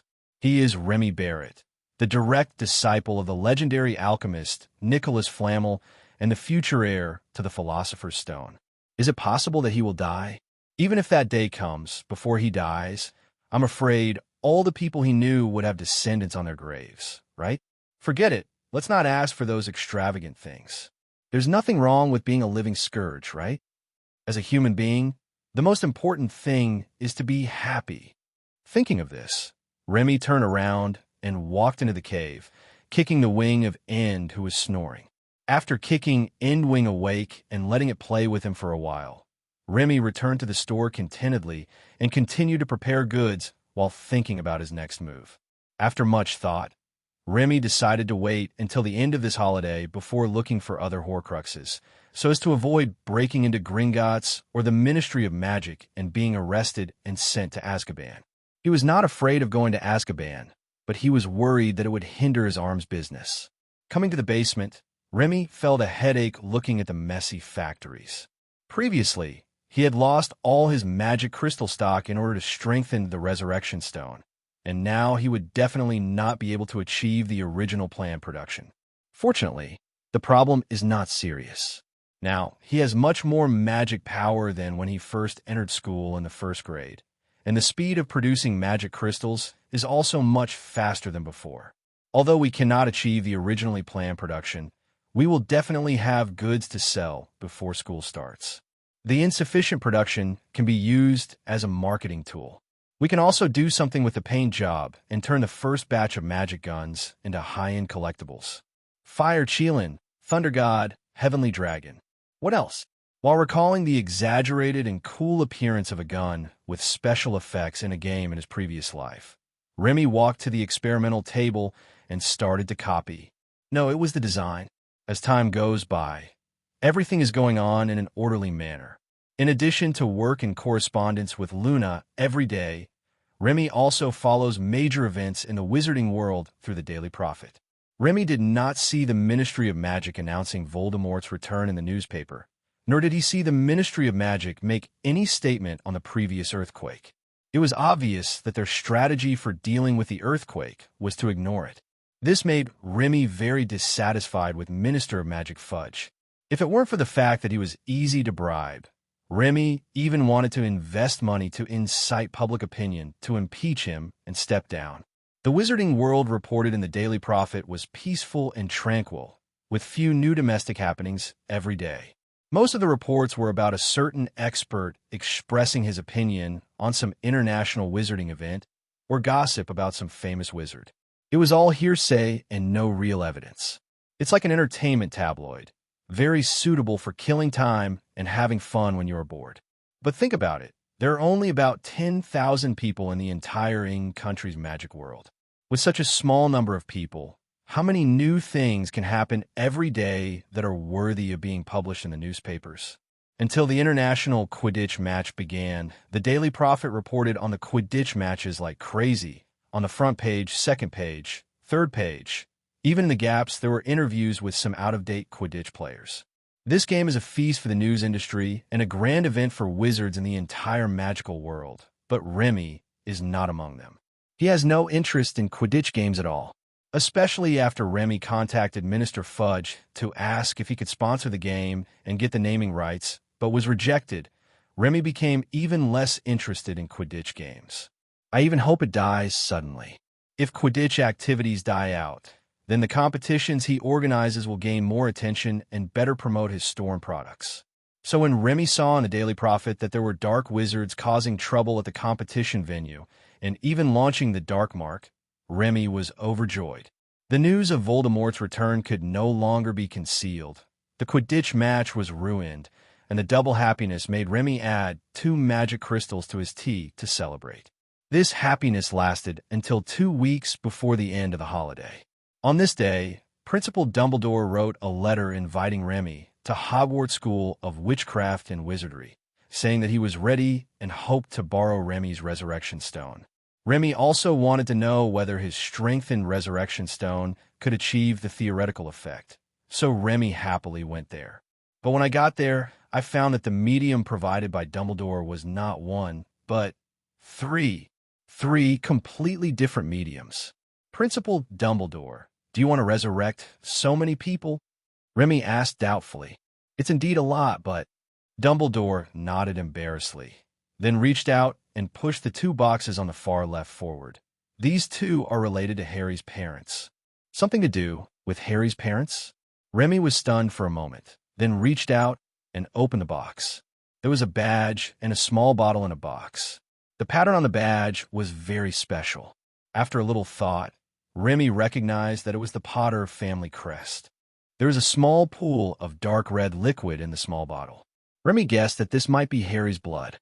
In another box was a very exquisite crystal bottle inlaid with gold edges, and at the bottom of the crystal bottle lay a hair. This container, Principal Dumbledore, why are you collecting Harry's mother's hair? Remy asked. Dumbledore rolled his eyes at Remy, speechlessly. Severus gave it to me. TSK. Professor Snape is really infatuated to collect someone else's wife's hair, although it's also a little perverted in some ways. But after he contributed this hair, all that was left was greatness, a great suck-up. Principal Dumbledore, may I ask, where will these 2 live after they are resurrected? Remy asked, pointing at the 2 boxes in front of him. Of course it's at Hogwarts School of Witchcraft and Wizardry. Headmaster Dumbledore said, Harry's current condition is very unstable, and you happen to have the Resurrection Stone, so I want you to help. Having these two under the same roof with Professor Snape.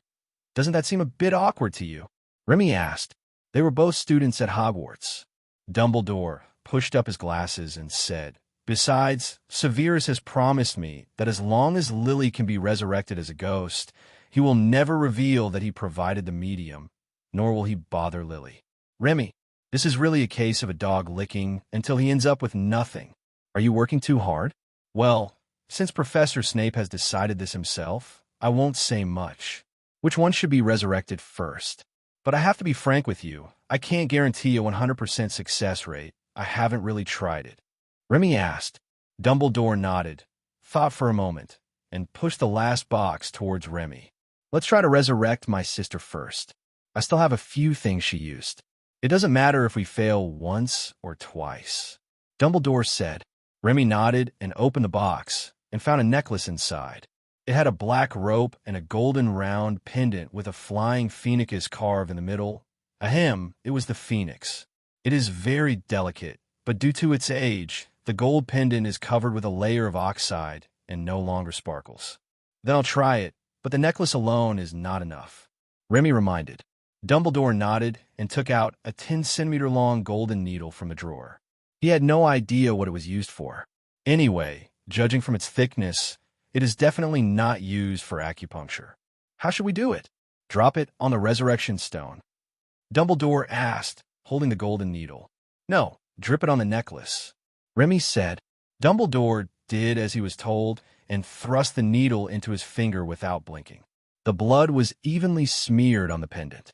Seeing that Dumbledore was about to smear it on the rope, Remy hurriedly stopped him and said that so much was not necessary. Remy took out the Okamoto 0.01 ring and put on himself. Then he took a deep breath and began to inject magic power into it. As magic power was continuously injected into the Resurrection Stone, wisps of black gas gradually emerged from the Resurrection Stone. Dumbledore narrowed his eyes. He did not sense any evil power from the black energy. Instead, he felt a mysterious power that made him feel awe. As time passed, the more Dumbledore looked, the more frightened he became. He found that his previous evaluation of Remy was still conservative. Remy's magic power far exceeded his expectations. He once thought that Remy's magic power was at most 10 to 20 times greater than his, but today he saw that the difference was not just 10 times, but clearly dozens or even hundreds of times. Remy had no idea what Dumbledore was thinking. He looked calm, neither sad nor happy. While continuously injecting magic power into the Resurrection Stone, he was also paying attention to the condition of the soul fragment from Voldemort in the ring. Fortunately, my guess was correct. This Horcrux is just the house of the soul fragment. The function of the house itself is not affected by the soul fragment.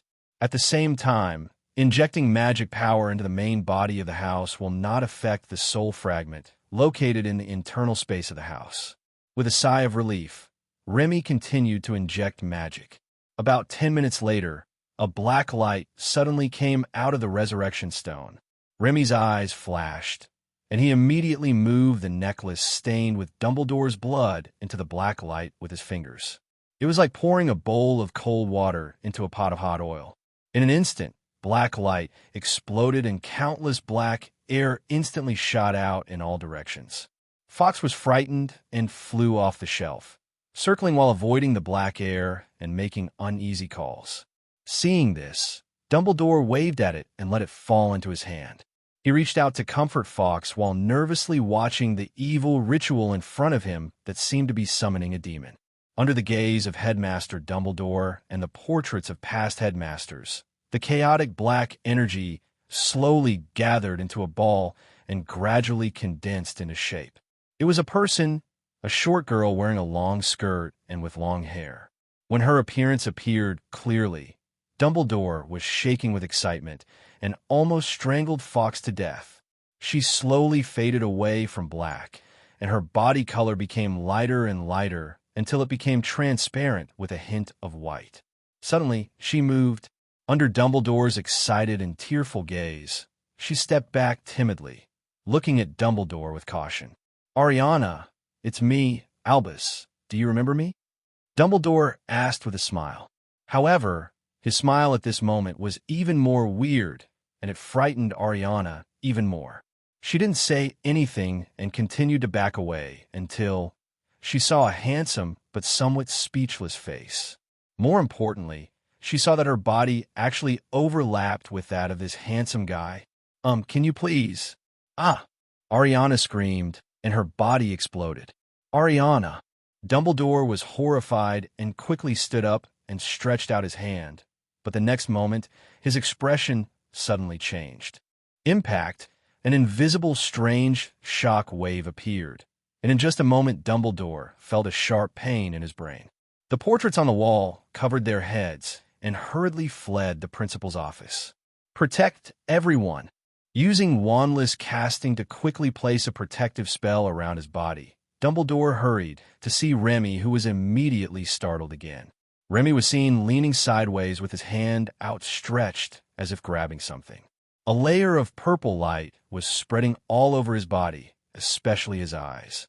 His eyes turned completely purple, like two deep and bright purple gems. "Remy, how are you? Are you all right?" Dumbledore asked. Remy turned his head. His eyes gradually returned to normal, and the purple light around his body gradually dissipated, leaving only a faint purple light on his hands. "It's nothing, it's just that there seems to be a small accident with my product again," Remy said. Seeing Remy back to normal, Dumbledore breathed a sigh of relief. "I'm glad you're okay. Where's Ariana? Disappeared?" Or, Dumbledore looked at Remy's hand, which was still in a position as if he was holding something. In Dumbledore's sight, a figure gradually appeared. It was Ariana with her eyes closed, coming in front of Remy and looking at Ariana, who was held motionless by Remy's arm. Dumbledore was panicked at first, then confused. "Ariana passed out. A ghost passed out? How is this possible? The ghost is just a thought that doesn't want to leave for various reasons. How could it faint? Besides, ghosts aren't supposed to have magical powers, but just now Ariana, clearly. Remy, what is going on? Is Ariana a ghost?" Dumbledore asked. "It seems not, but it's definitely not a living creature." Remy said, "I don't know the details. I'll go back and study it. There must be something wrong." "Okay, then." Dumbledore reached out and touched Ariana's arm, his hand also covered in magic. "Leave Ariana to me, and go and rest first," Dumbledore said after confirming that he could touch Ariana. Remy nodded, then hesitated as he looked at Dumbledore, who carefully took Ariana. "Principal Dumbledore, she's emotionally unstable right now and doesn't trust you. I suggest you take her to the place where she often stayed when she was alive. Otherwise, when she wakes up, she might run away." Remy said, "Run away?" Dumbledore nodded in understanding, unable to move his eyes away from the sleeping Ariana. Leaving the principal's office, Remy felt extremely complicated. Something went wrong again and again. Every time at the critical moment, his products would go wrong. How can we grow bigger and stronger with such poor quality control? After returning to his shop, Remy hurriedly left the shop and ran to a nearby owl shop to buy a large cage of live owl food, mice, and then took the mice into the laboratory to start the experiment immediately. He must figure out why things went so wrong this time.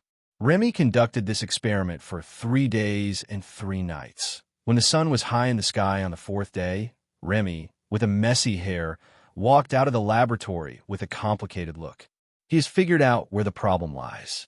It all started because the situation was too urgent. Remy made a mistake in a hurry. When building the finished product function, he accidentally mixed up the concept of ghost in the previous life with the concept of ghost in this world. According to legends, ghosts from previous lives possess magical powers. It is precisely because the two concepts are confused that some strange reactions occur between them. In Remy's conception at the time, resurrection through a medium would only resurrect the former owner of the medium, and would not resurrect other creatures that were parasitic on the owner, such as Obscurus. However, due to the confusion of concepts, the target product was able to possess magic power, So the obscurus that was parasitic in Ariana's body during her lifetime was also resurrected and merged with Ariana's ghost body in a way that Remy had not yet figured out. No wonder I felt strange after she cast a spell. Now I think it must be that her power from the obscurus stimulated the magic treasure in my body, creating some kind of resonance with it. Remy poured himself a cup of tea and drank it all, then glanced out the window and decided to go to sleep first. After sleeping until dark, Remy set off for Hogwarts School of Witchcraft and Wizardry to find Headmaster Dumbledore to explain the whole story so that he would not worry. However, when he arrived at the headmaster's office, he did not find Dumbledore. When Remy asked the portrait didn't know where Dumbledore had gone. Remy had no choice but to look at Fawkes, who was dozing off. Cuckoo, cuckoo, cuckoo, cuckoo, cuckoo. Where is Dumbledore? Fawkes glanced at Remy with disdain. There are at least 18 grammatical errors in your sentence. Cuckoo, coo, cuckoo, cuckoo, cuckoo, goo goo, goo goo goo. After cooing for a long time without getting a response, Remy sighed helplessly, then took out a knife from his pocket and put it across Fawkes' neck. You're still so stubborn. Tell me, where is Dumbledore? If you don't, I'll kill you. Remy said. Fawkes glared at Remy again. Are you trying to scare a bird? I am an immortal bird. Do you know what immortal means? After waiting for a while and seeing that Fawkes still ignored him, Remy had no choice but to retract the knife. You can't really kill it, can you? Forget it. Considering that this is your first offense, I'll spare your life this time. I won't bother with a fool like you. Remy said. Fawkes rolled his eyes at Remy before spreading his wings and taking off from the shelf. Just when Remy thought that this silly bird couldn't stand him and was going to run away from home, he saw Fawkes circling around and then flying back, grabbing his collar and lifting him up. Oh my God, you really have some strength, Remy said in surprise. But you don't think this can scare me, do you? Even if you take me to a height of 10,000 meters and drop me, I won't die. What's more, I can fly. Fawkes, who had just grabbed Remy and flew out of the window, immediately let go of his claws after hearing Remy's words, and Remy fell freely. With a bang, a hole was created in the grass. Remy stood up calmly and patted the non-existent dirt on his body. Just as Remy was about to raise his hand to give Fawkes an international friendly gesture, he looked up and found that Fawkes had flown back again, and his flight trajectory was a little strange. It flew away after circling, then looked back at Remy and flew back. It flew away after circling again, then looked back at Remy and flew back. It was like, "Are you taking me to find Dumbledore?" Remy asked tentatively. Fawkes obviously rolled his eyes again and nodded slightly. Zhao, why didn't you say it earlier? You are an uneducated idiot who can't even speak and has left me guessing here. Remy said angrily. Fawkes, let me think about where the danger is, and I will kill you, this rude little brat. Just as he was recalling what dangerous places he had been to in the past, suddenly, Remy flew past him. Hurry up, silly bird. You're flying too slowly, aren't you? I have something urgent to do with Headmaster Dumbledore. Can you please increase your speed? Or is this your fastest speed? Can you do this, little bird? Faced with Remy's mockery, Fawkes' eyes suddenly became sharp, and flames burned in his body. Whoosh! Fawkes, transformed into a ball of fire, instantly surpassed Remy. Just when it was about to stop and taunt Remy, suddenly, Remy surpassed it again. Your speed is... Okay, but why can it only last for such a short time? You are too short-lived, aren't you? Fawkes, I'm going to kill you today. Boom, boom, boom. Here I come. With a creaking sound, the old oak door slowly opened, and an old man with a long beard poked his head out in confusion. You are Expelliarmus. Boom. Looking at the old man who suddenly cast a spell to attack, Remy was a little confused. Old man, why do you attack me as soon as we meet? I am a guest, Remy said. Seeing that Remy was able to take the disarming spell without any damage, the old man was horrified and quickly stepped back, taking out his wand from his arms. The flames are blazing. Boom! Aberforth, what happened? A voice asked from inside. There's an intruder. He also killed your phoenix.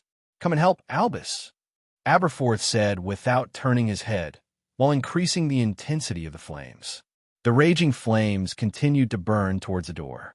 It was clearly an instant skill, but in his hands it turned into a continuous output skill. Kill my phoenix? Dumbledore was stunned for a moment, then quickly stood up and walked out of the living room. As soon as he came over, Dumbledore's mouth twitched. Remy walked in despite the raging fire, holding an egg as a shield. Aberforth, stop. He is not an intruder. He is a student of my school. The Remy I just told you about. Dumbledore said, Aberforth. Student? Can students be so strong? My strength has declined so much recently. Despite having many doubts in his mind, Aberforth still stopped casting the spell. Although it would be useless even if he didn't stop casting the spell, because Remy had already walked in. Remy, rubbing his forehead with a headache, Dumbledore looked at the egg in Remy's hand. Tell me, what are you doing? Why did you kill Fawkes? Even though it is a phoenix, you can't do this. It is my good friend. It's unfair. I didn't kill it. Instead, I saved it. Remy said, It's already in Nirvana, and you call this salvation? Aberforth asked in a muffled voice. It's not me who made it reborn, Remy said helplessly. It was flying with me just fine, but suddenly it started to lose its fur for no apparent reason. Phoenix feathers are good things, so how could I waste them? So I followed it and picked up the feathers it dropped. For some reason, its hair fell off faster and faster, and it suddenly combusted into this egg. If I hadn't been quick enough to catch it, it would have fallen to the ground and turned into a fried egg. Dumbledore, Aberforth, what the hell is going on? You should make up a decent story. Taking Fawkes' egg from Remy and examining it, the little worry Dumbledore had in his heart disappeared. The good thing about keeping a phoenix as a pet is that it saves you a lot of trouble. It's indeed a normal nirvana, nothing serious. By the way, Remy, I remember you have a kind of magic crystal that can burn, right? It's the one you used to hatch the dragon. Dumbledore asked. Ah, well, we're out of stock right now, but I can make a batch if you need it, Remy said. Well, I think they should be able to speed up Fawkes' rebirth. Give me some to try later. Dumbledore nodded and motioned for Remy to follow him. Following Dumbledore to the living room, Ariana was already awake. When she saw Remy coming, she quickly got up and walked to the side. After Remy sat down, she did not sit back on the sofa, but kept hiding behind Dumbledore. It's like a terminally ill, social phobic patient. By the way, how did you find this place? Dumbledore asked while pouring tea. Fawkes brought me here, Remy said. Although it died halfway, I still found this place by searching carefully in the direction it flew before its death. Before death, it's okay. Dumbledore shook his head helplessly. Really? Are you here to see me? What's the matter? It's something. Remy glanced at Ariana, who was hiding behind Dumbledore. Is there a study room? If it's about Ariana, just say it here. I've already told her everything. Dumbledore said with a smile. Oh, that's fine. It's like this. I went back that day and thought about it carefully, and I found that. After telling Dumbledore the conclusions of the previous experiment, Remy added 2 more sentences. What we can confirm now is that the magic power required to revive a mouse is much lower than that of a human. However, because the experimental conditions were not strictly controlled, it is not clear whether this is due to the difference in organisms or the time of death. The resurrected mice don't have the ability to cast spells, but they can slightly affect living people through touch. This confirms my conclusion that I did confuse the concept of Eastern ghosts with the concept of ghosts here, said Remy. Dumbledore nodded thoughtfully. A ghost? I know a little about Eastern ghost myths. No wonder the magic Ariana cast before was so strange, as if it was an attack on the mind. If my theory is correct this time, the resurrected creatures should affect the souls of the living. Remy said, I see. It's not a big problem as long as it doesn't have any effect on the soul fragment inside the resurrection stone. You have sealed it completely, right? Dumbledore said. Remy shook his head and said, but I thought about it carefully. The medium standard I set is the body tissue of the person concerned or the blood of relatives plus personal belongings during his lifetime. It does not meet these 2 standards, so even if it is not sealed, it will not have any effect on it.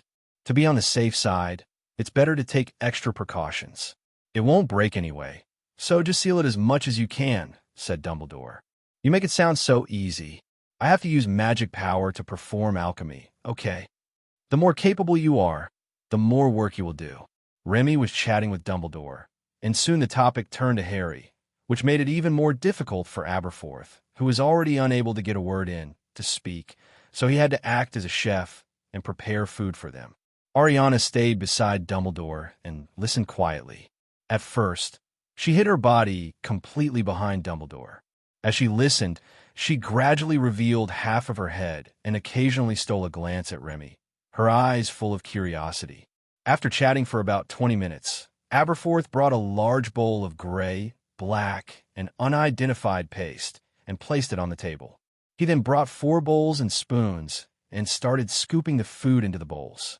Looking at the big bowl of unknown objects emitting a strange smell in front of him, Remy couldn't help but think of a traditional oriental delicacy, sambusan.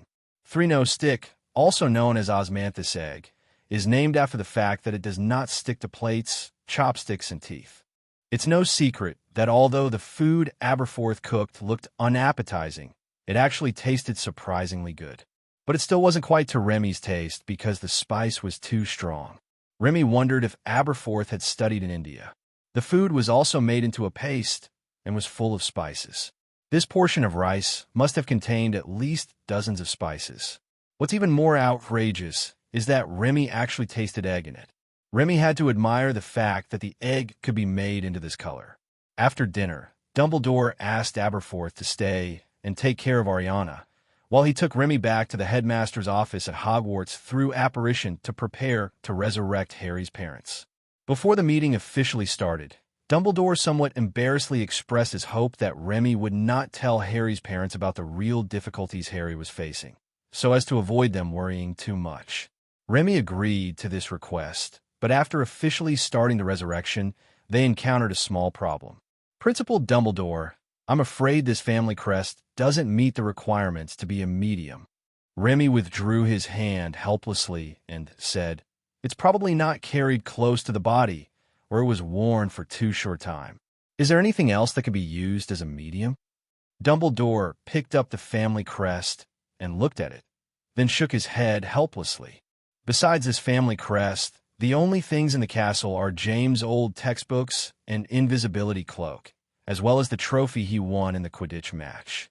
I'm afraid they don't meet the requirements. That's a problem. Where's he buried? How about we go dig him out? Remy asked. Forget it. It's not ethical to disturb other people's sleep. Dumbledore thought for less than a second and shook his head and refused.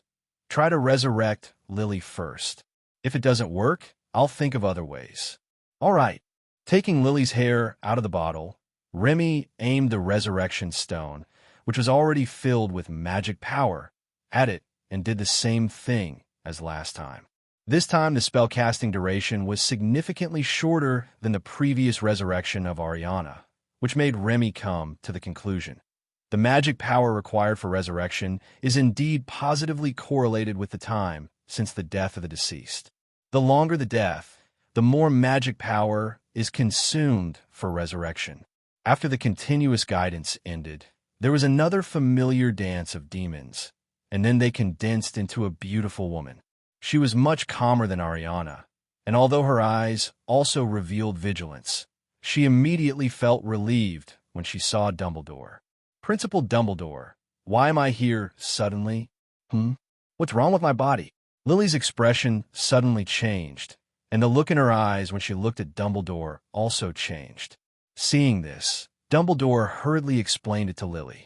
When she heard that she had died and was now resurrected as a ghost, and that her child had grown up, Lily was shocked at first, but soon happily expressed her desire to go see Harry. It's incredible. I was just worried that Harry would be killed by Voldemort, but I didn't expect that he would grow up in the blink of an eye. Lily said excitedly, He survived, and survived safely. Yes, Lily, thanks to the spell you cast on him, he not only survived, but also defeated Voldemort twice. Dumbledore said, Really? That's great. Wait, defeated twice? What about Voldemort now? Lily looked at Dumbledore in astonishment. Unfortunately, Voldemort is not dead. Dumbledore sighed and said, and he reappeared after disappearing for more than 10 years. Although he is very weak, he is definitely back. Is that so? Are you going to gather the members of the Order of the Phoenix again? But I can't seem to be of any help right now, right? I'm just a ghost now, and I can't cast spells. Huh? I seem to be able to cast spells. What's going on? Am I not a ghost? Lily stared at her hand with wide eyes in disbelief. On her hand, there was a small flame burning in the same color as her body. You are a special ghost, but this time I don't want you to help deal with Voldemort, but Harry has encountered some problems and needs your help. Dumbledore said. Harry? What happened to Harry? Did Voldemort come to him again?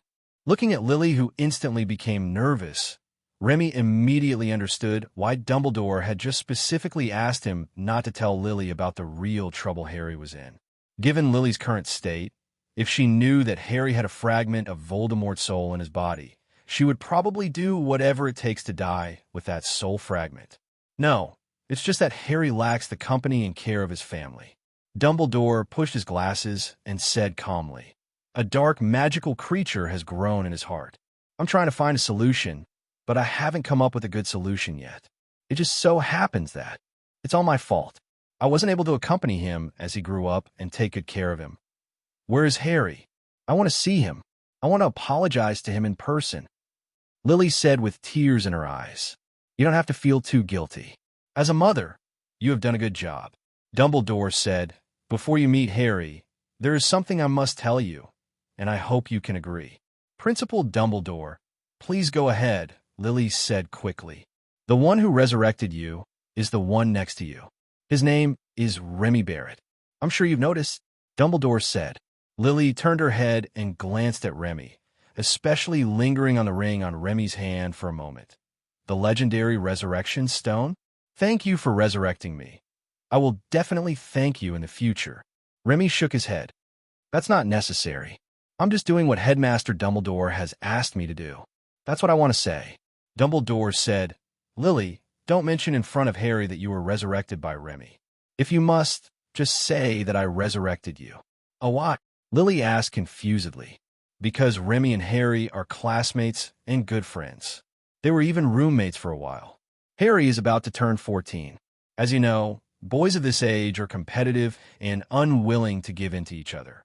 After saying that, Dumbledore sighed and told Lily roughly the psychological profile analysis that Grindelwald had made of Harry. Lily immediately understood it. I understand, but I believe Harry is not that kind of person. He just lacks proper guidance. I will educate him well, and then I will bring him to apologize to you. Lily turned around and looked at Remy and said, That's not necessary. Remy smiled helplessly. In fact, he has not had any negative impact on my life. We're still good friends until now. What Headmaster Dumbledore said is just a guess and worry. He is a paranoid patient, and he is the kind that is hopeless and incurable. Hearing Remy's comments about Dumbledore, Lily couldn't help but burst out laughing, making Dumbledore very embarrassed. Take a look. Freshly out of the oven, brand new magic gun jar. Each jar has the potential to reveal an extremely valuable collector's edition magic gun, and you are guaranteed to get a magic gun. There will definitely be no empty jars.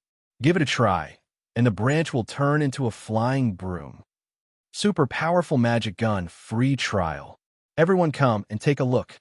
At the entrance of Remy's age shop, the Weasley twins each held a large sign and loudly advertised to attract customers. Inside the shop, all the shelves were filled with round ceramic jars, and many wizards were watching curiously. On the other side, Remy walled off a single room and cast an invisible stretch spell inside, expanding it into a shooting range. At this moment, there were already dozens of people queuing up inside to test fire magical firearms.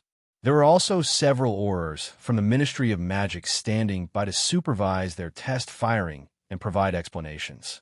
At the same time, there were 2 Aurors at the cashier counter of the store. They were responsible for registering people who bought the jars and filing them with the Ministry of Magic. Their existence and behavior caused dissatisfaction among many wizards, but at the same time allowed another group of hesitant wizards who were worried about the attitude of the Ministry of Magic to put their minds at ease and carefully choose their favorite dream jars. Remy stood at the cashier counter, looking at the people queuing to check out and smiling so hard that his mouth was about to split. I'm so damn smart. This will make more money than just selling magic guns. Remy thought happily. Originally, Remy wanted to sell magic guns directly, but due to a series of accidents, his production capacity was really limited, especially those practical guns that could actually be used in combat. So Remy's little brain turned. He remembered the blind box game from his previous life and decisively copied it. Now it seems that the effect is extremely good. Not only does it make more money, but it can also sell those unpopular firearms that are theoretically hard to sell in order to enrich the product variety. More importantly, it greatly increases the influence of magic firearms. This thrilling blind box gameplay appears in the magic world for the first time, especially when someone offers a high-value magic firearm. Welcome next time, and I wish you good luck. Remy gave the change to the customer in front of him and said, "You can go to the rest area over there to open the jar.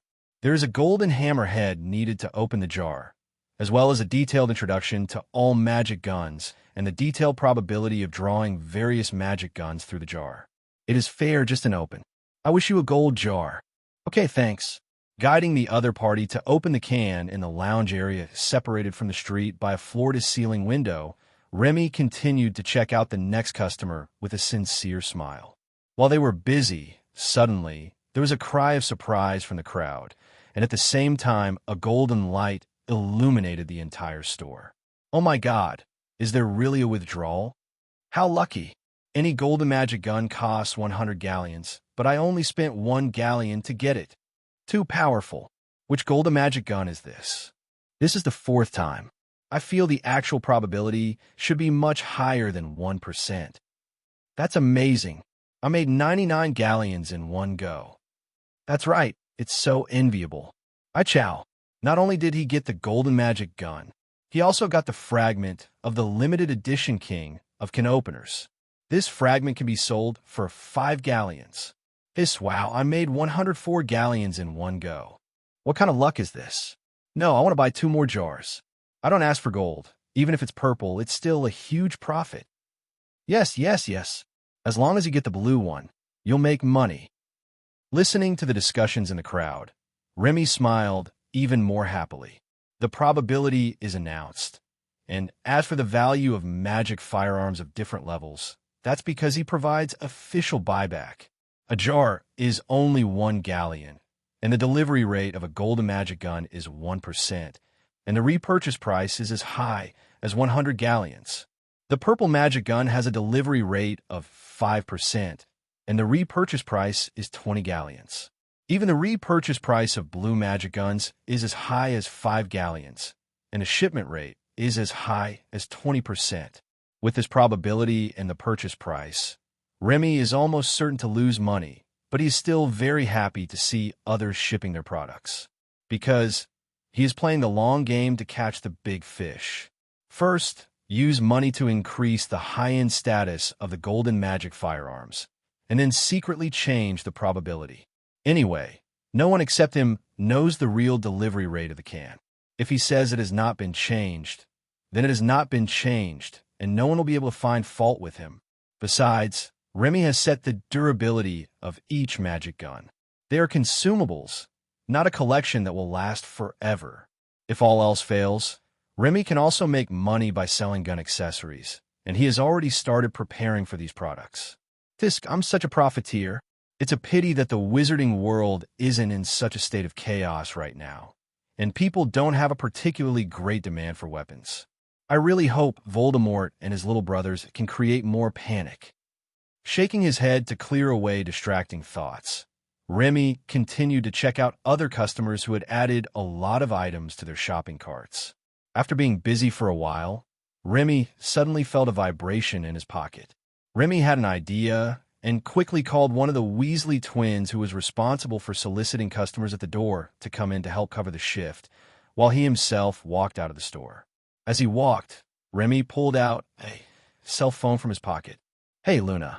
Did you miss me again?" Remy asked. This phone is Remy's new invention. Only 2 have been manufactured so far, and it only has voice call function. However, Remy has reserved a lot of space so that functional modules can be added to it later to increase functions, such as cameras, networking, etc. Well, the magic guns go on sale today, right? Luna asked. Yes, it's already on sale, and sales are booming. I'm almost too busy to handle it. Do you have time? Why don't you come and help me? Remy asked with a smile. Sure, I'll be there right away. Also, my father asked me to ask you if you can be interviewed by him. You know, he's the editor-in-chief of the Quibbler magazine. Luna said. Remy was stunned. Your father asked you to ask me? Why did he ask you to ask me? He knows about our relationship. Of course, I told him from the first holiday that I had a very good boyfriend who treated me very well. Remy, what the hell? You said a long time ago. Then I'm really thankful that I'm still alive today. Just when Remy's brain was so confused that it couldn't get any more confused, suddenly, a male voice came from the phone. Remy, right? I'm Luna's father. Don't worry. Although I haven't met you, I believe in Luna's judgment. At the same time, I don't object to Luna having a boyfriend. Am I not the only abnormal person? When Luna appeared in front of the store with her father, Remy hurried over to greet them and welcomed them into the store. Both of them looked calm, but they were surprised and curious about the hustle and bustle in the store and the goods on the shelves. On the contrary, Remy, who is usually lawless, was so nervous that his palms were sweating. Fortunately, Luna's father, Xenophilius Lovegood, soon took the initiative to talk about the magic gun blind box. Once talking about this, Remy quickly got rid of his stage fright and returned to his professional level. Remy first gave Xenophilius Lovegood a detailed introduction to the magic gun blind box, and then took him to the shooting range to explain to him in detail the functions of each gun. This gun is my most proud work, and it is also one of the Golden Collector's Edition guns, the Oblivion Barrett. This gun is extremely powerful. Once it is hit, no matter who the opponent is, even if it is not a human, all memories will be wiped out. All memories. The kind that directly restores the factory settings. You can try it. The operation feels great. After the introduction, Remy handed the Oblige Barrett in his hand to Xenophilius Lovegood and pointed to the target in the distance. Xenophilius Lovegood excitedly took the gun and fired 2 shots under Remy's guidance. It's a pity that the target is made of wood, so we can't see the true power of the gun. So after Luna finished trying out, Remy quickly took the 2 of them to the next area. This gun has the most powerful single-shot power among all my products, Thunderbolt Explosion Remington. Its power is enough to smash a meter-thick boulder with 1 shot. Even the protective magic cast on the Gringotts vault door is no match for it. The only drawback is that its attack range is a bit short. It is invincible within 10 meters, but its power is greatly reduced beyond 10 meters. Try this, but be sure to be safe. Remember not to point your gun at anyone other than the enemy at any time. Xenophilius Lovegood smiled awkwardly and quickly moved the gun away from Remy. Under Remy's guidance, Xenophilius Lovegood aimed his gun at the target in front of him, injected magic power, took a deep breath, and pulled the trigger hard. Bang! At the same moment he pulled the trigger, the wooden target shattered into pieces. The huge recoil, great power, and extremely fast speed frightened Xenophilius Lovegood. He was so shocked that he opened his mouth and was stunned. He didn't come to his senses until Luna took the gun from him to try it out. It's amazing. Such tremendous power, and there is no need to learn magic specifically or even chant spells. This invention is really great, Xenophilius Lovegood exclaimed. It's okay, but precisely because of its enormous power, the Ministry of Magic has very strict restrictions on who can purchase it. Not only must adult wizards register to purchase it, but they also have to pass the review of the Ministry of Magic and obtain a gun license to be truly qualified to use firearms. The gun I have here is actually specially made and comes with a gun license. Remy said helplessly. Oh, so even if they buy the cans and get the guns now, they can't use them directly? Asked Xenophilius Lovegood. Yes. Remy nodded and said, but the review is not difficult to pass. As long as the adult wizard has no criminal record, he can basically pass it. This is not a good thing. As far as I know, Many followers of the mysterious man claimed that they were under the Imperius curse. Some of them must have lied and have no criminal record. Xenophilius Lovegood said, "It doesn't matter. If someone really wants to do something bad, even if they don't have magic guns, they have magic wands. And the magic cast by each gun is slightly different. If something bad really happens, it's easy to find out who did it by checking the records one by one." Remy said. Xenophilius Lovegood nodded, and under Remy's guidance, he tried out the remaining guns. Then he proposed to Remy that he wanted to conduct a formal interview with Remy and publish it in the Quibbler, which he edited. Of course, Remy would not refuse this, but he was a little nervous. Fortunately, Xenophilius Lovegood was very dedicated. During the formal interview, all his questions were about magic firearms and Remy's personal development direction. He did not mention any emotional matters or Luna. After an hour-long interview, Xenophilius Lovegood said with satisfaction that he would go back to organize his notes and prepare to publish his interview with Remy tomorrow. He also said that he would buy 2 jars to try his luck. Remy stood up and was about to go with Xenophilius Lovegood and Luna to choose cans, when suddenly a woman with glasses and curly hair walked up to him. She first glanced at Xenophilius Lovegood calmly, then tossed her hair with her hand. "Hello, Remy Barrett. My name is Rita Skeeter. I'm sure you know me. I'm a reporter for the Daily Prophet." Rita Skeeter stretched out her hand to Remy and said. Remy looked her up and down and smiled politely. "No, I don't know you."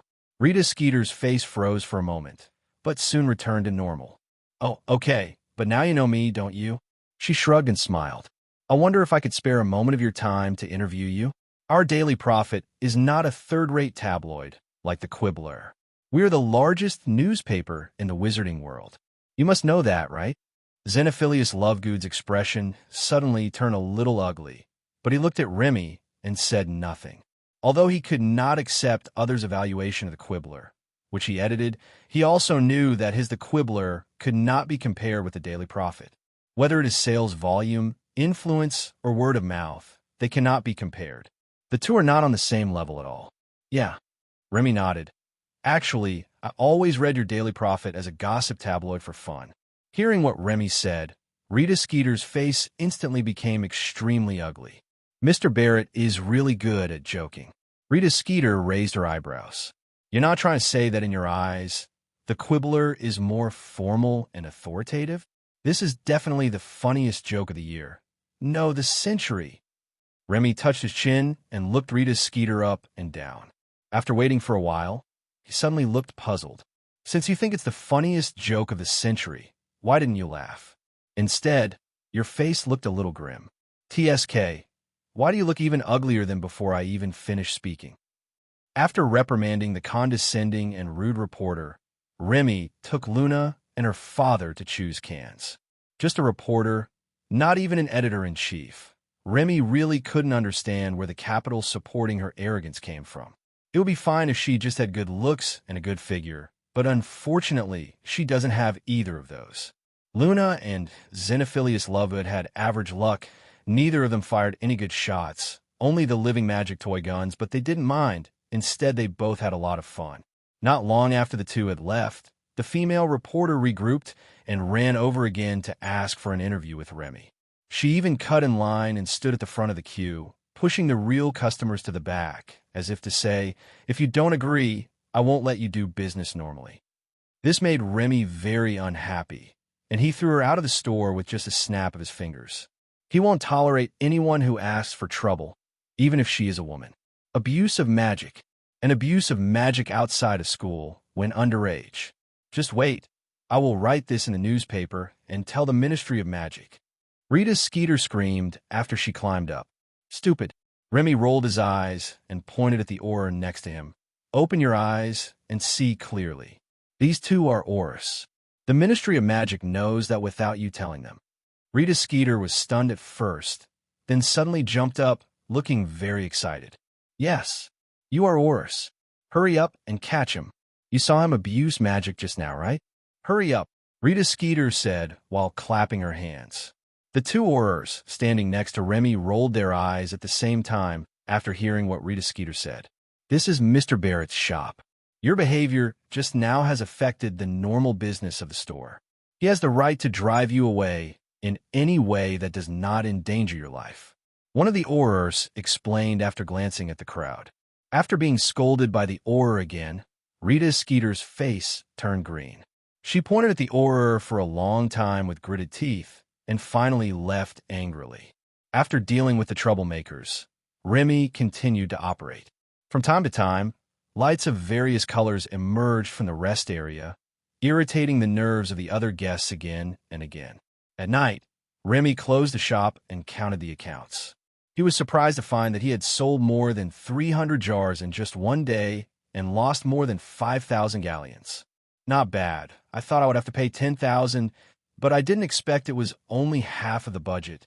I'll work harder tomorrow and try to get 10,000.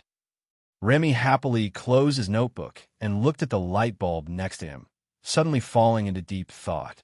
Although he lost a lot of money, Remy did not take it seriously. What's more, losing money now is an investment in order to make money in the future. What Remy cares about is how to make more money in the future.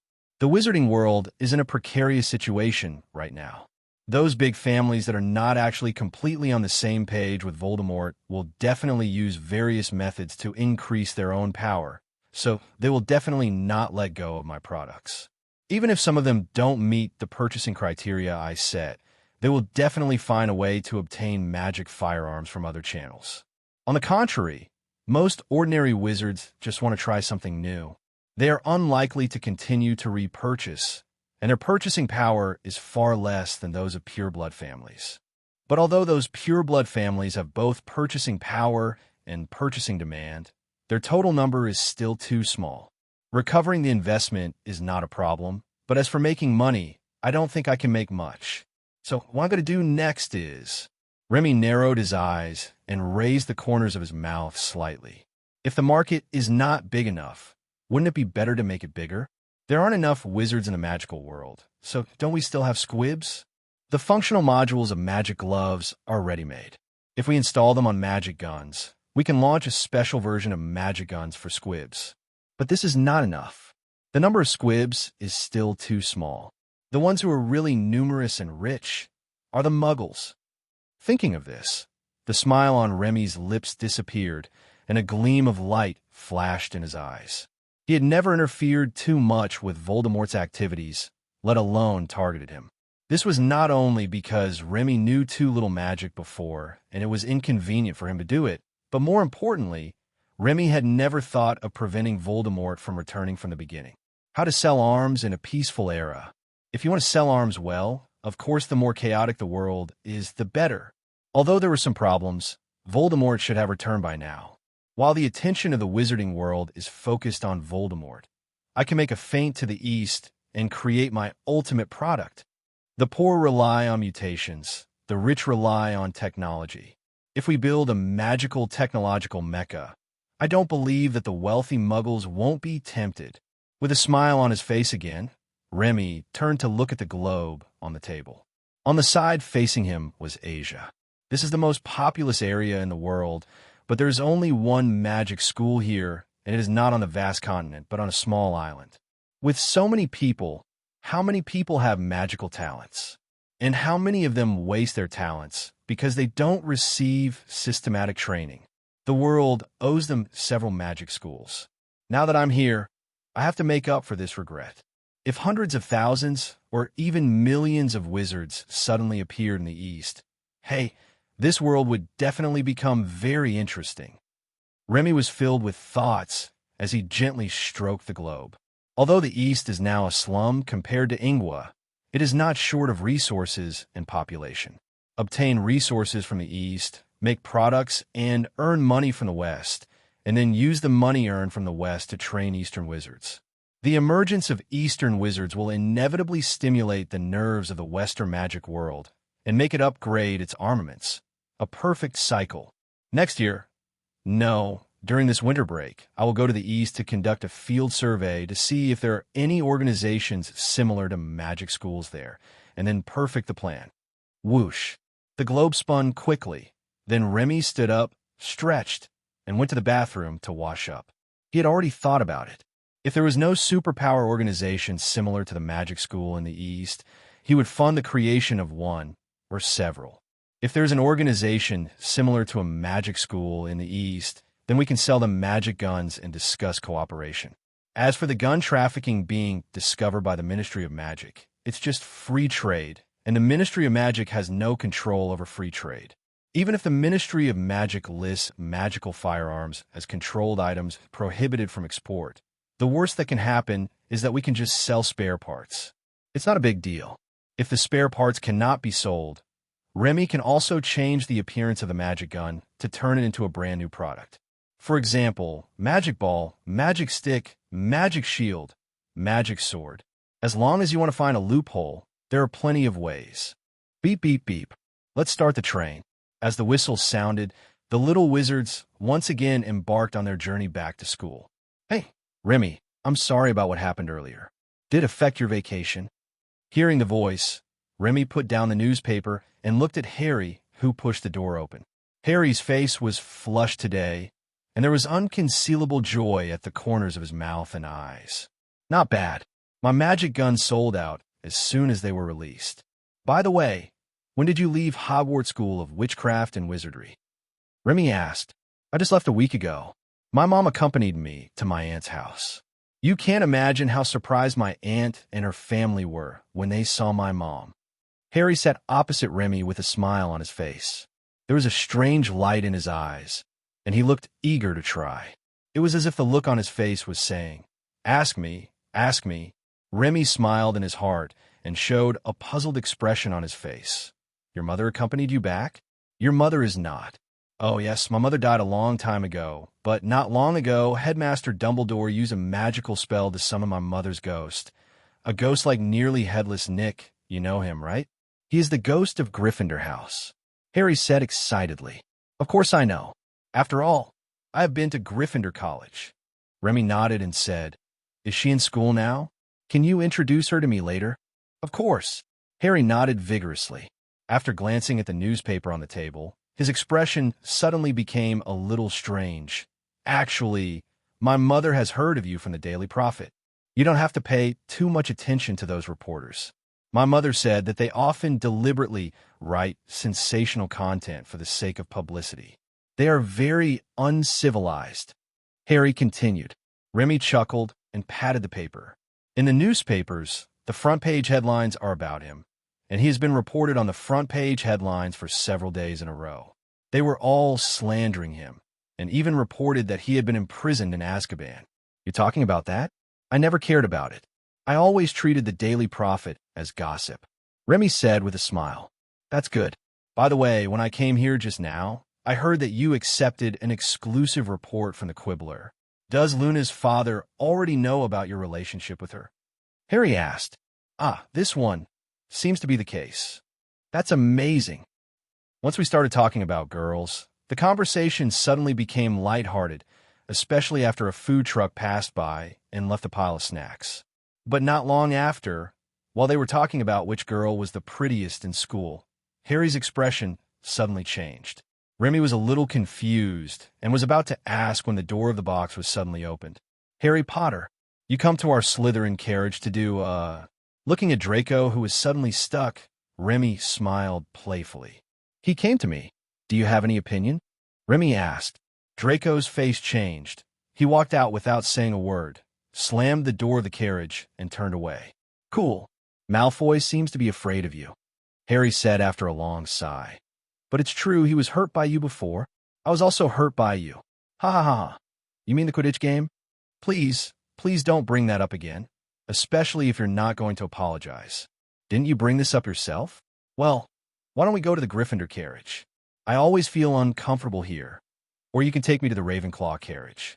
Don't worry, I will never disturb you and Luna. I just want to go there. Well, you know. Sure, come on. I'll take you to meet some pretty girls from Ravenclaw.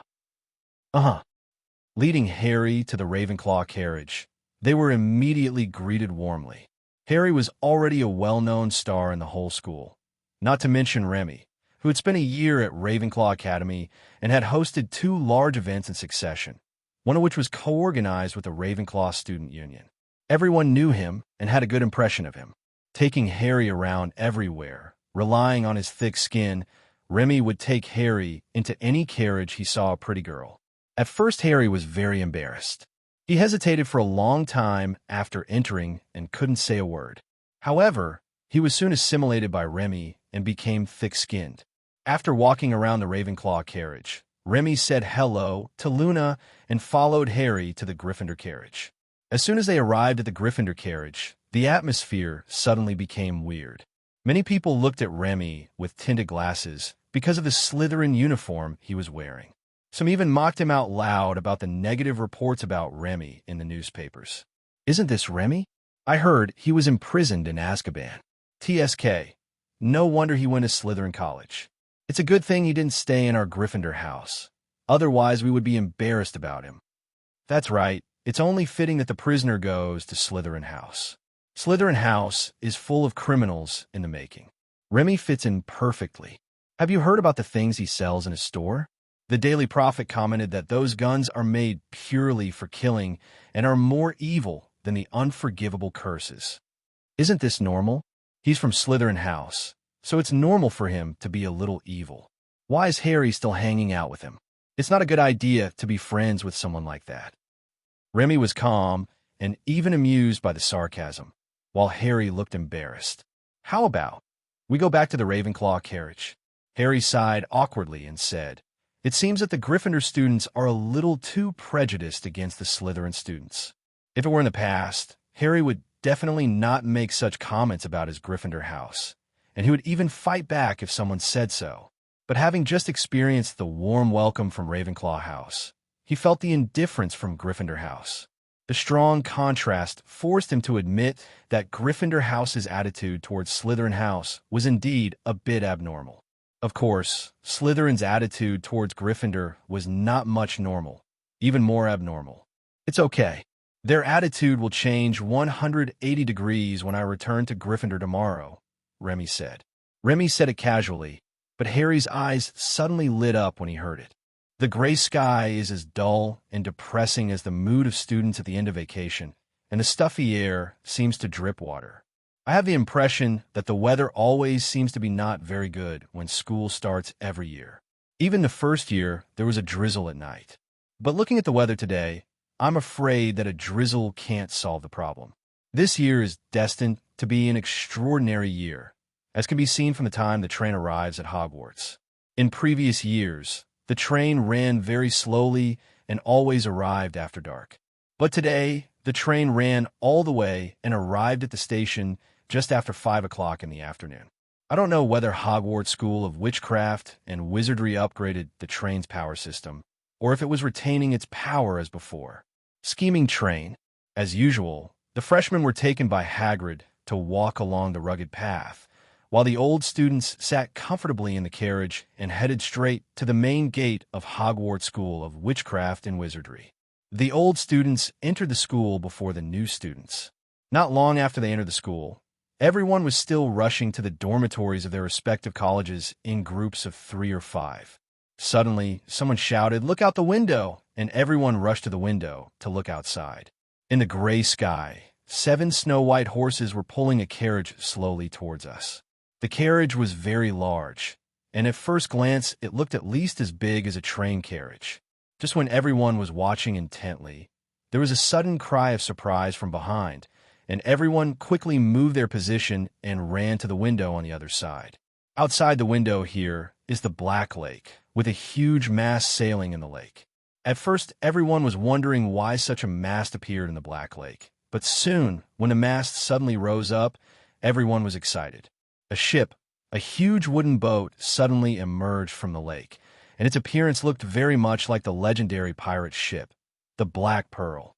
Although it was not possible to see whether there was an island on the ship, this appearance alone was enough to make the little wizards excitedly chat for a long time. Remy returned to the dormitory and changed into school uniform. This year, Remy's dormitory was still a single room, and it was located in the deepest part of the Slytherin basement.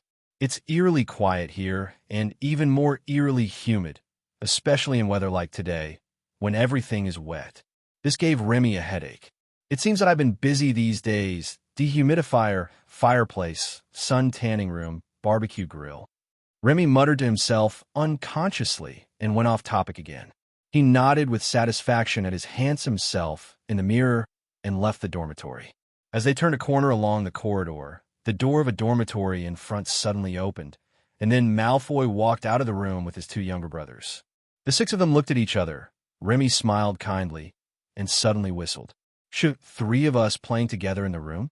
Remember to pay attention to hygiene to avoid spreading diseases, Remy said. Malfoy's face immediately turned green. The two little brothers behind him, one scratched his head without knowing what was going on, and the other frowned unhappily and took a half step back to distance himself from Malfoy. Humph. Remy, don't be so arrogant. I will settle the score between us sooner or later, and it won't take too long, Malfoy said, gritting his teeth. Oh, so brave. Remy walked forward and looked down at Malfoy's eyes. You don't think Voldemort can do anything to me, do you? He was already a little panicked when he saw Remy approaching Malfoy. When he heard what Remy said, his pupils suddenly trembled and his body unconsciously took a big step back. You are such a coward. It's boring. I won't tease you anymore. I'm leaving now. Looking at Remy waving his hand and leaving, Malfoy breathed a sigh of relief and swallowed subconsciously. Let's go too. What happened just now is not allowed. Strange. How did he know that the mysterious man was coming back? No, from his tone just now, it seemed that he was very sure that the mysterious man had returned. Yes. How'd he know? Malfoy was stunned. Even his father, a senior Death Eater, only speculated about Voldemort's return. There was no evidence, let alone certainty. But from what Remy just said, it seemed that he was sure that Voldemort had returned. How is this possible? It's not like Remy is... Wait. Could it be that Remy is actually... No way. No, that's impossible.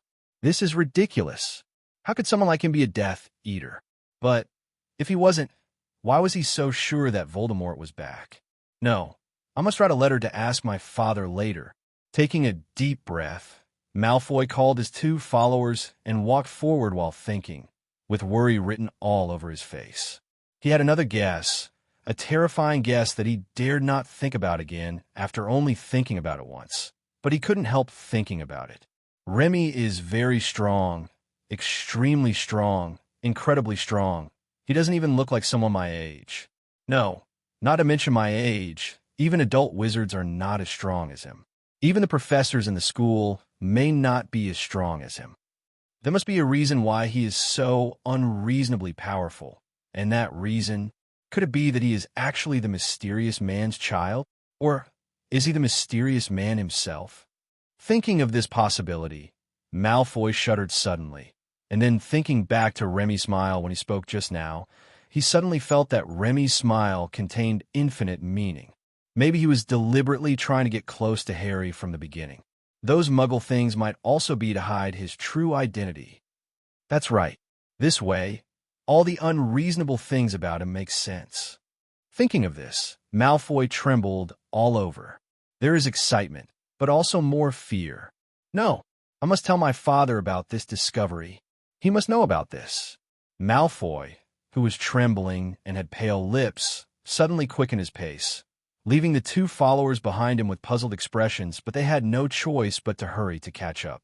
On the other side, Remy entered the hall and came to the Slytherin school table and randomly chose an empty seat to sit down. Since he sat down, no one sat around him.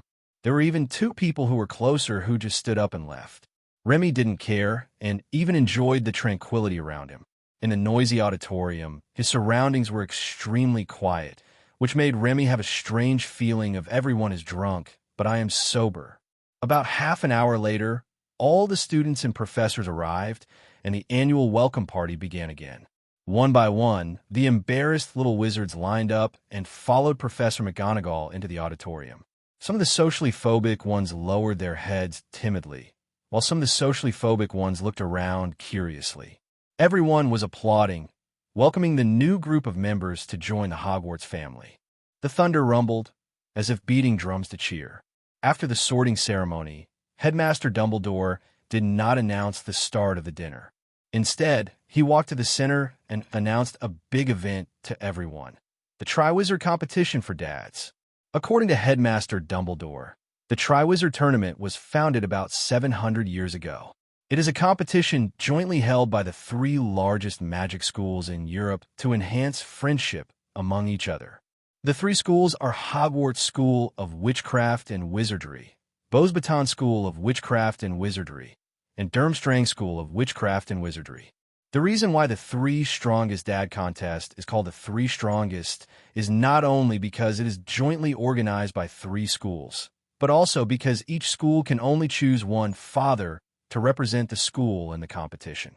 The three fathers will compete in three kinds of magic items, and finally one person will be decided to win the championship of the Three Strongest Dad contest. The Triwizard Tournament for Dad is held every 5 years, and the three schools take turns hosting it. This year, it is the turn of Hogwarts School of Witchcraft and Wizardry to host it. This is a super competition in which sons compete to become each other's father through 3 rounds. The winner is Dad. The loser calls his father. The above is purely Remy's imagination. This is not how Headmaster Dumbledore himself introduced it, but it's almost the same, just with a different title. After introducing the background of the Triwizard Tournament, Headmaster Dumbledore, who had been smiling, turned serious and continued to introduce the entry criteria for the Triwizard Tournament. When they heard Dumbledore say that considering the danger level of the Triwizard Tournament, students under the age of 17 were prohibited from registering for this competition, a large group of students immediately protested with dissatisfaction, among which the Weasley twins were the loudest. They probably didn't even consider whether they had the ability to be selected. They were just simply joining in the fun. Headmaster Dumbledore obviously noticed this, so he ignored the noise and raised his voice to announce the entry of the friendly school delegation. The auditorium suddenly became quiet, and then the door opened.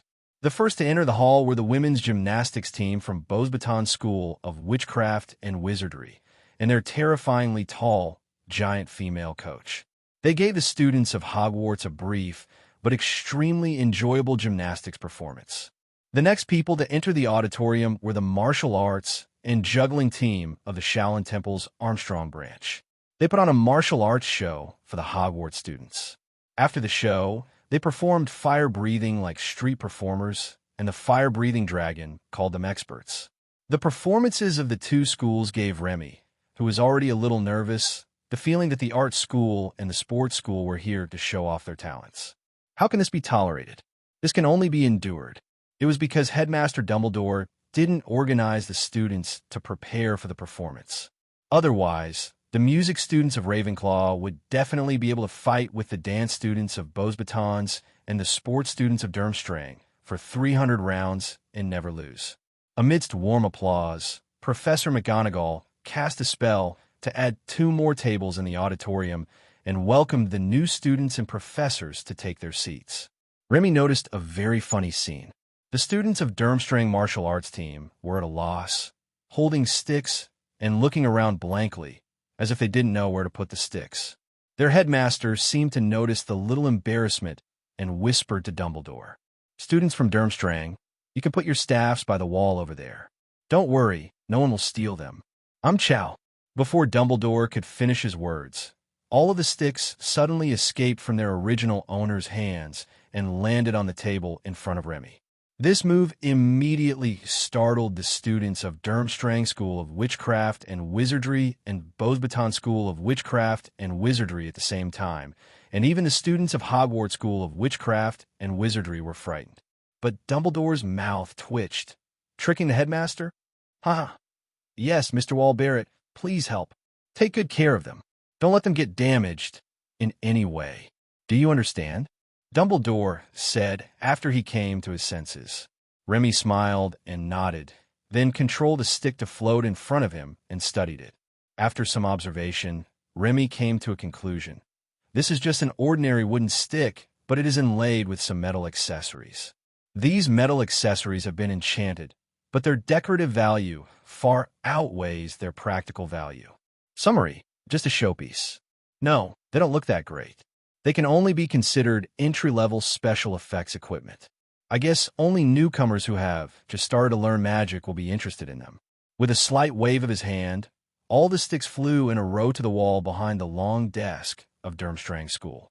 This move immediately caused Remy to exclaim again, and only Headmaster Dumbledore looked unhappy. Maybe it was because Remy's behavior had invisibly undermined his reputation. Everyone was seated, and Headmaster Dumbledore gave another speech before officially announcing the start of the dinner. It is said that only delicious food should not be missed, but today, because of the presence of students from art schools and sports schools, many boys and girls missed the delicious food in front of them, and their eyes were always looking at those people from time to time. Some people were more reserved and just stole glances, while some bolder ones did not hide their gazes openly. There were even a few more open-minded seniors who blew kisses directly in the direction of the long table of Durmstrang School, making the male students nearby look unhappy. There are boys in Hogwarts School of Witchcraft and Wizardry.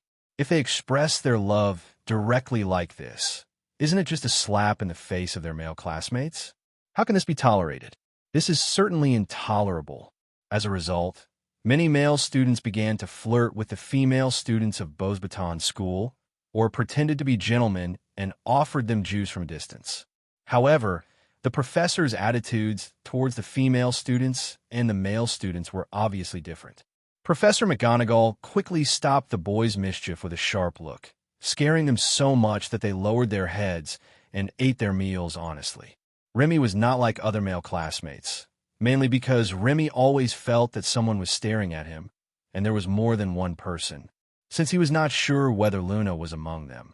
Remy had to concentrate on cooking to avoid appearing embarrassed. The dinner was quite enjoyable, but unfortunately the weather was not good. It started to rain heavily shortly after the dinner started. Muffled thunder and lightning kept alternating, which seemed to foreshadow the unrest in this school year. It's a pity that Remy doesn't know how to tell fortunes, otherwise he would have to do some divination. When everyone had almost finished eating, Headmaster Dumbledore whispered to the other two headmasters, then stood up and clapped his hands. The food on the table disappeared. Even the food residue disappeared completely. According to convention, Headmaster Dumbledore should arrange for the prefects of each college to lead the students of their respective colleges back to the dormitory to rest at this time. But today is destined not to follow the convention. The reason is simple. Students from two colleges do not have dormitories. Many people are concerned about their housing problem. Headmaster Dumbledore did not announce his return to the dormitory as usual, nor did he make accommodation arrangements for the international students that everyone was concerned about. Instead, he once again talked about the Triwizard Tournament, and once again reiterated the dangers of the Triwizard Tournament and the registration criteria. Perhaps because they had been prepared in advance, this time there was not much commotion, and the students' comp performance earned Hogwarts School of Witchcraft and Wizardry a lot of face. As Headmaster Dumbledore finished his announcement, a golden tower taller than a human, which looked like it was made of gold, appeared on the podium. Everyone's eyes were attracted by this glittering golden tower. Turning sideways and exchanging glances with the other two headmasters, Dumbledore smiled slightly and was about to say something when suddenly, the starry sky ceiling of the auditorium suddenly changed with lightning and thunder. The dancing silver snakes illuminated the panicked faces of the little wizards. Remy raised his head and glanced at the ceiling, just in time to see a spell scattering the lightning. Unlike other young wizards who didn't understand the situation, Remy knew that the abnormality in the ceiling just now was because someone triggered the protective magic of Hogwarts School of Witchcraft and Wizardry, which could detect dark magic and trigger an automatic defense mechanism. And that spell that disperses lightning. The confusion spell is of a very high standard. Muttering to himself, Remy turned his head to look in the direction where the spell appeared, just in time to see Dumbledore reaching out his hand to a one-eyed, lame old man who had just appeared. Many students have recognized his identity. He is the legendary Auror in the wizarding world, Alastair Moody. Legend has it that half of the dark wizards in Azkaban were captured by him. He is very fierce. After the two hugged each other warmly, Moody smiled and said something to Dumbledore, then turned his head to look at the long student table. Remy noticed that Moody's eyes stayed on him for a while, even longer than when he looked at Harry. This made Remy feel very confused. She didn't understand why he was paying so much attention to her, and she didn't understand what his true identity was. The real Moody is also proficient in the dark arts. Just based on what happened just now, it is not enough to conclude that the current Moody is a fake. Oh, he drank the medicine. Well, it seems that he is indeed a fake. Remy was originally prepared to analyze the situation calmly, but when he saw Moody suddenly take out a small wine flask and smoke it with a barely perceptible excitement in his eyes, he was immediately sure that the Moody in front of him was 250% fake. Okay, it seems that Voldemort has been targeting me. Haha, I don't know how Voldemort is doing now. Is he waiting for resurrection like in the original book? Or, wait, in the original book, I remember that Voldemort was resurrected only after Peter Pettigrew found him. Now, Peter Pettigrew has been in Azkaban for a long time. Who is helping Voldemort? After trying to figure it out, but not being able to find any clues, Remy came back to his senses and continued to listen to Headmaster Dumbledore and the director of the Department of International Magical Cooperation from the Ministry of Magic jointly introduce matters related to the Triwizard Tournament. It was the same thing that Headmaster Dumbledore said before the meal, but this time, after the introduction, Headmaster Dumbledore melted the much-anticipated Golden Tower next to him. Just like a candle burning in a raging fire, the Golden Tower melted quickly as Dumbledore's wand passed over it, revealing a huge, ancient-style trophy burning with blue flames. It is the registration box used for registration for this Triwizard Tournament, and it is also the symbolic object of the Triwizard Tournament, the Goblet of Fire. Students who wish to register for the Triwizard Tournament, please write your name on a piece of parchment and place it in the fire by this time, Thursday evening. Please be careful when registering. Once you are selected, there will be no turning back because from that moment on, the Triwizard Tournament has already begun. Dumbledore said solemnly.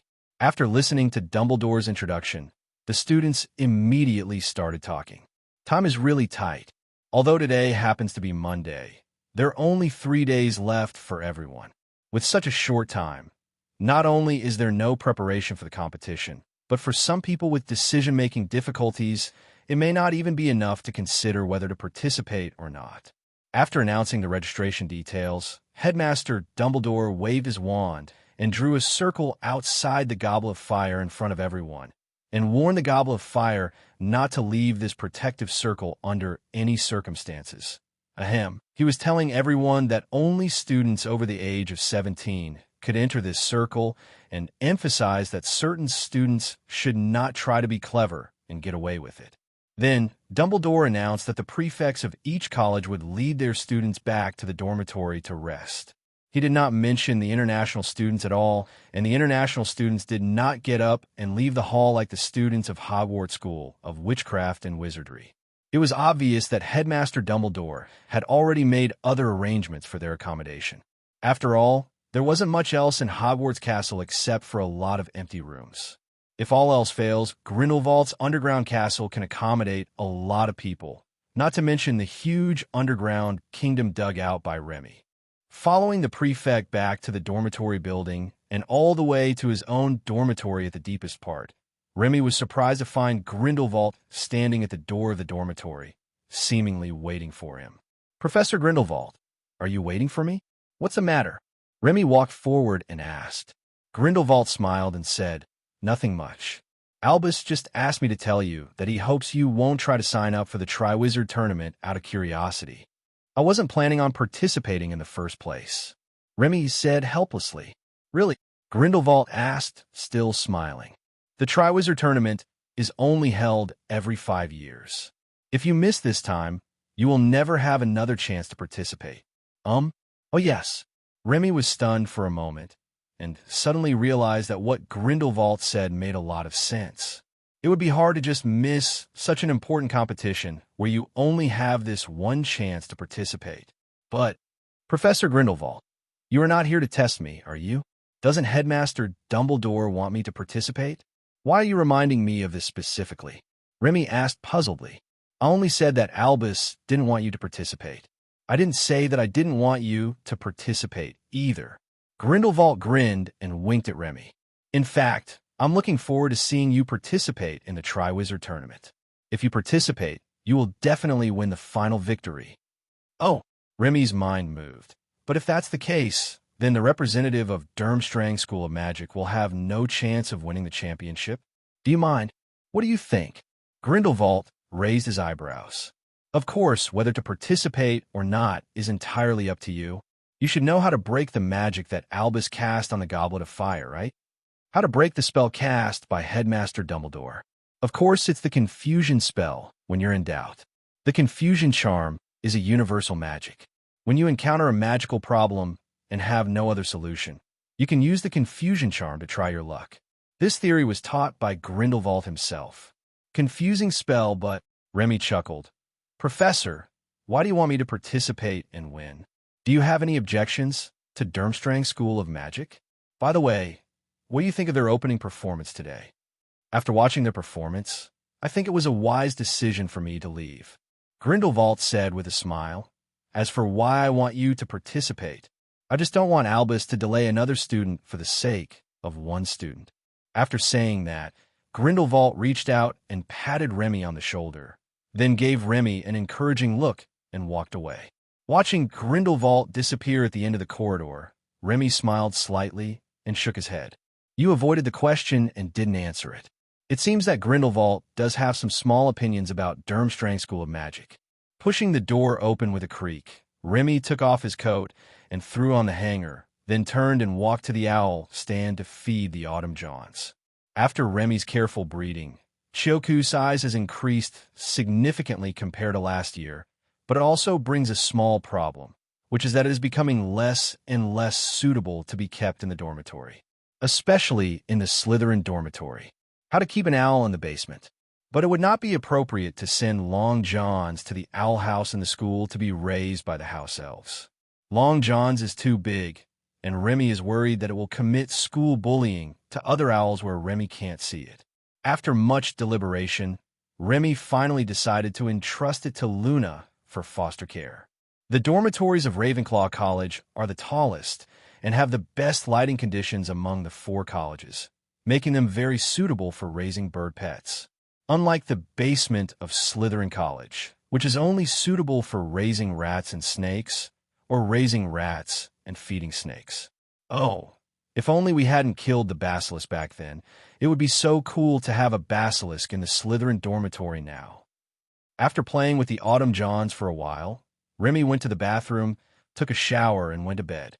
The next morning, after greeting Luna through the phone, Remy came to the Ravenclaw Academy dormitory with Long Johns and entrusted the Long Johns to Luna. Although not many students got up early in the morning, Long Johns' huge size and heroic temperament still caused quite a stir in the common room. Some students even thought that Long Johns could be the living totem of Ravenclaw Academy. After putting away his Long Johns, Remy and Luna had breakfast together and then had to go their separate ways. This year, Remy was in Slytherin College, and all his classes this year would be with students from Gryffindor College. The first class of the new school year made the students uneasy because the first class was Defense Against the Dark Arts, and the teacher in charge of teaching them Defense Against the Dark Arts this year was Moody, who appeared last night and seemed very difficult to get along with. Right at the beginning of the class, Moody gave all the students a warning by writing his name on the blackboard with chalk so hard that the blackboard squeaked.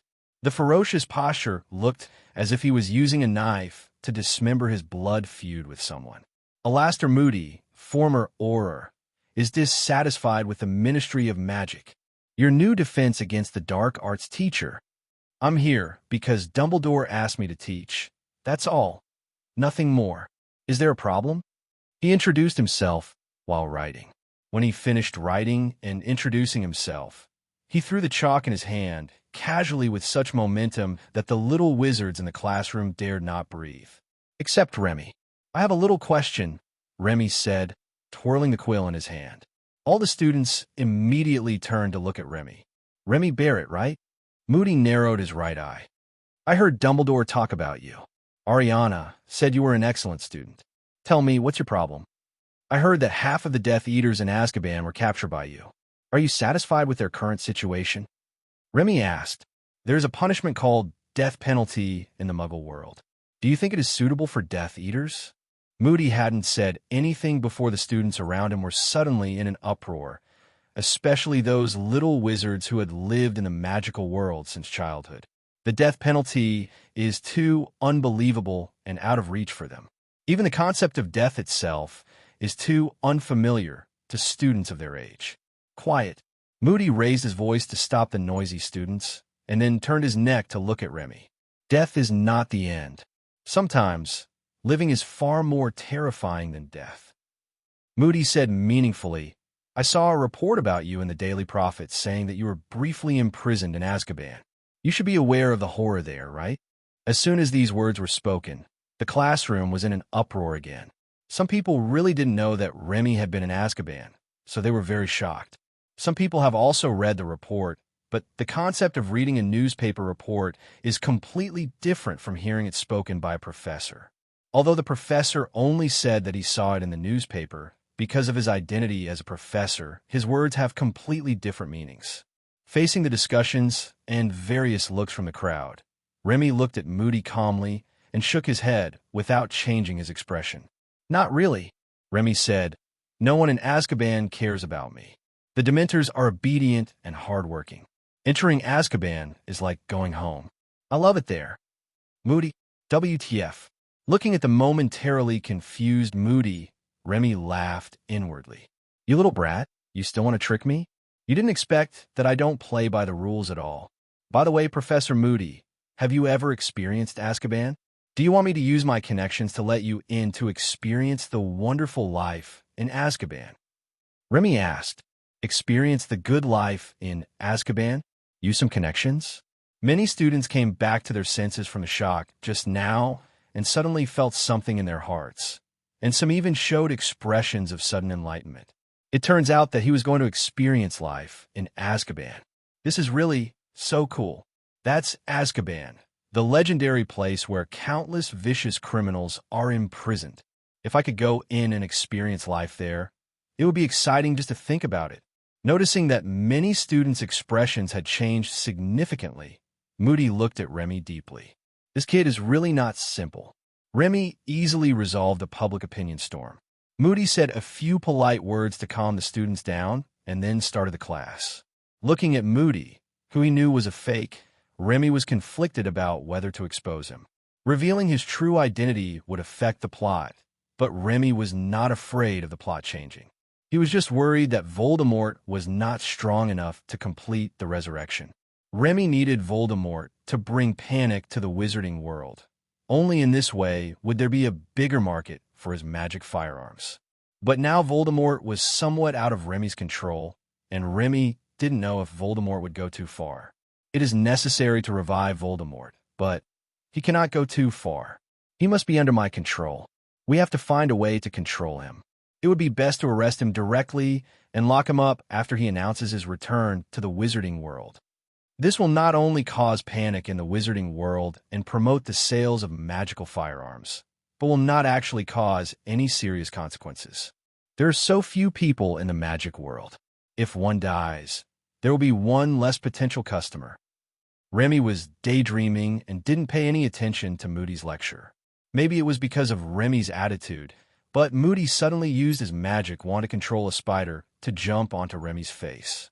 A spider pounced on Remy's face like a facehugger, and its 8 eyes faced Remy's eyes, pulling Remy's thoughts back to reality from 9 heavens away. Remy was not frightened, but his eyes lit up. By the way, can the Imperius curse work on Voldemort?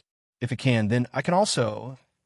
Seeing Remy suddenly revealing a mysterious smile, Moody, who wanted to scare Remy, was suddenly stunned, and the other students who were watching the fun were also stunned. Why is this person's reaction so unusual? The Imperius curse is a good thing. But Professor Moody, you abuse it like this. Does that mean you can't wait to go to Azkaban to experience life? Remy said after scratching the spider off his face and taking a look. He is not afraid of spiders. He is not afraid of any animals.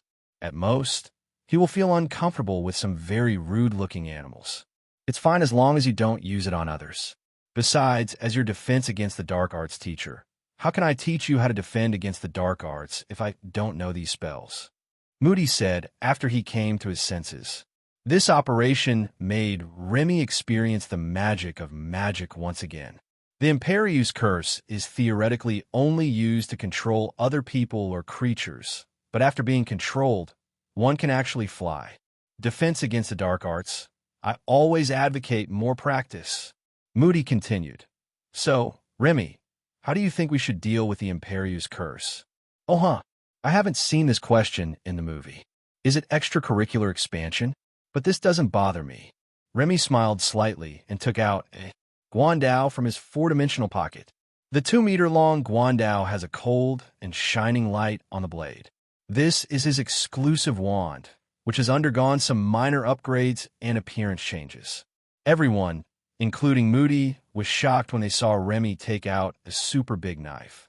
People like Harry, who knew Remy better, subconsciously leaned forward, hoping to keep as much distance as possible. Although they didn't know what the strange knife in Remy's hand was, they knew that Remy must have had a seizure again. Dad said that only magic can defeat magic.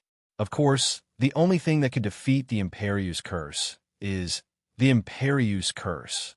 As he spoke, Remy stood up and put one foot on the table, pointing the blade of the guandao at the spider on the table. The soul is out of the body. As a pale light flashed, Moody's face changed. Even though the spider was still on the desk in front of Remy, Moody could feel that he had lost control of the spider, completely lost control. What an amazing talent from magic. And a spell-casting tool. Moody quickly stuck out his tongue and licked his lips, but this magic is not something a student of your age should master. Who taught you? You taught me just now. I'm a super genius. I can learn magic as long as I see it once. Remy said with a smile, while controlling the spider to fly back to Moody's hand. Remy's words helped the students who had been frightened to the point of cessation to breathe again. Some of them even collapsed on their chairs after taking a long breath. Malfoy looked at Remy deeply. He didn't believe what Remy said. He was more willing to believe that Remy actually knew the Imperius Curse a long time ago. Really, Moody also looked at Remy deeply. Well, I have just demonstrated the Imperius Curse, one of the 3 unforgivable curses. Remy, tell me another unforgivable curse. If you ask me, the killing curse? Remy said, while stroking his non-existent beard. Oh, why do you want to talk about this spell? Do you like this unforgivable curse very much? Moody narrowed his one eye and asked, or do you hope that all the Death Eaters should die under this spell? Everyone's eyes turned to Remy again. It must be said that Remy, holding the guandao, looked really murderous at this moment. Aren't there only 2 spells left? With a 50% chance, isn't it normal to choose either one? Or does the fatal curse have a special meaning to you, Professor Moody?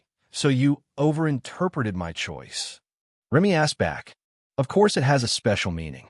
After all, it is the only one of the 3 unforgivable curses that aims to take the life of another person.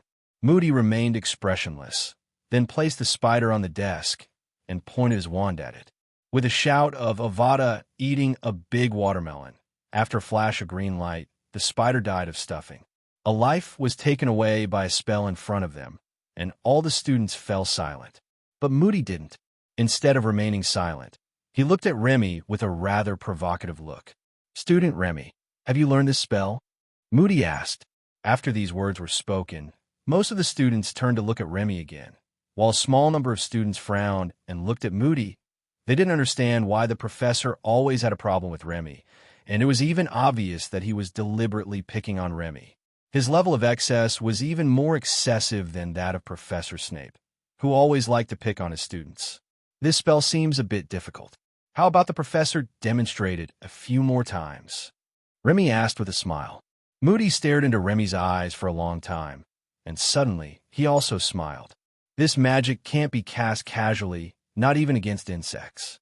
Besides, I want to teach you how to defend against the dark arts, not how to use the dark arts. Putting away his wand and picking up the chalk again, Moody turned around and quickly wrote down the names of the 3 unforgivable curses on the blackboard. and then began to formally explain how to defend against them.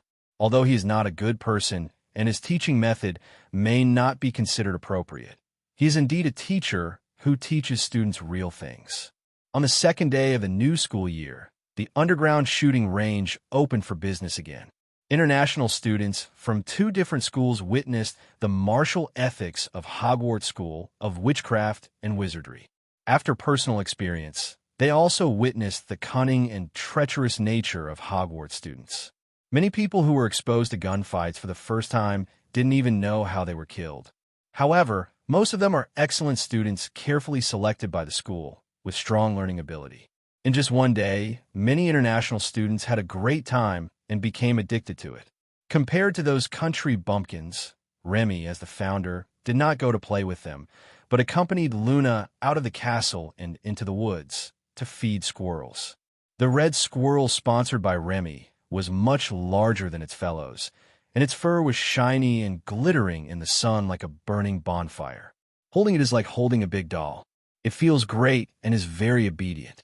Well-behaved and cute furry animals always win the hearts of girls easily, and Luna is no exception. Since you like it so much, why don't you take it back to the dormitory and keep it? It shouldn't cause you any trouble, Remy said. Luna's eyes lit up, but after hesitating for a moment, she shook her head. It's better not to do that. This forest is its home, and it must prefer living here. Luna said, That's not necessarily true. It probably prefers to live in a place with magic crystals. As he spoke, Remy took out a magic crystal and waved it in front of the red squirrel. The red squirrel's eyes immediately widened, and it stared at the magic crystal without blinking, and its big furry head followed the movement of the magic crystal. After teasing for a while, Remy threw the magic crystal to the red squirrel. The red squirrel stretched out its 2 claws, grabbed the magic crystal, and immediately began to gnaw on it. And in the blink of an eye, it had gnawed off half of it. After playing with the red squirrel for a while, Remy and Luna came to Hagrid's cabin. Luna likes magical animals very much. In Hagrid's cottage, she and Hagrid had a good chat, especially when Hagrid called some of the small animals he raised. After learning a lot about magical animals in Hagrid's cottage, Remy and Luna returned to the castle when it got dark. As I walked through the hall, I ran into Harry head-on, with a ghost floating next to him. Unknown ghost. This must be your mother, right? Harry, Remy asked, pretending to know nothing. Oh yes, this is my mother. Harry smiled and said, Mom, he is the good friend I told you about, Remy Barrett. Lily smiled and nodded and held out her hand to Remy, who also held out his hand symbolically, pretending to shake her hand. Nice to meet you. Me too. Nice to meet you, ma'am. After a brief greeting, Remy said hello and goodbye to Harry and was about to take Luna to the kitchen for a snack. However, just as they were about to reach the kitchen door, they were blocked by Professor Snape. Professor Snape did not make things difficult for Remy. He just said Principal Dumbledore is looking for you, and left in style. I'm going back to the dormitory first. You go find Headmaster Dumbledore. Luna said, No need. The fact that Headmaster Dumbledore asked Professor Snape to inform me means it's definitely not an urgent matter. Let's have a meal first. By the way, I can also bring some midnight snack to our dear headmaster. Remy said. Luna smiled and nodded, and walked into the kitchen with Remy to ask the house elf for their order. After eating and drinking, Remy came to the principal's office with a plate of freshly baked and still hot bear cookies and gently knocked on the door. The door opened quickly. Headmaster Dumbledore looked at Remy, who was late, and was not angry. Instead, he sniffed. It smells so good. Is it specially prepared for me? Asked Headmaster Dumbledore. Of course, I did this myself, under the supervision of the house elf. With that, Remy placed the tray on Dumbledore's table. Dumbledore picked up a piece and tasted it, nodding in satisfaction. It tastes really good, Headmaster Dumbledore said. Let's get down to business. How is the flame crystal I asked you to give me? You didn't forget it, did you? Of course I haven't forgotten. I've already prepared some of it. Remy took out a small box 40 centimeters long from the four-dimensional pocket, put it on the table, and opened it. It was full of magic crystals, but they did not burn. Seeing the confusion on Headmaster Dumbledore's face, Remy smiled slightly. I have improved them. They will not burn normally, but only when they come into contact with magical flames. They are more convenient to store. Very good. Headmaster Dumbledore nodded with satisfaction and closed the lid and pushed the box aside. There is one more thing. Gellert told you yesterday, right? He told you something else, right? Remy frowned slightly every day. Yeah, what's wrong? Dumbledore pushed up his glasses. I hope you won't listen to him and try to compete in the Triwizard Tournament. If you do, it will be bad for Harry and... Please. Remy rolled his eyes helplessly. Harry, who else do you see besides Harry? I'm also your student, okay. Headmaster Dumbledore was stunned. I'm his classmate and friend, but I am not his brother, let alone his father. What does his condition have to do with me? If I have to give up something to take care of his feelings, then do I have to hand in blank papers in the exams? Do I have to find a way to deduct points from Slytherin House so that Slytherin House will not win over Gryffindor House in the House Cup? That doesn't make sense. Besides, I never said I wanted to participate in the Triwizard Tournament, did I? You try to persuade me over and over again for a possibility that does not even exist. Have you ever considered my feelings? Remy's words touched Dumbledore's soul so deeply that he lowered his head in shame. Yes, Remy is just a child. How could I let Remy suffer just to take care of Harry's feelings? Not to mention from an emotional point of view, even from a profit perspective compared to Harry, it is obvious that the consequences of Remy's mental problems may be more serious. Dumbledore felt extremely guilty. Just as he raised his head with an apologetic look in his eyes and was about to say something, he heard Remy continue. I'm not a good person. Why are you pointing a gun at my head? If you keep asking me to give up something nonsense, I will really sign up, said Remy. Hearing Remy's slightly angry and somewhat incomprehensible words, Dumbledore couldn't help but smile. Fortunately, Remy is still the somewhat neurotic Remy, and he did not resent my unfair treatment. Dumbledore breathed a sigh of relief, but suddenly felt something was wrong. What Remy just said was a threat. For many years, no one dared to threaten him. Even the Minister of Magic sometimes spoke harshly, or he would talk about his difficulties and then refuse to do something. This was the first time in all these years that Dumbledore had met someone who directly said, if you do this or that again, I will do that or that. What's more, the person who said this was a student. More importantly, the student who said this was obviously serious. But Dumbledore couldn't get angry, and even felt that what Remy said made sense. Okay, I apologize for my previous behavior and attitude, Dumbledore said with a smile.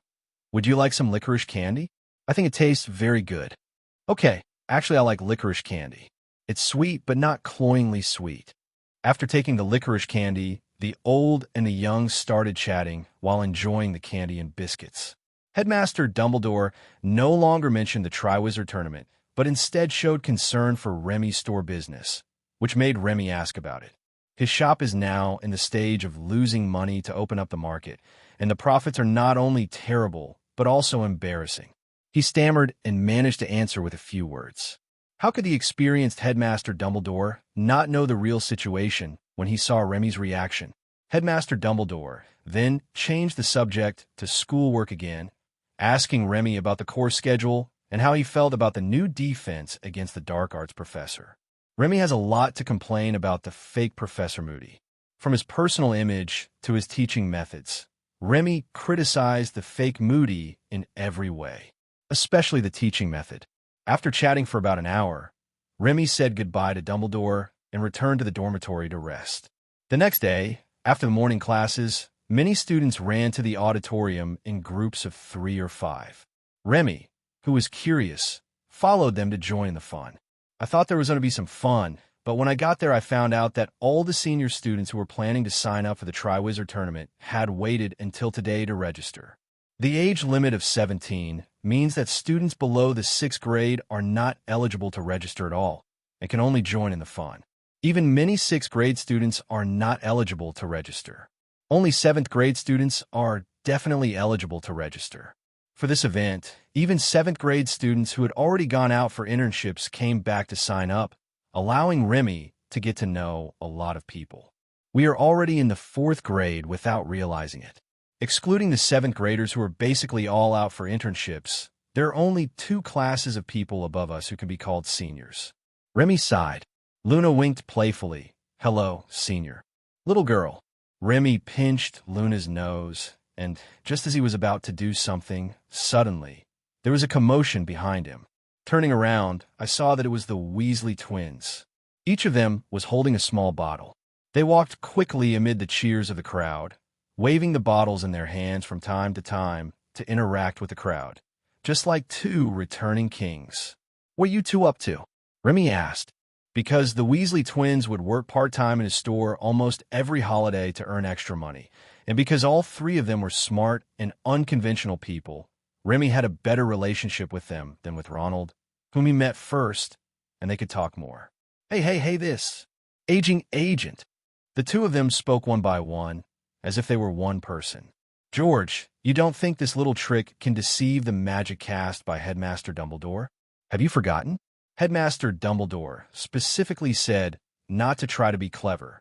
Remy called out a random name and said, despite their good relationship, Remy was unable to distinguish the identities of the 2 from beginning to end because they often played the identity-swapping game. Sometimes Remy even suspected that they were talking about each other's identities when they first introduced themselves. True or false? I'm afraid even the Weasleys, who watched them grow up, wouldn't be able to tell them apart. That's not necessarily true. Maybe he's just trying to scare us. When you were in your first year, Headmaster Dumbledore said that students were strictly prohibited from entering the Forbidden Forest, otherwise they would encounter danger. Even the wisest man will make mistakes. Headmaster Dumbledore doesn't even let you play with guns, but you're still pretty good at it? Now, there are even shooting ranges and arenas in schools. The 2 of them talked back and forth, and actually left Remy speechless. What they said makes sense, but it just makes sense. Anything can be made to make sense, no matter how absurd it may be. This is the charm of language. To be precise, is the charm of sophistry. Okay, but you'd better be prepared to fail. Remy shrugged helplessly and said, although I don't think that Headmaster Dumbledore is an omniscient and omnipotent god, I believe he must have anticipated this obvious cheating method. That's not necessarily true. Just wait and see. The simpler, the more effective. The more obvious it is, the easier it is to ignore. Cheers!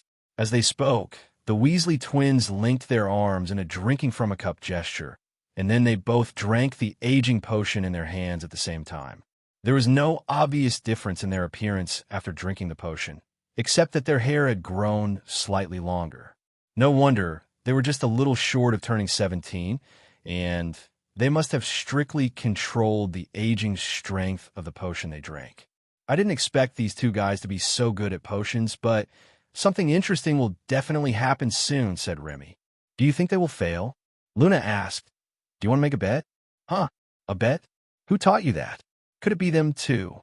Remy asked, and his eyes suddenly became somewhat unfriendly when he looked at the Weasley twins. Good man, you actually dare to teach my Luna bad things. I absolutely cannot tolerate this. I'm just saying it. If you don't dare, forget it. Luna said, what's there to be afraid of? How could I not dare to play a game that's sure to win? Remy said, but he was secretly planning to find an opportunity to beat these 2 idiots into pigs' heads.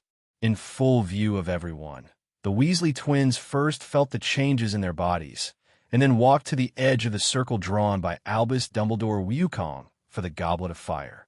Taking a deep breath, they both jumped at the same time. As the 2 jumped into the circle, the hall was silent for a moment, then erupted into loud noises and cheers, as if they had won the Triwizard Tournament. However, before everyone and they could finish being happy, the flame in the Goblet of Fire suddenly erupted and blasted the 2 of them away. TSK. You see, I told you they would never succeed. Gambling is not a good thing. Forget it this time, but not next time. Before Remy could finish his words, Luna suddenly came up to him. But sometimes it is necessary to look at a problem from different perspectives in order to be objective.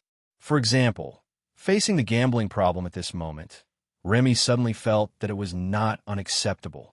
The Weasley twins were fighting over there, while Remy and Luna were kissing each other over here. They were in the same auditorium, but they were like heaven and hell.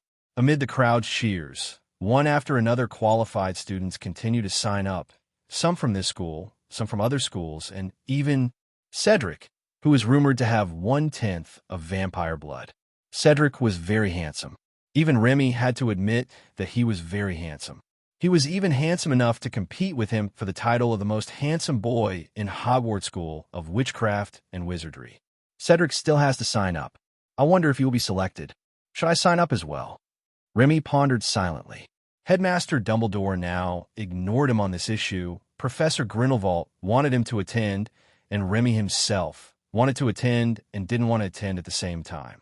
He wanted to join in the fun, but he didn't want to increase the popularity of other competitions by participating in competitions that were not organized by himself. After thinking about it, Remy suddenly thought of the fake Moody who was now their defense against the dark arts professor. Since that fake Professor Moody is here, he must be trying to get Harry qualified to run for the election, otherwise he wouldn't be here. And he seems to be targeting me. I wonder if he will help me sign up while helping Harry sign up. If he signs me up, then I'll go and play around and see what Voldemort is up to. If he doesn't sign me up, then I'll put my name in at the last minute and mess with Voldemort's mentality. Thinking of this, the corners of Remy's mouth curled up wildly, and he was full of anticipation for the ticket opening ceremony tonight. Are you up to something? Luna asked suddenly. What do you mean by devil's idea? Am I that kind of person who is not serious? Remy pretended to be dissatisfied and asked, but Luna actually thought about it seriously and nodded firmly. This made Remy very angry, and he immediately hugged her head and started to mess with her hair. Unlike many girls who care a lot about their hairstyle, Luna was not angry when Remy messed up her hair. Instead, she rubbed her head against Remy with a smile in her eyes. He straightened Luna's hair bit by bit patiently. Seeing that the people around them had almost dispersed, the two went to the cafeteria to eat together, and then went to class separately. In the evening, all the teachers and students gathered in the auditorium again, including the international students and principals of the other two schools. Everyone looked at the goblet of fire and Principal Dumbledore next to it with anticipation. Headmaster Dumbledore stretched out his hand and slowly moved it in front of him. As his hand moved, the flames in the braziers on the walls and the corresponding directions dimmed one by one. Soon, the brightness of the entire auditorium dropped by at least 50 percentage points, as if the lighting technicians had suddenly gone on strike. Under the watchful eyes of the crowd, Headmaster Dumbledore first gave a speech and then extended his right hand towards the goblet of fire. I don't know what kind of magic he used, but Remy couldn't see it. But as Headmaster Dumbledore waved his hand, the blue flame in the goblet of fire, like a gas stove, suddenly erupted, and a large piece of paper flew into the blazing flames. Most of the papers were burned to ashes in an instant without leaving any ash. Some of them lasted a little longer, but eventually turned to ashes. Until only the last half was left, the flame spitted it out, and it slowly fell into the hands of Headmaster Dumbledore. Victor Crumb, the champion of Durmstrang School of Witchcraft and Wizardry. Headmaster Dumbledore announced loudly, raising his hand to show everyone the piece of paper in his hand. There was a sudden burst of loud noises and cheers from the seats of Durmstrang School of Magic, and people from other schools also applauded to express their congratulations.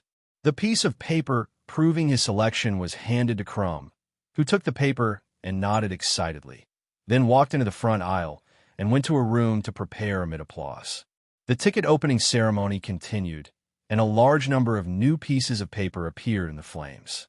Another large number of pieces of paper were burned to ashes, and only half a piece of paper was spit out by the flames and fell into the hands of Headmaster Dumbledore. This time, the warrior chosen was a female student from Beauxbatons School of Witchcraft and Wizardry, Fleur Delacour. Amid the cheers, Fleur walked up to Headmaster Dumbledore and took the note. She could not hide her excitement, but bowed to him gracefully, then walked into the passage behind. Remy noticed that some of her companions did not seem very happy about her selection, and a few girls even cried visibly. After Fleur went in, Headmaster Dumbledore once again held out his hand to the goblet of fire. This time, the half piece of paper that was spit out by the flames had the words Champion of Hogwarts School of Witchcraft and Wizardry written on it. The handsome boy from Hufflepuff Academy, Cedric Diggory. Wait, Hufflepuff Academy? Remy was stunned. He had always thought that Cedric was a student of Ravenclaw College, but he didn't expect that he was from Hufflepuff College. Is the appearance distribution of Hufflepuff College so uneven? There's a total of 1 stone in the Hufflepuff Academy in the world for appearance, but Cedric alone has 2 of them, and the rest of the people owe 2 buckets? While Remy was stunned, Cedric had already taken the note and walked into the corridor. Headmaster Dumbledore had already started another round of speech. At this moment, suddenly Professor Snape, who was in the line of professors, suddenly widened his eyes and stared straight ahead, and his body involuntarily took a step forward. Noticing Professor Snape's abnormality, Headmaster Dumbledore's heart skipped a beat, and he quickly turned around. At the same time, all the students were looking in the direction Professor Snape was looking at, the Goblet of Fire. I saw the flame in the Goblet of Fire puffing out smoke for a while, and then it suddenly spit out a large mouthful of fire, as if it was drunk. In the flame, half a piece of paper slowly fell. Headmaster Dumbledore glanced at Remy and sighed helplessly before taking the paper. However, when he saw the words on the paper clearly, his expression suddenly changed, and there was a storm in his eyes. Harry Potter, Headmaster Dumbledore whispered, and then suddenly raised his voice. Harry Potter. Hearing this name, the students immediately began to whisper, and all looked at Harry Potter with suspicion in their eyes. When Harry couldn't stand the gazes of the crowd anymore and walked towards Headmaster Dumbledore, there were many voices in the crowd accusing him of cheating. What made Harry even more unbearable was the stern look from Headmaster Dumbledore, which frightened Harry so much that he didn't dare to look Dumbledore in the eye. Under the gaze of the crowd, and amidst all the criticism, Harry bit his lip and walked towards the passage in a daze. Just when everyone's eyes were focused on Harry, Dumbledore glanced at Remy, then put his hands into his sleeves and made a seal. At the same time, Remy, who was sitting at the Slytherin table, glanced at Moody, who had a fleeting smile on his face, and then put his hand under the table. Because the little movements were done very covertly, neither Remy nor Dumbledore noticed that the other was also doing little movements. At the same time, they did not notice that in the corner of a group of professors, Professor Grindelwald was frowning and putting his hands into his sleeves and doing little movements. So when everyone was still not able to recover from the fact that Harry Potter was selected, the Goblet of Fire suddenly exploded as if a pot of ice water had been poured over it. Countless flames exploded and rushed in all directions, engulfing the entire auditorium in a blink of an eye. Countless students were frightened and hurriedly lowered their heads, and some even crawled directly under the long table. The scattered flames danced back and forth over the auditorium, and suddenly, as if the students had heard that it was time for dinner, they swarmed towards the Goblet of Fire. Boom, boom, boom. 3 times in a row, the Goblet of Fire spat out 3 pieces of paper, all complete. Not only the students and other professors, but even Dumbledore, Remy, and Grindelwald were stunned. After being stunned for 2 full seconds, Dumbledore finally reacted and quickly reached out to catch the pieces of paper falling from the air one by one. Seeing the words on the first piece of paper, Dumbledore looked calm, because this was the one he voted for. Seeing the words on the second piece of paper, Dumbledore frowned slightly, but soon relaxed his brows and glanced at the group of professors without leaving a trace. He recognized that the handwriting on the paper belonged to his old friend. When he saw the words on the third piece of paper, Dumbledore's mouth twitched. He did not recognize the handwriting on the piece of paper, but it was not unrecognizable. Instead, the content on it was enough to reveal the identity of the writer. It only said, Remy Barrett, the most handsome boy in the Azkaban School of Dark Magic. Without any further analysis or looking at the handwriting, Dumbledore was 100% sure that this piece of paper was definitely written by Remy himself, because it was absolutely impossible for anyone else except Remy himself to write such outrageous content. Remy Barrett, Dumbledore took a deep breath and announced loudly, "All three are Remy Barrett." As he announced loudly, Dumbledore held up the 3 pieces of paper in his hand to show everyone, but he put the one written by Remy himself at the bottom, so that only Remy's name was exposed on that piece of paper. Remy stood up pretending to be surprised, pointed at himself, and looked a little unbelievable. However, there was no audience for his performance, no applause, and not even any criticism. The entire auditorium was dead silent. No, it wasn't completely silent. At least some people at the Ravenclaw house table were applauding. "Are you kidding me? Dumbledore, you only selected 3 people from one school? Isn't your cheating a bit too much?" Karkaroff, the headmaster of Durmstrang School of Wizardry, walked angrily to Dumbledore and snatched the paper, and then he was stunned.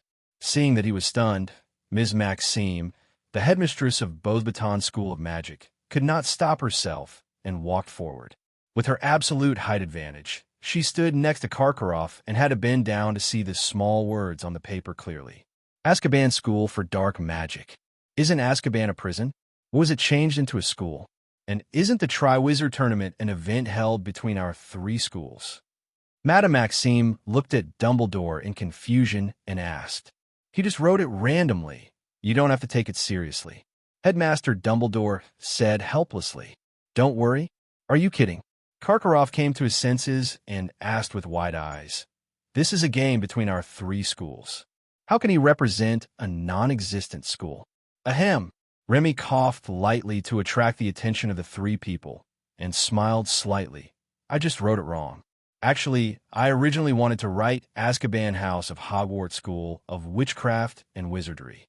Well, this is the 5th largest house in our Hogwarts School of Witchcraft and Wizardry. I know you probably don't know this house, but you don't have to be ashamed of your ignorance. This house is a hidden house. Even the students of our Hogwarts School of Witchcraft and Wizardry may not know it, and even many professors don't know it. Oh, you're confused. I'm ashamed of you, big-headed ghost. Do you take me for a fool?" There was anger burning in Karkaroff's eyes, and it was about to explode. At this time, Headmaster Dumbledore said, "I also think this is too much.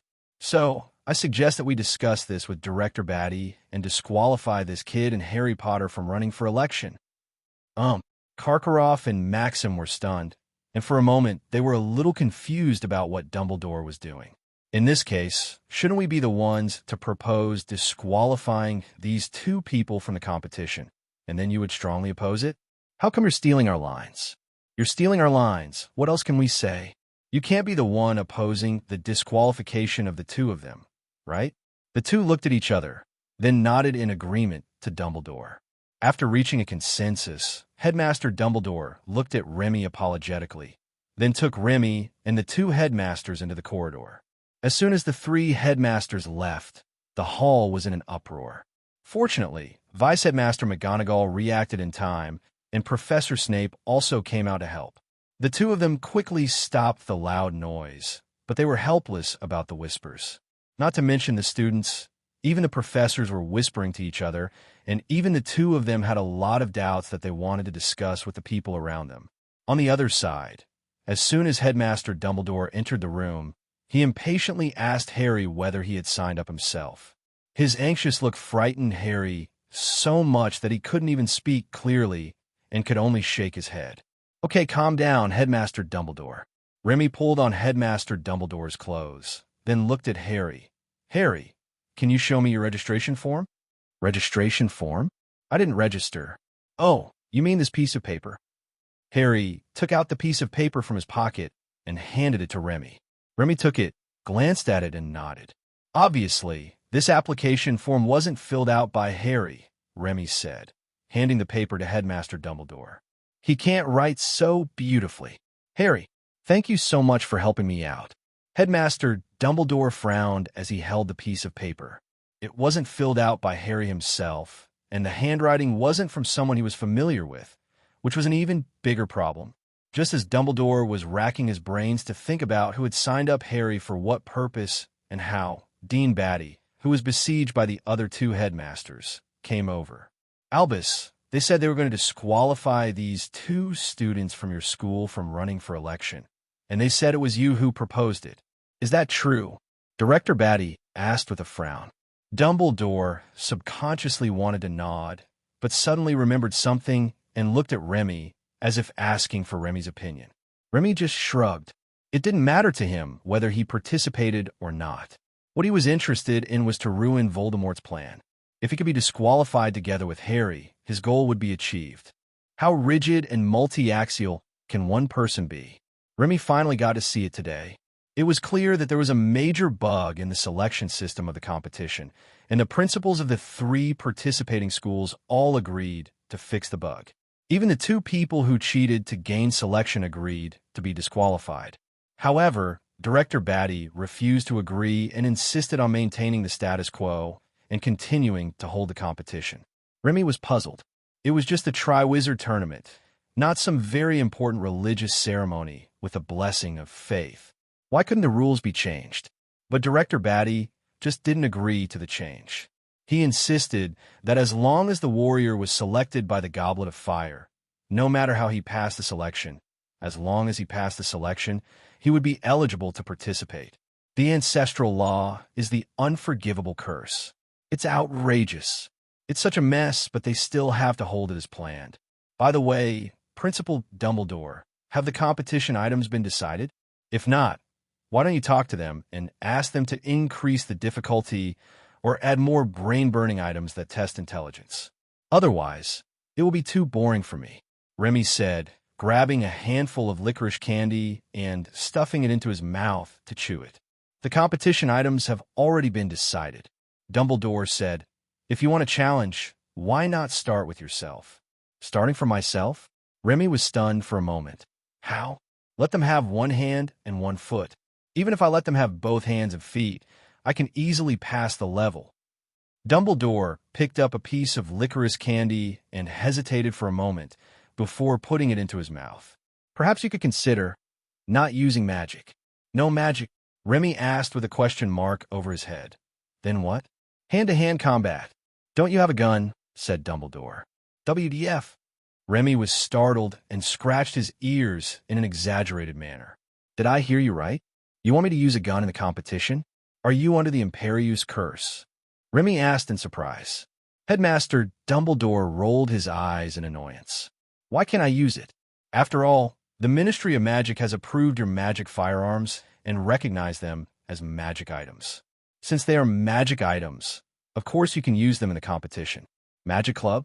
After catching the key words, Remy immediately understood something. After all this fuss, it turns out that you were dissatisfied with the decision made by the Ministry of Magic today. So you want me to go and give the Ministry some advice. But I like it. Understand. Just wait and see. I will definitely shoot all the other contestants with my gun. Remy said, patting his chest. Dumbledore rolled his eyes again when he heard this, thinking, if that's the case, would I have reminded you to use your gun? There is no competition between warriors in the competition, at least not in direct confrontation.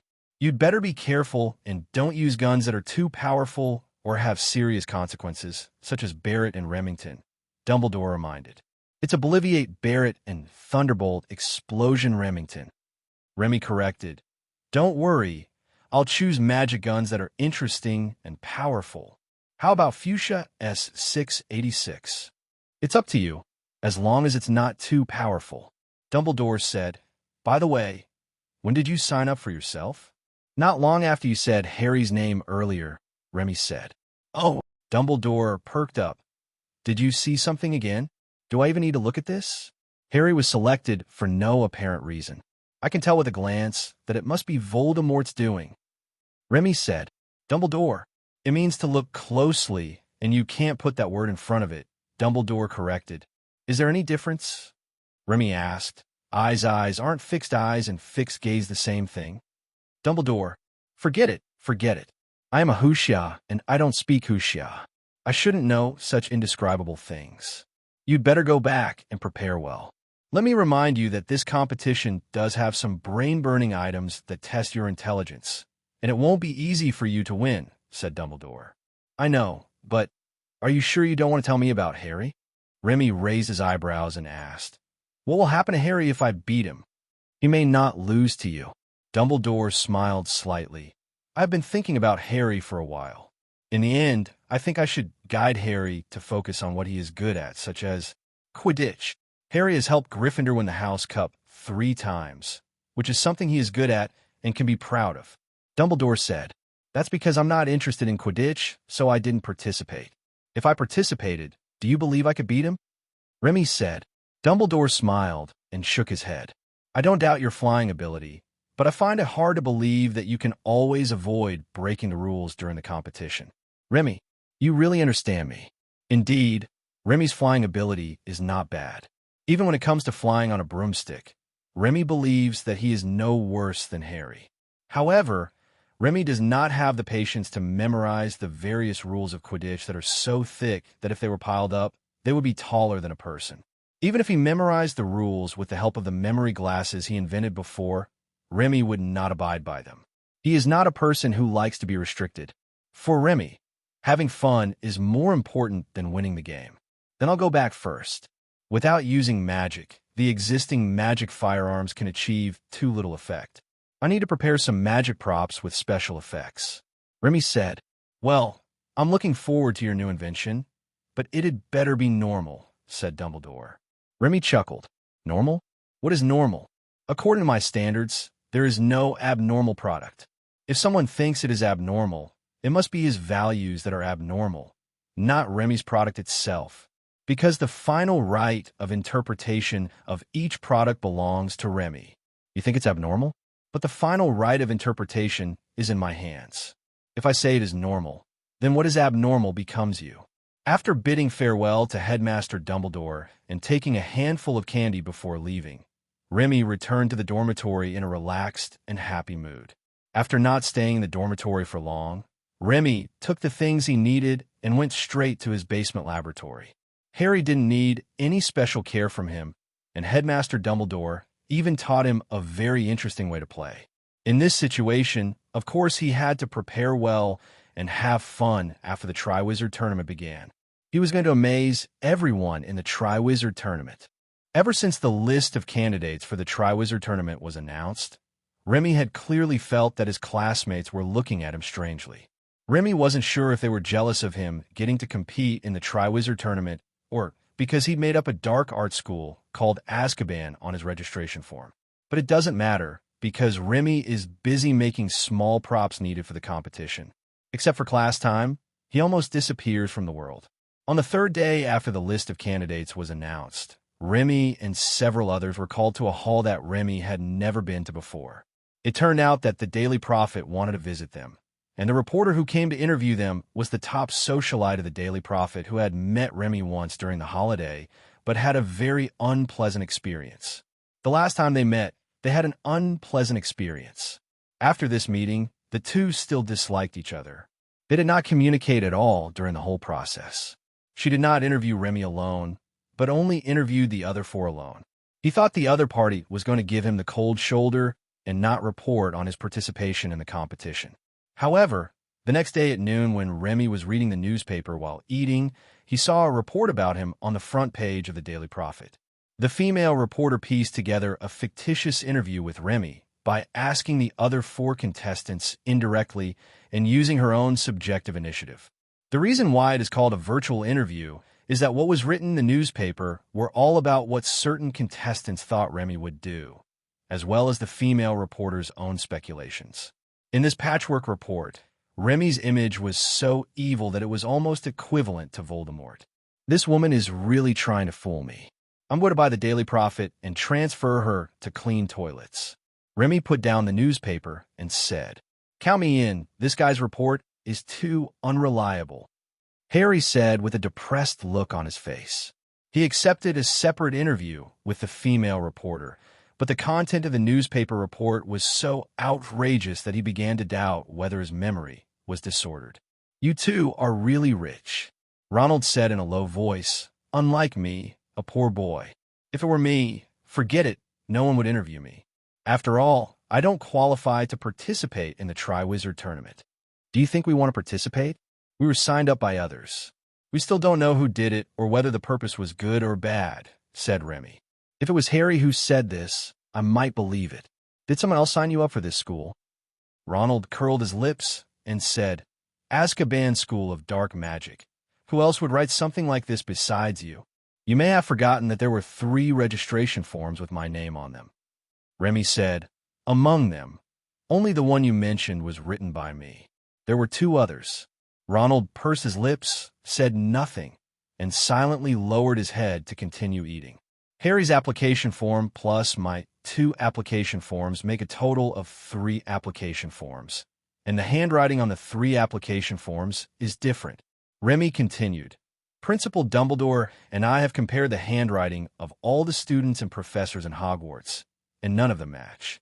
Harry was stunned. You mean someone sneaked in a Hogwarts castle? Of course. How else would they sign up? Could it be that someone from the Ministry of Magic tampered with the Goblet of Fire in advance? If that's the case, the problem would be even more serious. Remy said casually, Right now, I'm more inclined to believe that someone sneaked in a Hogwarts castle, and not just one group of people, but 2 groups. Why not 3 groups of people? Ronald suddenly asked. Aren't there 3 kinds of handwriting? It's not impossible. I just think 2 groups of people are enough to explain this matter reasonably. Remy said, One group targeted both me and Harry at the same time. They forged mine and Harry's registration forms. The other group only targeted me. He forged my registration form. Ronald nodded slightly, then lowered his head and continued eating. On the other side, after hearing what Remy said, Harry frowned, his eyes thoughtful. Remy, do you think it's possible that no one broke into Hogwarts Castle, but a senior student was cast under the Imperius curse during the holidays? Harry said, Here it comes. The classic Harry Potter reasoning begins again. Remy rolled his eyes and swallowed the bread in his mouth. It is possible, but I don't recommend you to follow this line of reasoning. What? Harry asked. Because if a student from our school signed us up, he might have been under the Imperius curse, but it's also possible that he wasn't under any magic and simply wanted to mess with us. It's also possible that he has a connection with the Death Eaters and is being used by them. It's also possible that he is a Death Eater himself. You see, there are too many possibilities. Remy shrugged. Well, there are indeed many possibilities. Haven't you found any clues? Harry continued to ask. There are no clues at the moment, but since the other party wants us to participate in the Triwizard Tournament, he must have his own purpose. I think he will slowly surface as the competition progresses. After saying that, Remy wiped his mouth and stood up. You guys continue eating. Luna's get out of class is about to end. I'm leaving first, Remy said, looking at Remy leaving in such a graceful manner. The 2 single dogs simultaneously revealed complex expressions of envy, jealousy, and hatred. After looking at each other, Ronald suddenly sighed. You're going to compete with Remy in the Triwizard Tournament. How confident are you? Ronald asked. What do you think? Harry rolled his eyes. Of course not at all. Not to mention Remy. I'm not sure even if I compete with the other 3. With a long sigh, Harry picked up a piece of apple with a fork and looked at it again and again, but never put it in his mouth. His body was already filled with melancholy and nothing else could fit in. There must be a way. Although Remy is powerful, he is not a god. Ronald said, I will help you. Together, we can defeat Remy once. Harry was stunned for a moment, then came to his senses and nodded vigorously. Yes, you are right. Remy is not a god. He must have things he doesn't know and things he is not good at. Although we don't know the specific events of this Triwizard Tournament. Since it is a competition, it should be more than just a magic contest. We can beat him in the events he is not good at, said Harry. Yeah, Ronald nodded vigorously. No matter what, we have to make him lose this time. Their eyes met, they smiled at each other, and Harry and Ronald continued to eat. While eating, the 2 discussed and analyzed the strengths and weaknesses of both sides, and explored the various possibilities of defeating Remy. With every autumn rain comes a chill. In the blink of an eye, the warmth of summer is gone, and the chilly autumn wind stirs up the melancholy of millions of people. On the afternoon of the second day after the first cold wave arrived, Remy did not go to class, even though he was supposed to. The castle was very empty at this time. The professors were giving lectures, and the students were in class. Only he, a truant, was wandering around the castle. Remy walked while enjoying the rare silence, and soon he came to a wooden door. There was no sign on the door or the wall, but Remy knew that this was the office of Moody, the new defense against the dark arts professor this year. Let me see if you have set up any early warning magic. Sure enough. Remy took out a pair of fully enclosed glasses that looked very much like VR glasses and looked around. He easily discovered the magic cast on the door. There were even text prompts on the glasses, just like looking at a game interface. It's just an ordinary bell spell, but the skill level is not bad. The magic power is really high. If it were an ordinary person, it would be difficult to break it. But unfortunately, it happened to me. With a slight smile on his lips, Remy raised his hand and cast a confusion charm, instantly breaking the bell charm on the door. To be precise, it confused the triggering conditions of the bell spell so that it would not be triggered temporarily. Opening the door directly, Remy looked around through his glasses and immediately took a breath of cold noodles. Good fellow, there are warning spells everywhere. Are you afraid that others don't know that you have something to hide? At this moment, Remy was extremely grateful that he still could not control the power of magic very well. Some of the power would still overflow when he cast magic, because the owner of this room was so cruel that he even placed early warning magic on the floor behind the door. If the power of the magic he just cast had not overflowed, it would have been exposed the moment he pushed the door open. That's outrageous. Is the victim suffering from delusional disorder? While complaining, Remy used his fingers to clear a passage leading to a large black box in the corner. I walked all the way to the box safely, and found that this box was also cast with magic, and it was more powerful and more difficult. There is a set of chain warning magic on it. It's almost forming the legendary magic circle. Only a simple treasure chest spell is a protective spell, and the rest are all warning magic. Do you know that once you are suspected, no matter how many protective spells you cast, it will be useless, so you just symbolically place a protective spell? Muttering to himself, Remy adjusted himself a little, stretched out his hand, and gathered strength for a moment. Then, snap! The lock on the box opened. As the lock on the box opened, the box performed a nesting doll trick in front of Remy. The big box opened to reveal a medium box. The medium box opened to reveal a small box. The small box opened to reveal an even smaller box. The smaller box opened to reveal an even smaller box. A total of 7 layers. When the 7th box was opened, looking inside from the box mouth was like looking into a vertical well, and at the bottom of the well sat a one-eyed man with a puzzled look on his face, the real Moody. His confusion came from the fact that from where he was standing, he could only see Remy's glasses when he looked up from below, and he had never seen this new style of glasses before, so he didn't understand what they were. Just as he was stunned, a hand appeared at the mouth of the box and then dropped something. Moody didn't dodge and let the thing fall next to him. He noticed that it was a doll that looked like it was made of straw and was only the size of a palm. I'm here to save you. What I just gave you is my latest invention, the straw doll. As long as you inject magic power into it, it can become the person's appearance and simulate that person's every move, enough to be indistinguishable from the real person. Remy introduced, "Time is running out. Activate it quickly, and then I'll take you away." Moody was obviously stunned. "Who are you?" "Never mind. It doesn't matter who you are. You don't have to worry about me. Leave quickly, and then go to Hogwarts School of Witchcraft and Wizardry to inform Principal Dumbledore. You're now at Hogwarts School of Witchcraft and Wizardry." Remy said, "It will take a while to explain it to you, so hurry up and activate the straw man." Moody was stunned again, then nodded vigorously, picked up the substitute straw man, and injected magic power into it. He didn't completely believe Remy, but at this moment he could only choose to believe Remy. He was a prisoner, and if the other party wanted to do anything to him, he would have no way to stop it. He continued to inject magic power until it was almost exhausted. Just when Moody wondered if the other party was playing a trick on him, the straw man in his hand suddenly grew larger and deformed. In the blink of an eye, it became like him. Even the clothes were the same. The next moment, he felt himself flying. He rose higher and higher, and soon he flew out of the box and into another box. Moody was stunned again, but he didn't say anything and stayed quietly in the new box. About 10 minutes later, a new box was opened again.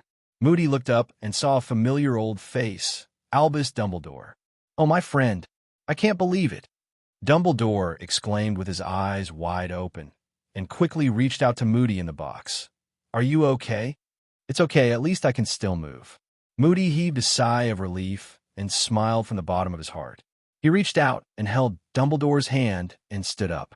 Only then did he realize that the space in the box was so small that half of his body could be exposed as long as he stood up. Looking at Remy, who was eating candy next to him, Moody's eye showed a strange color. "Who are you?" "Remy Barrett. You can just call me Handsome." Hearing Remy's voice, Moody's eyes widened immediately. "You saved me, right? This is incredible. When Dumbledore told me that you were amazing, I didn't take it seriously. I thought that no matter how amazing a student was, how amazing could he be? I never expected it. I really didn't expect it." "Okay, let's talk about this later. Tell me what happened to you. And who was the person who pretended to be you? What was his purpose?" Dumbledore asked anxiously as he helped Moody sit on the chair and turned around to bring him a glass of water. Moody nodded, drank some water to moisten his throat, and then talked about the past. It turned out that he was ambushed and knocked unconscious on his way to Hogwarts School of Witchcraft and Wizardry. When he woke up, his clothes, wand, and even his prosthetic eyes and limbs were taken away, and he was locked in a dark place. He didn't even know who attacked him. Summary: he knows nothing. Principal Dumbledore, I think there is no need to think too much about that person's identity. He must be Voldemort's man. He must be the one behind Harry's registration." Remy said. Dumbledore nodded. "I think so, but what was your purpose in replacing Moody with that straw man?" "Of course, I want to lure the snake out of its hole." Remy did not have any detailed plan for luring the snake out of its hole.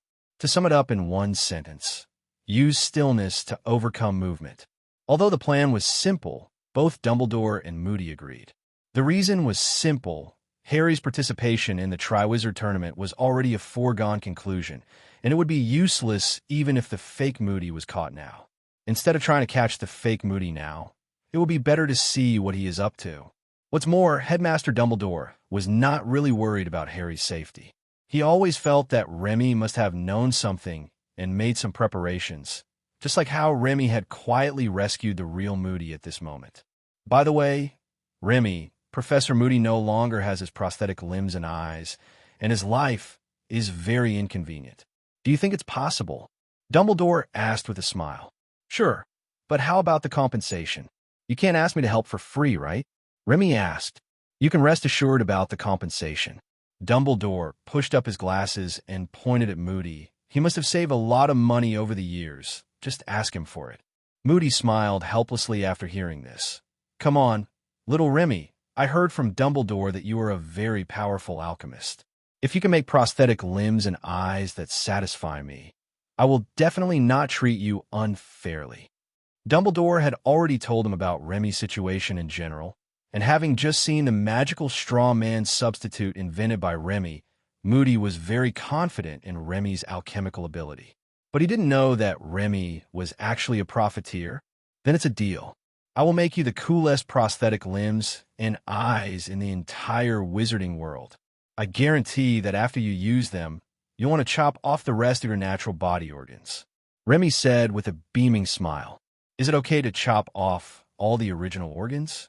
Dumbledore shook his head helplessly, and after asking Remy some more details about the process of rescuing Moody, he let Remy go back and have a good rest. In the following days, everything was peaceful at Hogwarts School of Witchcraft and Wizardry, and nothing happened. The fake Moody did not notice anything unusual and continued to teach students of different grades diligently every day. Sometimes Remy even wondered if he had fallen in love with the profession of professor. As a lackey of Voldemort, his teaching ability is much better than Professor Quirrell, and he is much more popular in school. These days, Remy continues to prepare for the Triwizard Tournament while conceiving a prosthetic arm and eye for Moody. Remy didn't have any good ideas for the prosthetic limbs, and after much thought, he could only make them as similar to real legs as possible. Originally, Remy wanted to add some small functions like rocket propulsion to the prosthesis, But unfortunately, Moody only had one leg missing, so he only needed one prosthesis. Although Remy can balance well with only one prosthetic limb equipped with a rocket propulsion device, he cannot accept the strange style of Moody flying on one leg with fire in his hands. Prosthetic limbs can be made simply, and Remy has many brilliant ideas for prosthetic eyes. What about 100x zoom, fisheye lens, automatic beauty, infrared thermal imaging, night vision function, assisted aiming, automatic locking, laser ranging, and so on? The inspiration is pouring out like diabetes. However, it is just an idea at the moment. Remy has more important things to make now. Remy plans to postpone the making of the prosthetic eye to the winter vacation, because the first match of the Triwizard Tournament is getting closer. The afternoon before the first game officially started, Remy had just finished a potions class. In this potions class, Remy openly cooked hot pot in class, which made Professor Snape so angry that he was shaking all over, but he could do nothing about Remy. Deduct points from Remy? Remy is in Slytherin this year. Even if Remy is blocked in the final exam, it will affect the pass rate of Slytherin House. Could Snape do it? No. After a comfortable hot pot meal, when Professor Snape announced the end of Get Out of Class, Remy closed the menu on the table and was about to go back to have a good sleep, but was suddenly stopped by Harry, who was accompanied by Ronald. Remy, do you have time? We have something we want to talk to you about. Just a few minutes. Harry said. Sure, what is it? Remy asked. There are too many people here. Ronald looked around and said, Let's find a quiet place to talk. What's going on?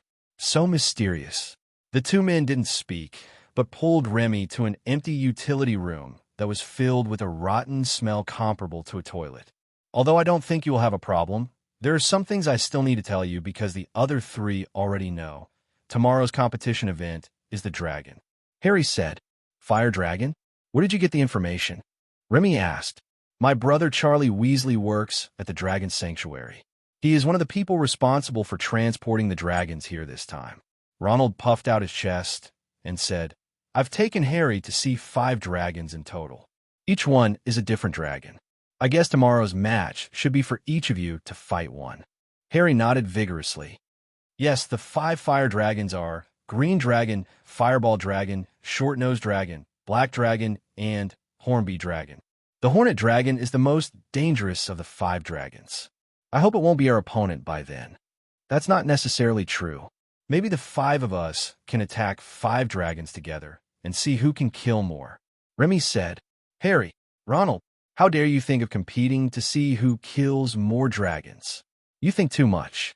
Although I have no doubt about your strength. You should know that any fire dragon requires the cooperation of several experienced adult wizards to deal with it. The Triwizard Tournament is definitely not about defeating a fire dragon. I guess it should be like some legendary brave stories, obtaining some treasure from the protection of a fire dragon.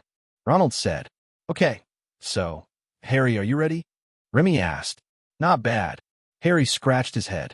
Ronald explained the characteristics of the 5 types of dragons to me in detail, and Hermione and my mother also gave me some advice.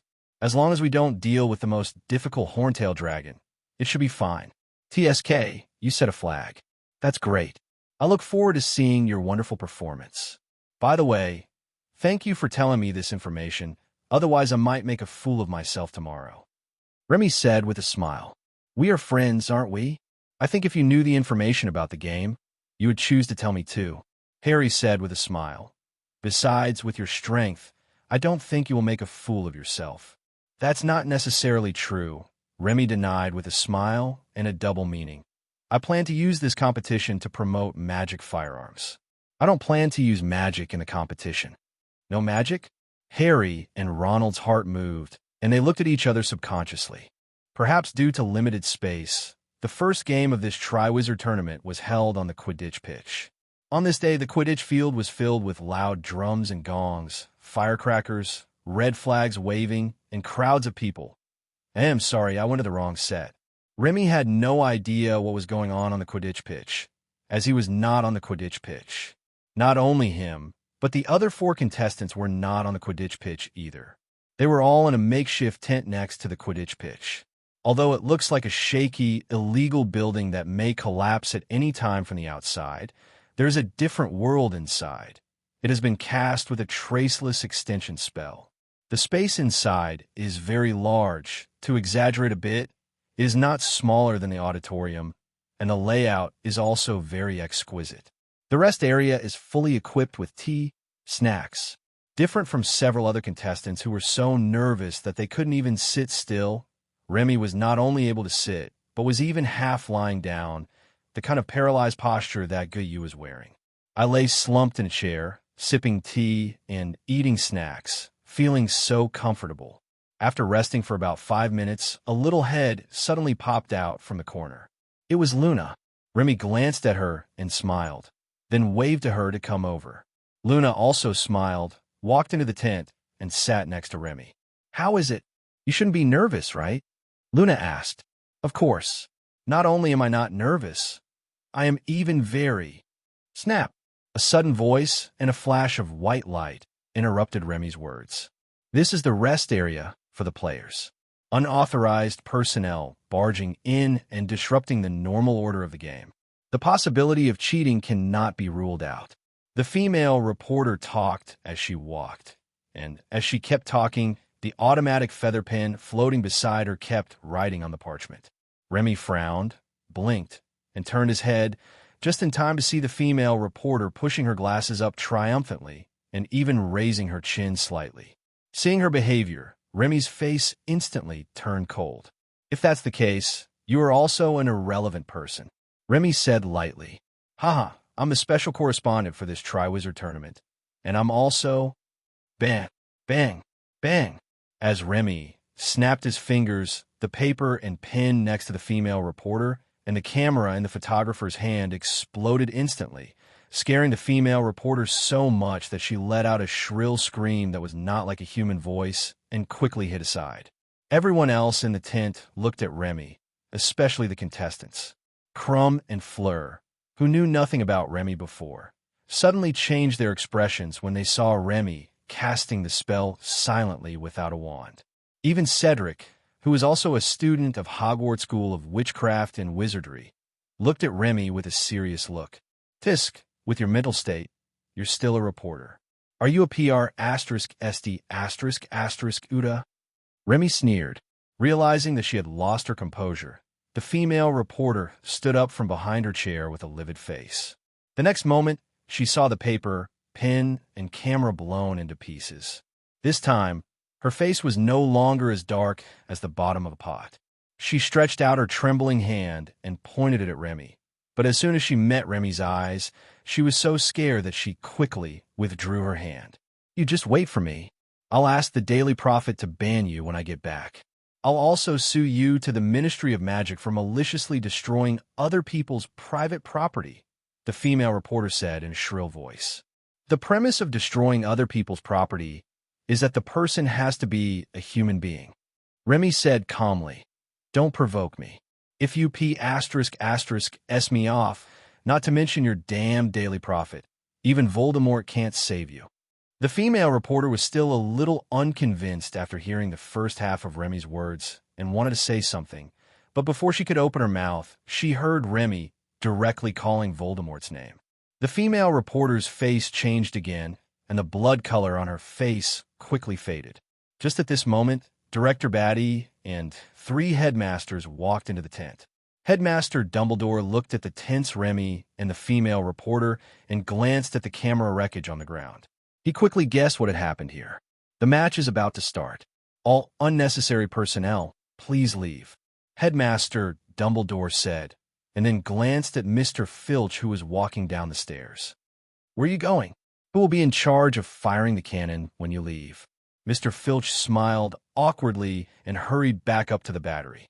Remy patted Luna's shoulder and motioned her to leave first. Luna nodded and suddenly kissed Remy on the face, then skipped away, as if the principals didn't exist.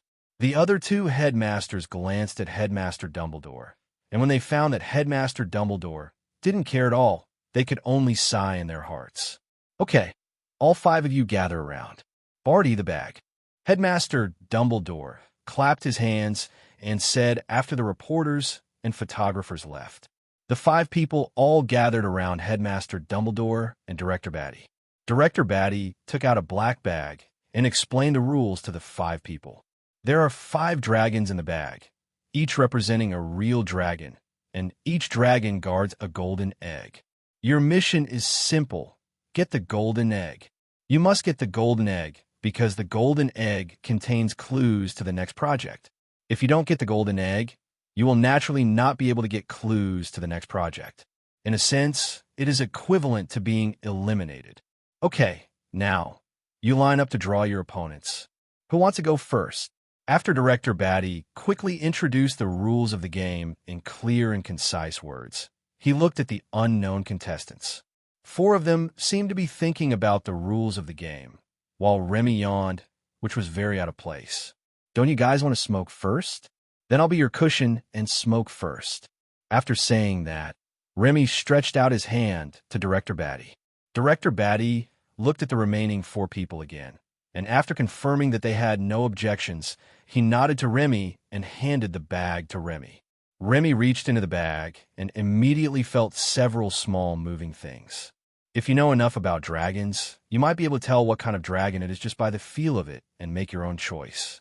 However, Remy doesn't know much about dragons, so he can't judge the other party's identity by the feel of it. So Remy reached into the bag, stirred it 3 times, and grabbed one at random. When Remy took his hand out of his pocket and saw the little dragon in his hand, he was stunned. It was a horn-tailed dragon. At the same time, the other 4 contestants breathed a sigh of relief in unison. Even Headmaster Dumbledore, who was standing behind Director Batty, breathed a sigh of relief. Remy, shouldn't this thing be Harry's match? How did it become mine? I don't want this kind of treatment as the protagonist at all. Hungarian Horntail. Chief Batty looked at Remy with pity, then tightened his pockets and looked at the others. Who's next? Let me do it.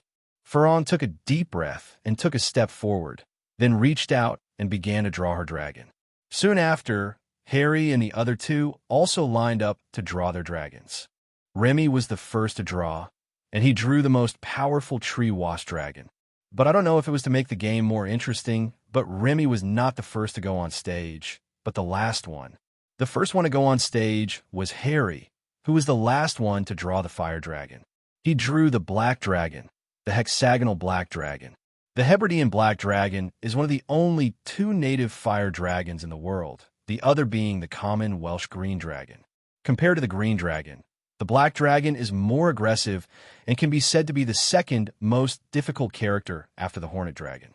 But the black dragon is ranked second because it is not as good as the horn dragon, and the horn dragon is ranked first because there is no fire dragon more dangerous than it. Compared to the horntail dragon, this second-place black dragon was far from impressive. Even Harry's face was full of confidence when he left the tent to go to the competition. In less than 5 minutes, the loudspeaker at the Quidditch pitch next door announced the good news that Harry had successfully obtained the golden egg, which is a good start for the Triwizard Tournament. Harry successfully passed, and the pressure immediately fell on the remaining contestants. The second person to leave the tent and go to the competition was Cedric. He drew the short-nosed dragon, a magical fire dragon that could spit out dazzling blue flames. However, this is not its most famous feature. Its most famous feature is that its skin is widely made into dragon leather gloves and dragon leather shields. Such a famous feature naturally also illustrates its strength, the weakest among fire dragons. As expected, Cedric finished the game in less time than Harry. It took less than 2 minutes from the start to the end of the game, announced on the loudspeaker. It was so fast that the commentator didn't know what to say. The third person to come on stage was Crumb, and he drew a fireball dragon. The biggest characteristics of this kind of dragon are that it is relatively aggressive and lives in groups. It is good at just group fights and likes to eat pork. But it only had to deal with 1 dragon in the match, so its greatest advantage could not be brought into play, and it was defeated in about 4 minutes. The fourth contestant to compete was Ferran. Her opponent was a green dragon that was even worse off than the short-nosed dragon. Its full name was Common Welsh Green Dragon. Although its name contains the word ordinary, this bird is not ordinary at all. Its biggest feature is its beautiful and pleasant roar. Well, he is also a loser, but a loser with artistic talent. Perhaps attracted by the green dragon's beautiful roar, Furong took a little longer. After a full 10 minutes, the loudspeaker announced that Furong had passed the test. As the announcement came, Mr. Filch, who was sitting on a small bench at the door, stood up and walked to Remy to inform him that it was time to participate in the competition. Good luck, Mr. Barrett. Okay. After a brief exchange, Remy left the tent and walked to the Quidditch pitch next door accompanied by a staff member. The middle of the stadium has been arranged into a stone forest with strange rocks, and there are signs of burning in many places. Before he even came out of the entrance, Remy heard overwhelming cheers and applause from outside. Countless people were cheering his name, and one familiar voice was particularly loud. When Remy came out and looked in the direction of the voice, he was speechless. It turned out that the familiar voice was the Weasley twins shouting into a big loudspeaker. Judging from their excited expressions, Remy was 100% sure that the two of them had definitely been gambling again. Turning his head to look at the other side, Remy saw Luna standing in the first row holding up a sign that read, "Come on, Remy." It seemed that she saw Remy looking at this side, so Luna waved the sign happily. Remy smiled and raised his hand to say hello to Luna, when suddenly a black shadow fell from the sky and used the fire dragon tail, moved towards Remy. The horned dragon has two major characteristics. One is that its flame spraying distance is extremely long, the longest among all fire dragons. Another feature is its tail strike is extremely strong. Bang! Boom! With a loud bang, the pile of rubble in the distance collapsed, raising a cloud of dust, and the cheers from the audience stopped abruptly. The horntail dragon proudly raised its neck and sprayed a few sparks from its nostrils. At this moment, it was like the champion of the competition. The referee hasn't even announced the start of the match yet, okay? You have no moral principles. Remy reached out and pushed a stone slab aside. Remy, who had made a big fool of himself as soon as he appeared on the stage, was so angry that he immediately took out a wood submachine gun from his pocket.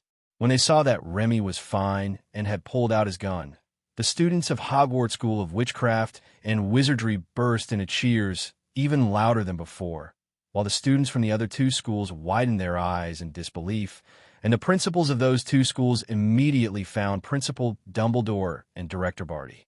Are you kidding me? This is a foul, right? How can firearms be used in this kind of competition? I need a reasonable explanation. Facing their attack, Dumbledore rolled his eyes and pushed Barty, indicating that Barty should explain. However, he was thinking that if Remy was not allowed to use guns, then others would have even less fun. Remy Barrett is an alchemist. All the firearms he uses are magical firearms he made himself, which fully meet the requirements of the competition. Director Batty explained seriously, "If you don't believe it, you can go to Remy's aid store in Diagon Alley after the game. That store is opened by Remy Barrett." The two principals frowned and wanted to say something else, but suddenly, everyone around them exclaimed. The two of them hurriedly looked towards the field and saw that Elong and the other man on the field opened fire almost at the same time. The horntail spewed a large mouthful of fire at Remy, and Remy pulled the trigger at the horntail. The man and the dragon faced off head-on. No one dodged, and they all stood in place and attacked madly. Remy never released his finger on the trigger of the gun, and a thick flame as big as the one in the mouth of the hornet came out from the muzzle of the gun and collided with the flame spewed by the hornet. This gun is enchanted with the fire-making magic, blazing flames. Very good. The power of this dragon's flames does not exceed the maximum power of this gun. Now, it's a matter of endurance. The corners of Remy's mouth curled up wildly. When it comes to endurance, he is not afraid of anyone. At the beginning, the fire dragon could still compete with Remy, but soon the flames it spewed were pushed back bit by Remy. As the sparks from the collision of the two flames got closer and closer to the Treebee dragon, the cheers on the field became louder and louder, while the face of the Treebee dragon became uglier and uglier. Seeing that the sparks from the collision were less than 3 meters away from him, A fierce look flashed in the eyes of the hornet dragon. The next moment, it flapped its wings violently. TSK. Rubbish. It's been less than half a minute and you're already. I'm going to. Bang. Score twice. In terms of physical strength, perhaps only the giants can fight against the fire dragons. Other races are like little chicks facing the fire dragons and can be slapped away with just one slap.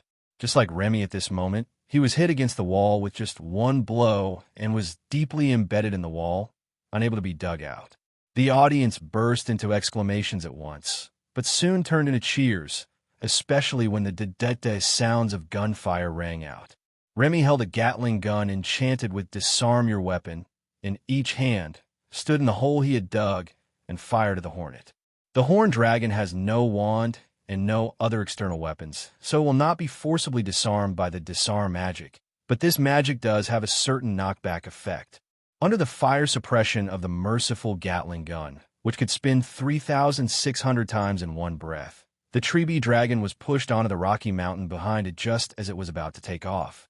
Then it was pinned there by more bullets, unable to move. Little lizard, have you felt the power of the changing times?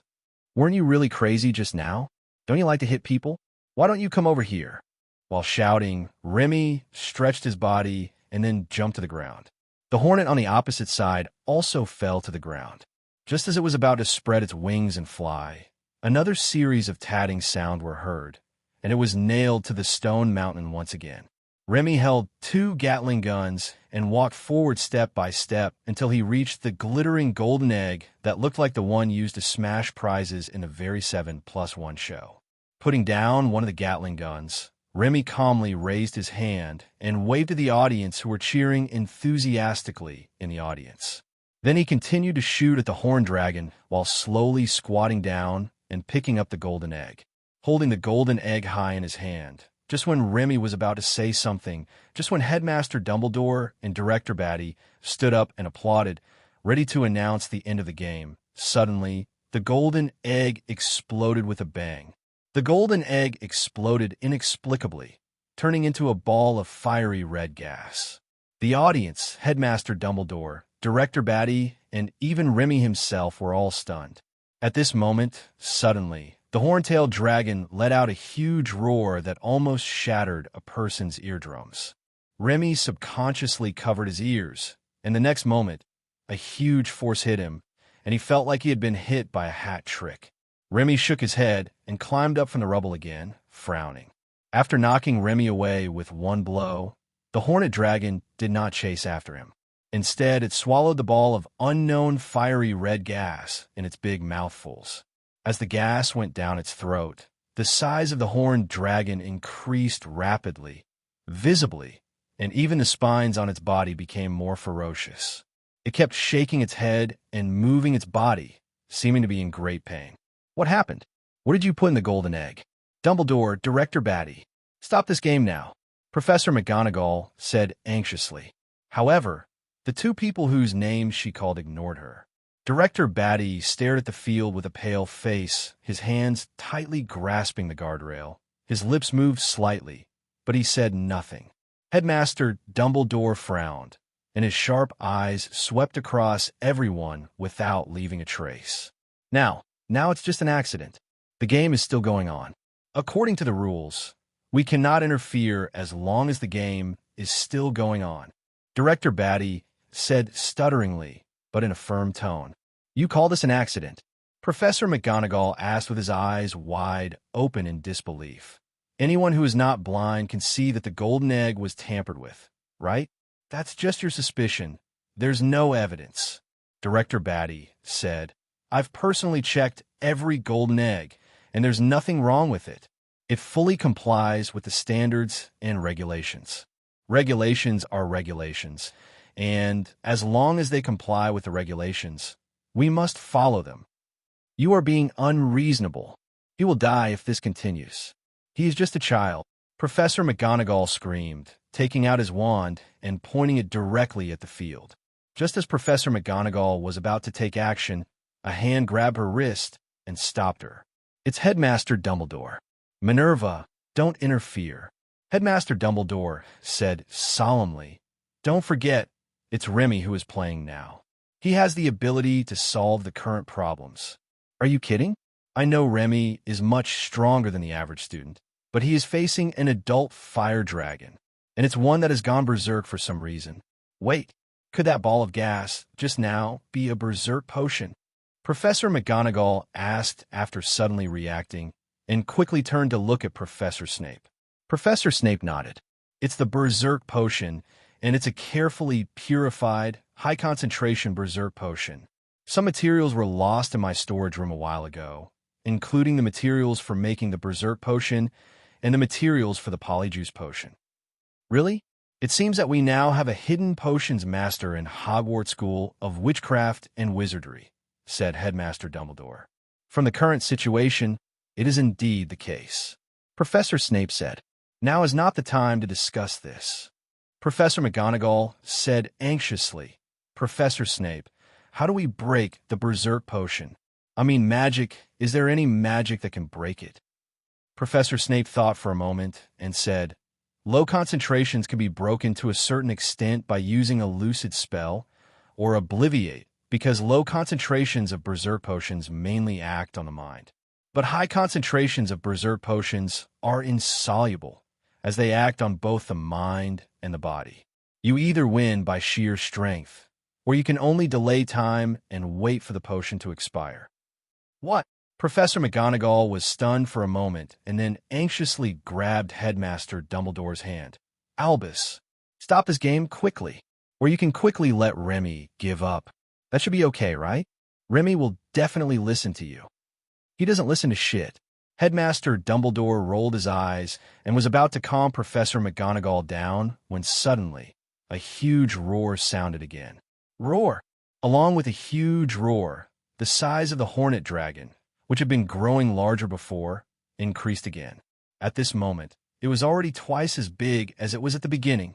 It raised its head high and spewed out a pillar of fire into the sky that was far larger than before. Moreover, this flame was not the previous orange-red color, but a faint white glow. Seeing that the opponent had already evolved and the referees had been arguing for a long time, but no one stepped forward to stop the game, Remy understood that the game had to continue. No, to be exact, the competition entered the second stage. Da-da-da. After firing 3 shots, Remy frowned and stopped shooting immediately because he found that the magic resistance of the evolved hornet was terrifyingly high, and the magic fire from the magic guns had almost no effect on it. He used magic guns to advertise them, but if he used magic guns again under the current circumstances, it would probably be reverse advertising. Without thinking too much, Remy quickly put away the gun in his hand and rolled to avoid the fire spewed by the horntail dragon and hid behind a rock. The fiery heat wave instantly hit the rocks and splashed everywhere. Not to mention Remy, who was hiding behind the rocks. Even the audience, especially those in the first row, screamed and leaned back quickly. Seeing this, Headmaster Dumbledore quickly used a loud voice to ask all students to move to the back row, and then asked the professors to disperse and stand in the first row. Director Batty also quickly notified the accompanying Ministry of Magic staff to go to the front row and be ready to deal with unexpected situations at any time. Seeing that Remy was completely surrounded by flames, and the stone that served as a shield was burned red and shiny by the flames, as if it was about to melt, Professor McGonagall was extremely anxious. However, Headmaster Dumbledore and Professor Snape beside her were quite calm, so calm that they didn't even take out their wands. Headmaster Dumbledore and Professor Snape knew Remy's strength and vitality better than she did, especially Professor Snape. He would never forget Remy's terrifying power of being able to drink all kinds of dangerous potions, as if they were water. Surrounded by flames, Remy was sweating profusely, his brain racing to think of a way out. But after thinking for a long time, he couldn't think of any magic gun that could handle the situation. The magic guns that Remy carries with him are all mass-produced products. And in order to be successfully launched on the market, these mass-produced products have strict limits on the upper limit of their power. Although their firing rate and endurance are not a problem at all in Remy's hands. Judging from the strength shown by the Hornet now, even if the maximum power of those magic guns is exerted, it will be difficult to fight against it. There's no other way. It seems I can only use my ultimate move. With a helpless sigh, Remy reached into his pocket and pulled out a small red and white ball. It's decided that it's you. Go ahead, Charmander. With a loud shout, Remy threw the ball in his hand toward the stone pillar not far away. The red and white ball hit the stone pillar, causing it to crack and emit a reddish light projection. Then, a giant dragon that was more than twice the size of the already exaggeratedly large horntail dragon appeared on the field. Oh my god, what is that? A fire dragon. I thought this horntail was big enough, but I didn't expect there is an even bigger dragon. What kind of dragon is it? Oh my god, this fire dragon is so beautiful. How cool. Your whole body is actually on fire. Merlin's beard. This world is getting really crazy. Sure enough, Remy always brings us unexpected surprises. I'm not worried about whether Remy can defeat the Hornet now.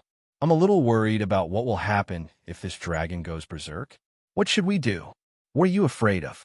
Don't you see that the professors and Headmaster Dumbledore are here? What's more, there are 2 headmasters here too. Wait, I suddenly remembered. The golden egg is gone. How is Remy going to win this game? Oh, that's right. The golden egg has exploded. According to the rules we mentioned before, even if Remy defeats the Horntail Dragon, he still can't be considered to have won the game, right? Remy didn't notice the discussion in the audience. He was furious at the moment, both physically and mentally. As soon as the wings of the end summoned by Remy appeared, they made a snoring sound. Chow! You lazy bee asterisk asterisk asterisk asterisk asterisk D. Now is not the time to sleep. After cursing, Remy took out his gun and fired 3 shots at the wing of end. However, the wing of end didn't even blink, let alone get up. The tree shrike on the other side was just like Shurludgy. It ignored the huge monster, Wings of End, that appeared out of nowhere and continued to spit fire in the direction of Remy. It was unknown whether it was going to fight to the death with Remy or to compete with the stone. Seeing that even guns couldn't wake up the Wings of the End, Remy gritted his teeth and pounced on it like a hungry tiger, then rolled over to dissipate the force after landing. After successfully breaking through the fire blockade and arriving in front of the Wings of the End, Remy swung his arms without saying a word and slapped the Wings of the End on the head with his ultimate move, a series of slaps. Feeling the familiar slap, Wings of the End slowly woke up, opened his mouth and yawned. However, just when it yawned halfway, a pillar of fire shot into its mouth with a bang, and the Wings of End was stunned. After opening his eyes, Endwing looked doubtfully at the hornet that was spitting flames at him, then turned to look at Remy at his feet, completely ignoring the hornet's flames the entire time. Not only did it ignore the magical damage and high temperature of the flame, it even ignored the impact force caused by the high-speed jet of flame. Gah! Wing of the End lowered his head and came close to Remy and said, F asterisk asterisk KU. Can't you feel it attacking you? Beat it to death. Remy said angrily. The Wing of End tilted its head and looked at Remy carefully. Just when Remy couldn't help but prepare to give it another slap of love, the Wing of End nodded its big head, then stood up and turned around suddenly. Call! The wind was howling and Remy was blown aside and hit a rock. But he was still lucky.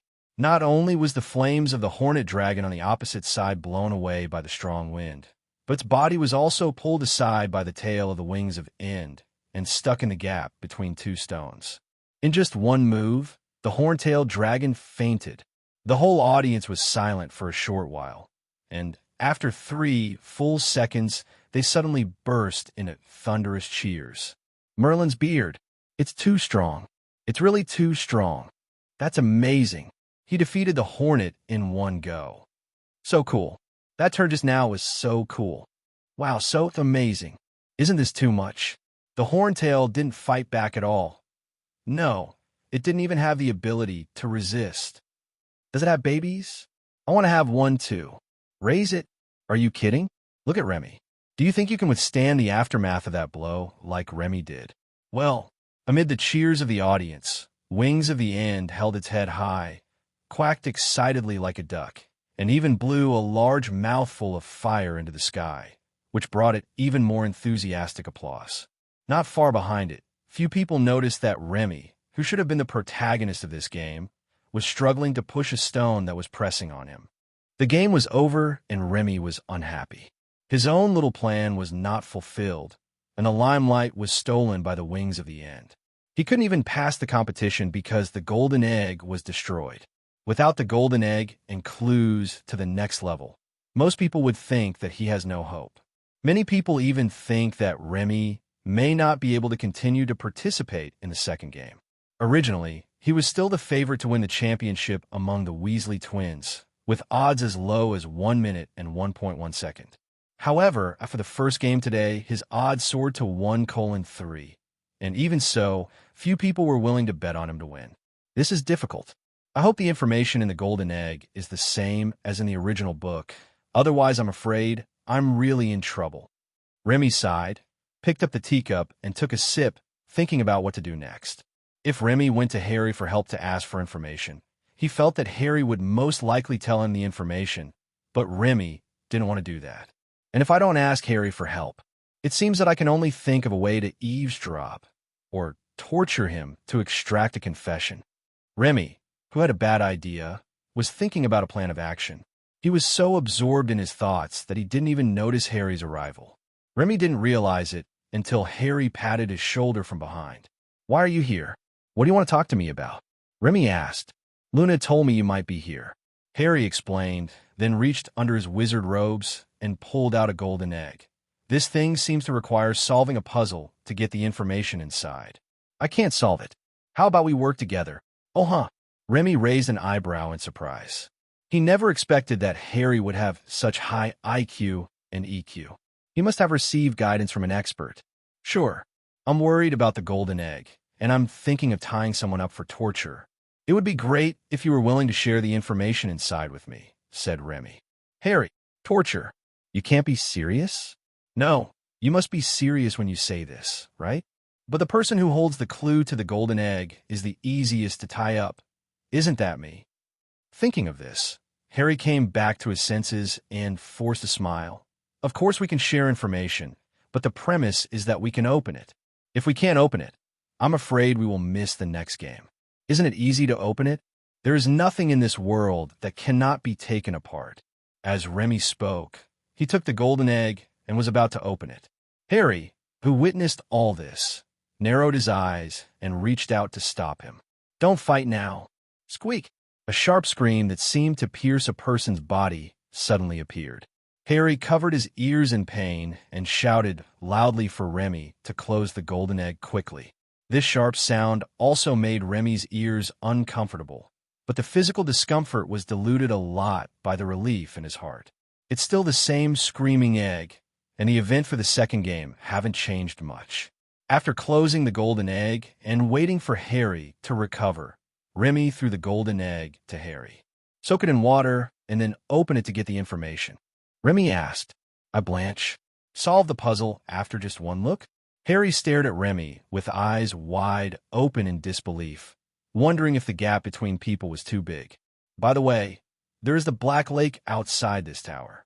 If you are willing, I would be happy to give you a push to help you fall into the Black Lake in a perfect parabola. Do you want my help?"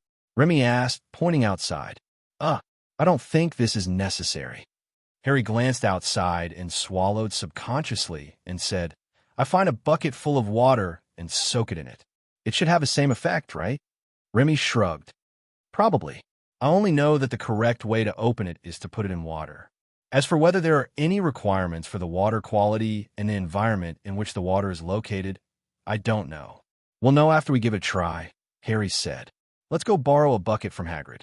He must have a bucket that's big enough. And if putting the water in the bucket doesn't work, we can always go directly to the Black Lake." Subconsciously, she wanted to reject Harry's proposal because Remy already knew the information. However, considering that Harry came here specifically to share information with him, Remy felt that he couldn't spoil Harry's fun, let alone continue to attack him. So Remy nodded and agreed to Harry's proposal. Together with Harry, they left the tower along the spiral staircase, then left the castle and came to Hagrid's small house. As soon as they knocked on the door, Hagrid's voice was heard from inside the door almost instantly. But his voice sounded a little panicked. Who? Who? Hagrid asked. Hagrid, it's me, Harry, and Remy. Harry said, Oh, just wait a moment. I'll be there soon and open the door for you.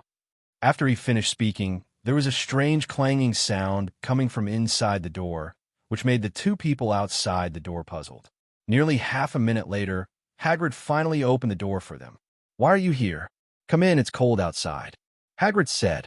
Remy and Harry looked at each other. Something is wrong. Something is wrong with Hagrid. As soon as they entered Hagrid's cabin, the two immediately began to scan everything in the house in eagle-eye mode, from the floor to the table, from the fireplace to the storage rack, leaving no corner inside and outside, hoping to find some clues. However, after looking around, I didn't find anything special. Hagrid, what were you doing? Harry asked. I'm not busy, Hagrid said with a darting look in his eyes, looking guilty. Then why did you open the door for us so late just now? Remy asked. Really? No. Oh, I was just sleeping, yes, sleeping, so it took me a while to get dressed, Hagrid said, scratching his hair. Noticing Hagrid's movements, Remy's eyes fixed, and he suddenly realized something was wrong. Hagrid's hair was not messy at all, although at first glance it looked as fluffy as usual. Unlike in the past when many strands of hair were stuck together, today his hair was not greasy at all, and it was obvious that he had just taken care of it. Following this clue, Remy immediately turned his head to look at the table, and immediately discovered details that he had not noticed before. There are two chairs next to the table. One is a proper chair, and the other is a large box, but from the position it is placed it is obviously used as a chair. Looking at the table again, although it was clean and empty, it was precisely because there was nothing on it that it was the most unusual. Hagrid was not a person who would keep the table clean. How was the date? Remy suddenly asked. It's okay, hey, huh? Hagrid nodded subconsciously, then suddenly came to his senses. He was exposed. Now that it had been exposed, Hagrid simply admitted it openly, and even raised his chin slightly with pride. Yes, I did have dinner with a beautiful lady. As for who it was, please don't ask me. I will never tell you, said Hagrid. I didn't intend to ask.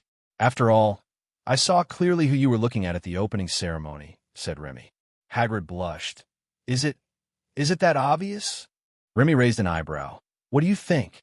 Hagrid chuckled and scratched his head. Only Harry was confused and had no idea who the two were talking about. But one of them said he would never tell anyone, and the other said there was no need to ask, so Harry felt itchy inside, but couldn't speak up. This made him even more itchy.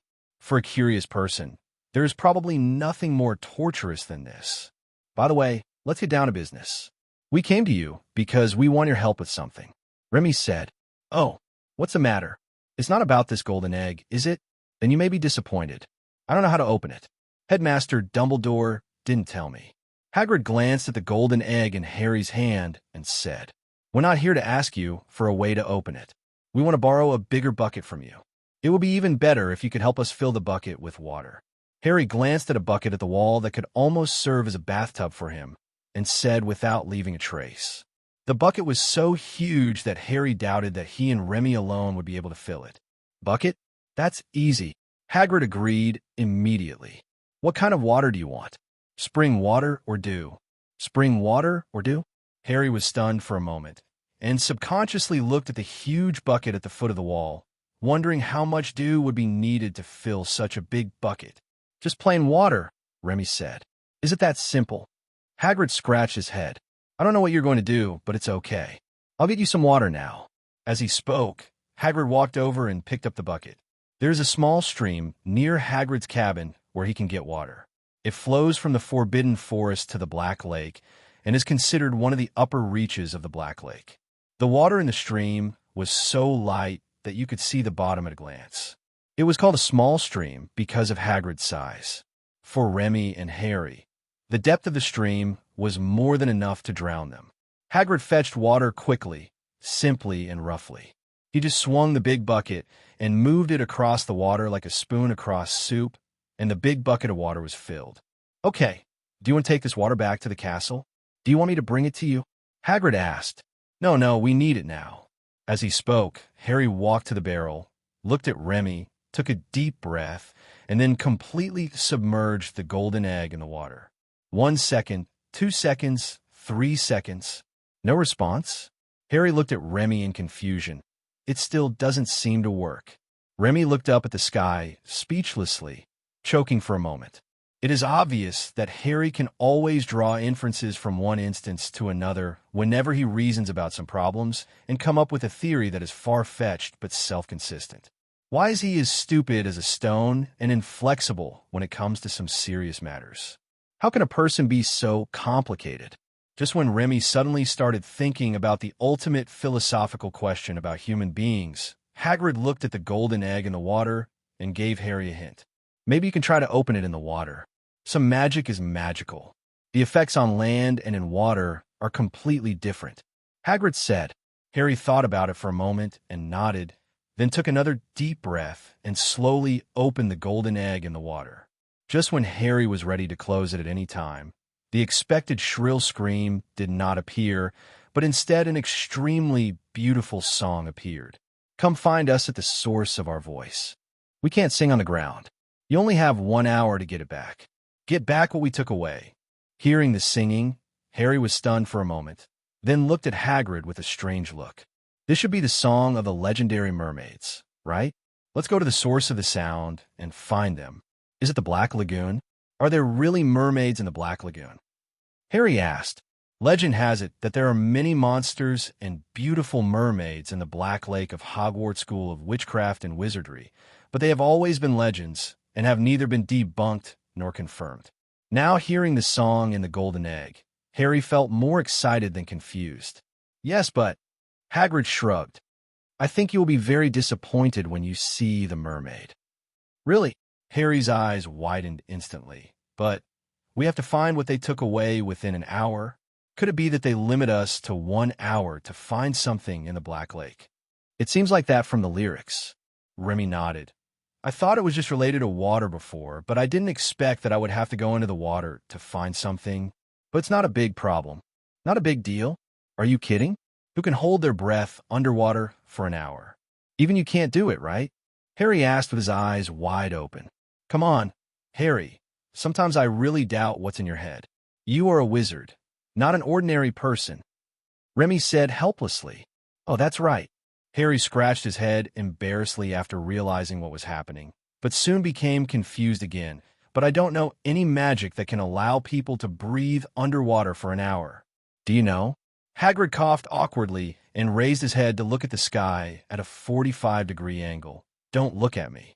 I was expelled before I graduated and was banned from using magic for a long time. I'm not very good at magic. Harry nodded in understanding and looked at Remy. There are quite a few, such as the bubble head charm, the advanced transfiguration that can turn oneself into a fish, the water ball spell, and some potion can also do the same, such as the water-breathing potion. Remy said. After listening to Remy's introduction, Harry smiled bitterly and shook his head. I haven't heard of any of these. Is it too late to go to the professor to learn now? I don't know, but if you really can't find a way to breathe underwater for an hour, tell me and I can buy you diving equipment, said Remy. Diving equipment? Diving equipment. Harry's eyes lit up. Yes. How did you forget about diving equipment in the Muggle world? That thing must allow a person to breathe underwater for an hour, and it doesn't take too long to learn how to use it. Great. Remy, Harry said excitedly. Please buy me a set. I'm going to the professor to learn spells now. If I can master spells before the game starts, I'll use spells. If I can't, I'll use diving equipment. Remy nodded. Smart move. Just imagine how stunning the scene would be when Harry wears a set of professional diving equipment to participate in the underwater events of the second competition. It's a pity that it was just thought.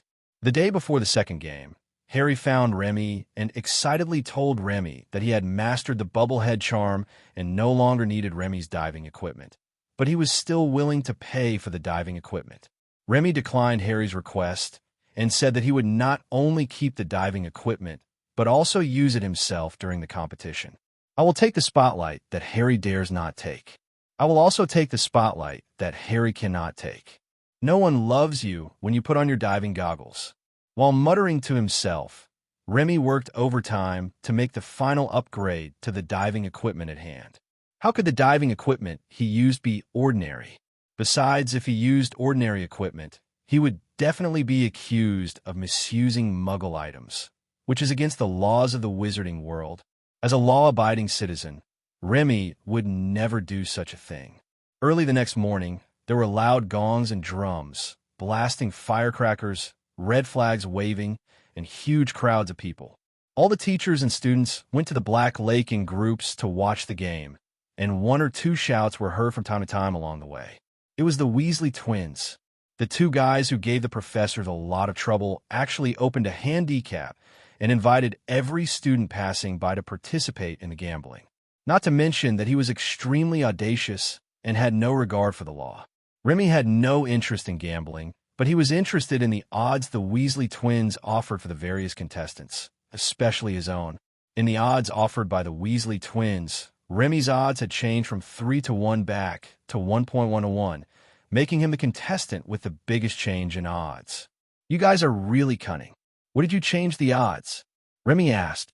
I changed a week ago. After our good brother told us that Harry shared the information with you, we changed the odds." The two of them spoke one by one. "I see. How's the betting going? Are there many people betting on me to win?"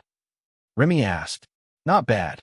You're the third most likely to win the championship among the 5 people. The most you can win in the second game is 5th. Do you want to put some pressure on yourself? You can't press more than 1 galleon at most." After listening to the two people's introduction, Remy shook his head helplessly. "The last one is the last one. What's the point of saying 5th is the most?" Remy said unhappily. "I won't participate in gambling. I'm a model student at Hogwarts School of Witchcraft and Wizardry." The two of them booed in disdain at the same time and immediately abandoned Remy and turned to continue to solicit other people to place bets. Looking at the Weasley twins clapping their hands in celebration for getting another bet, Remy suddenly felt a little envious. It had been a while since he had felt as heartless and lawless as the other two of them. Although he had only been in school for 4 years, his mentality had aged rapidly as if he had spent 40 years. This is not a good sign. The original intention is almost forgotten. Wait a little longer, until Voldemort is dealt with and the situation is back under my control. Then I can continue to live a happy and carefree life. Taking a deep breath and adjusting his mentality, Remy followed passers-by to the temporary venue built by the Black Lake.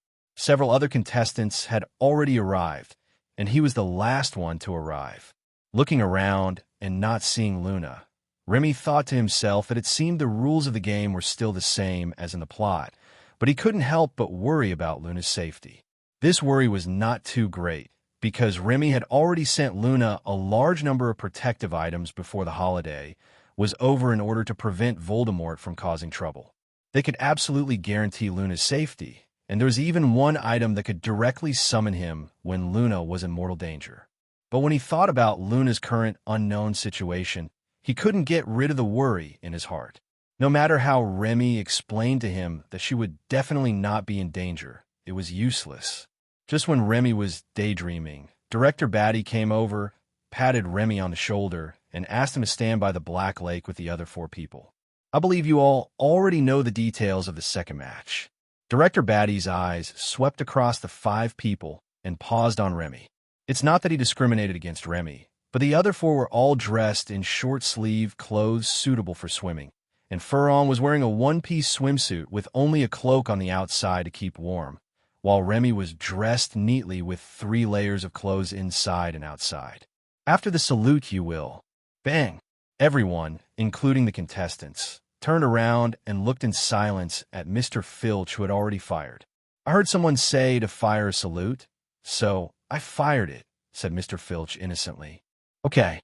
Director Batty nodded tiredly. "Then the game will start now. You can set off." As he spoke, Director Batty took out an hourglass and placed it upside down on the pillar next to him. Almost at the moment Director Batty put the hourglass down, Crumb was the first to react and dived into the Black Lake. Cedric was next. He also reacted quickly and dived into the Black Lake just half a body length behind Crumb. Next was Furon. She took off her cloak and handed it to the principal next to her. Her beautiful figure only appeared in everyone's sight for less than 2 seconds before disappearing into the water. Then it was Harry's turn. Harry glanced at Remy and jumped into the Black Lake as well. But unlike the first three who entered the water gracefully, Harry jumped up, pinched his nose, curled up in the air, and then splashed a large ball of water with a bang. The difficulty of the action is 0 points. The degree of completion of the action is 0 points, and the total score is 0 points. While commenting on Harry's way of entering the water, Remy calmly took out a sparkler and held it high. Merlin's beard, grant me strength. Transform. Amid the speechless, curious, or helpless gazes of the crowd, a bright light flashed from the fairy wand and wrapped Remy's whole body. When the light disappeared, Remy was already fully armed. Diving suit, goggles, fins, oxygen tanks, everything is available. And it's a very sexy gay purple. The whole audience was shocked by Remy's image and was silent at first. Then, led by someone, all the students suddenly burst into thunderous cheers and whistles. At first glance, they're just people who enjoy watching the fun and are not afraid of getting involved. Remy waved to the audience around him, then stepped back for a distance and ran towards the Black Lake. Just when Remy ran to the edge of the platform, he kicked his feet hard, jumped high, and then ran wildly on the water. Hello, everyone. As we wrap up this video, I want to share a quick note. I have a Patreon account. If you'd like to support me and enjoy on-demand audiobooks, you can become a Patreon member. Alternatively, you can check out my Google Drive link, which has 500-plus novel audiobooks available through my Ko-fi or Patreon shop. I appreciate your support.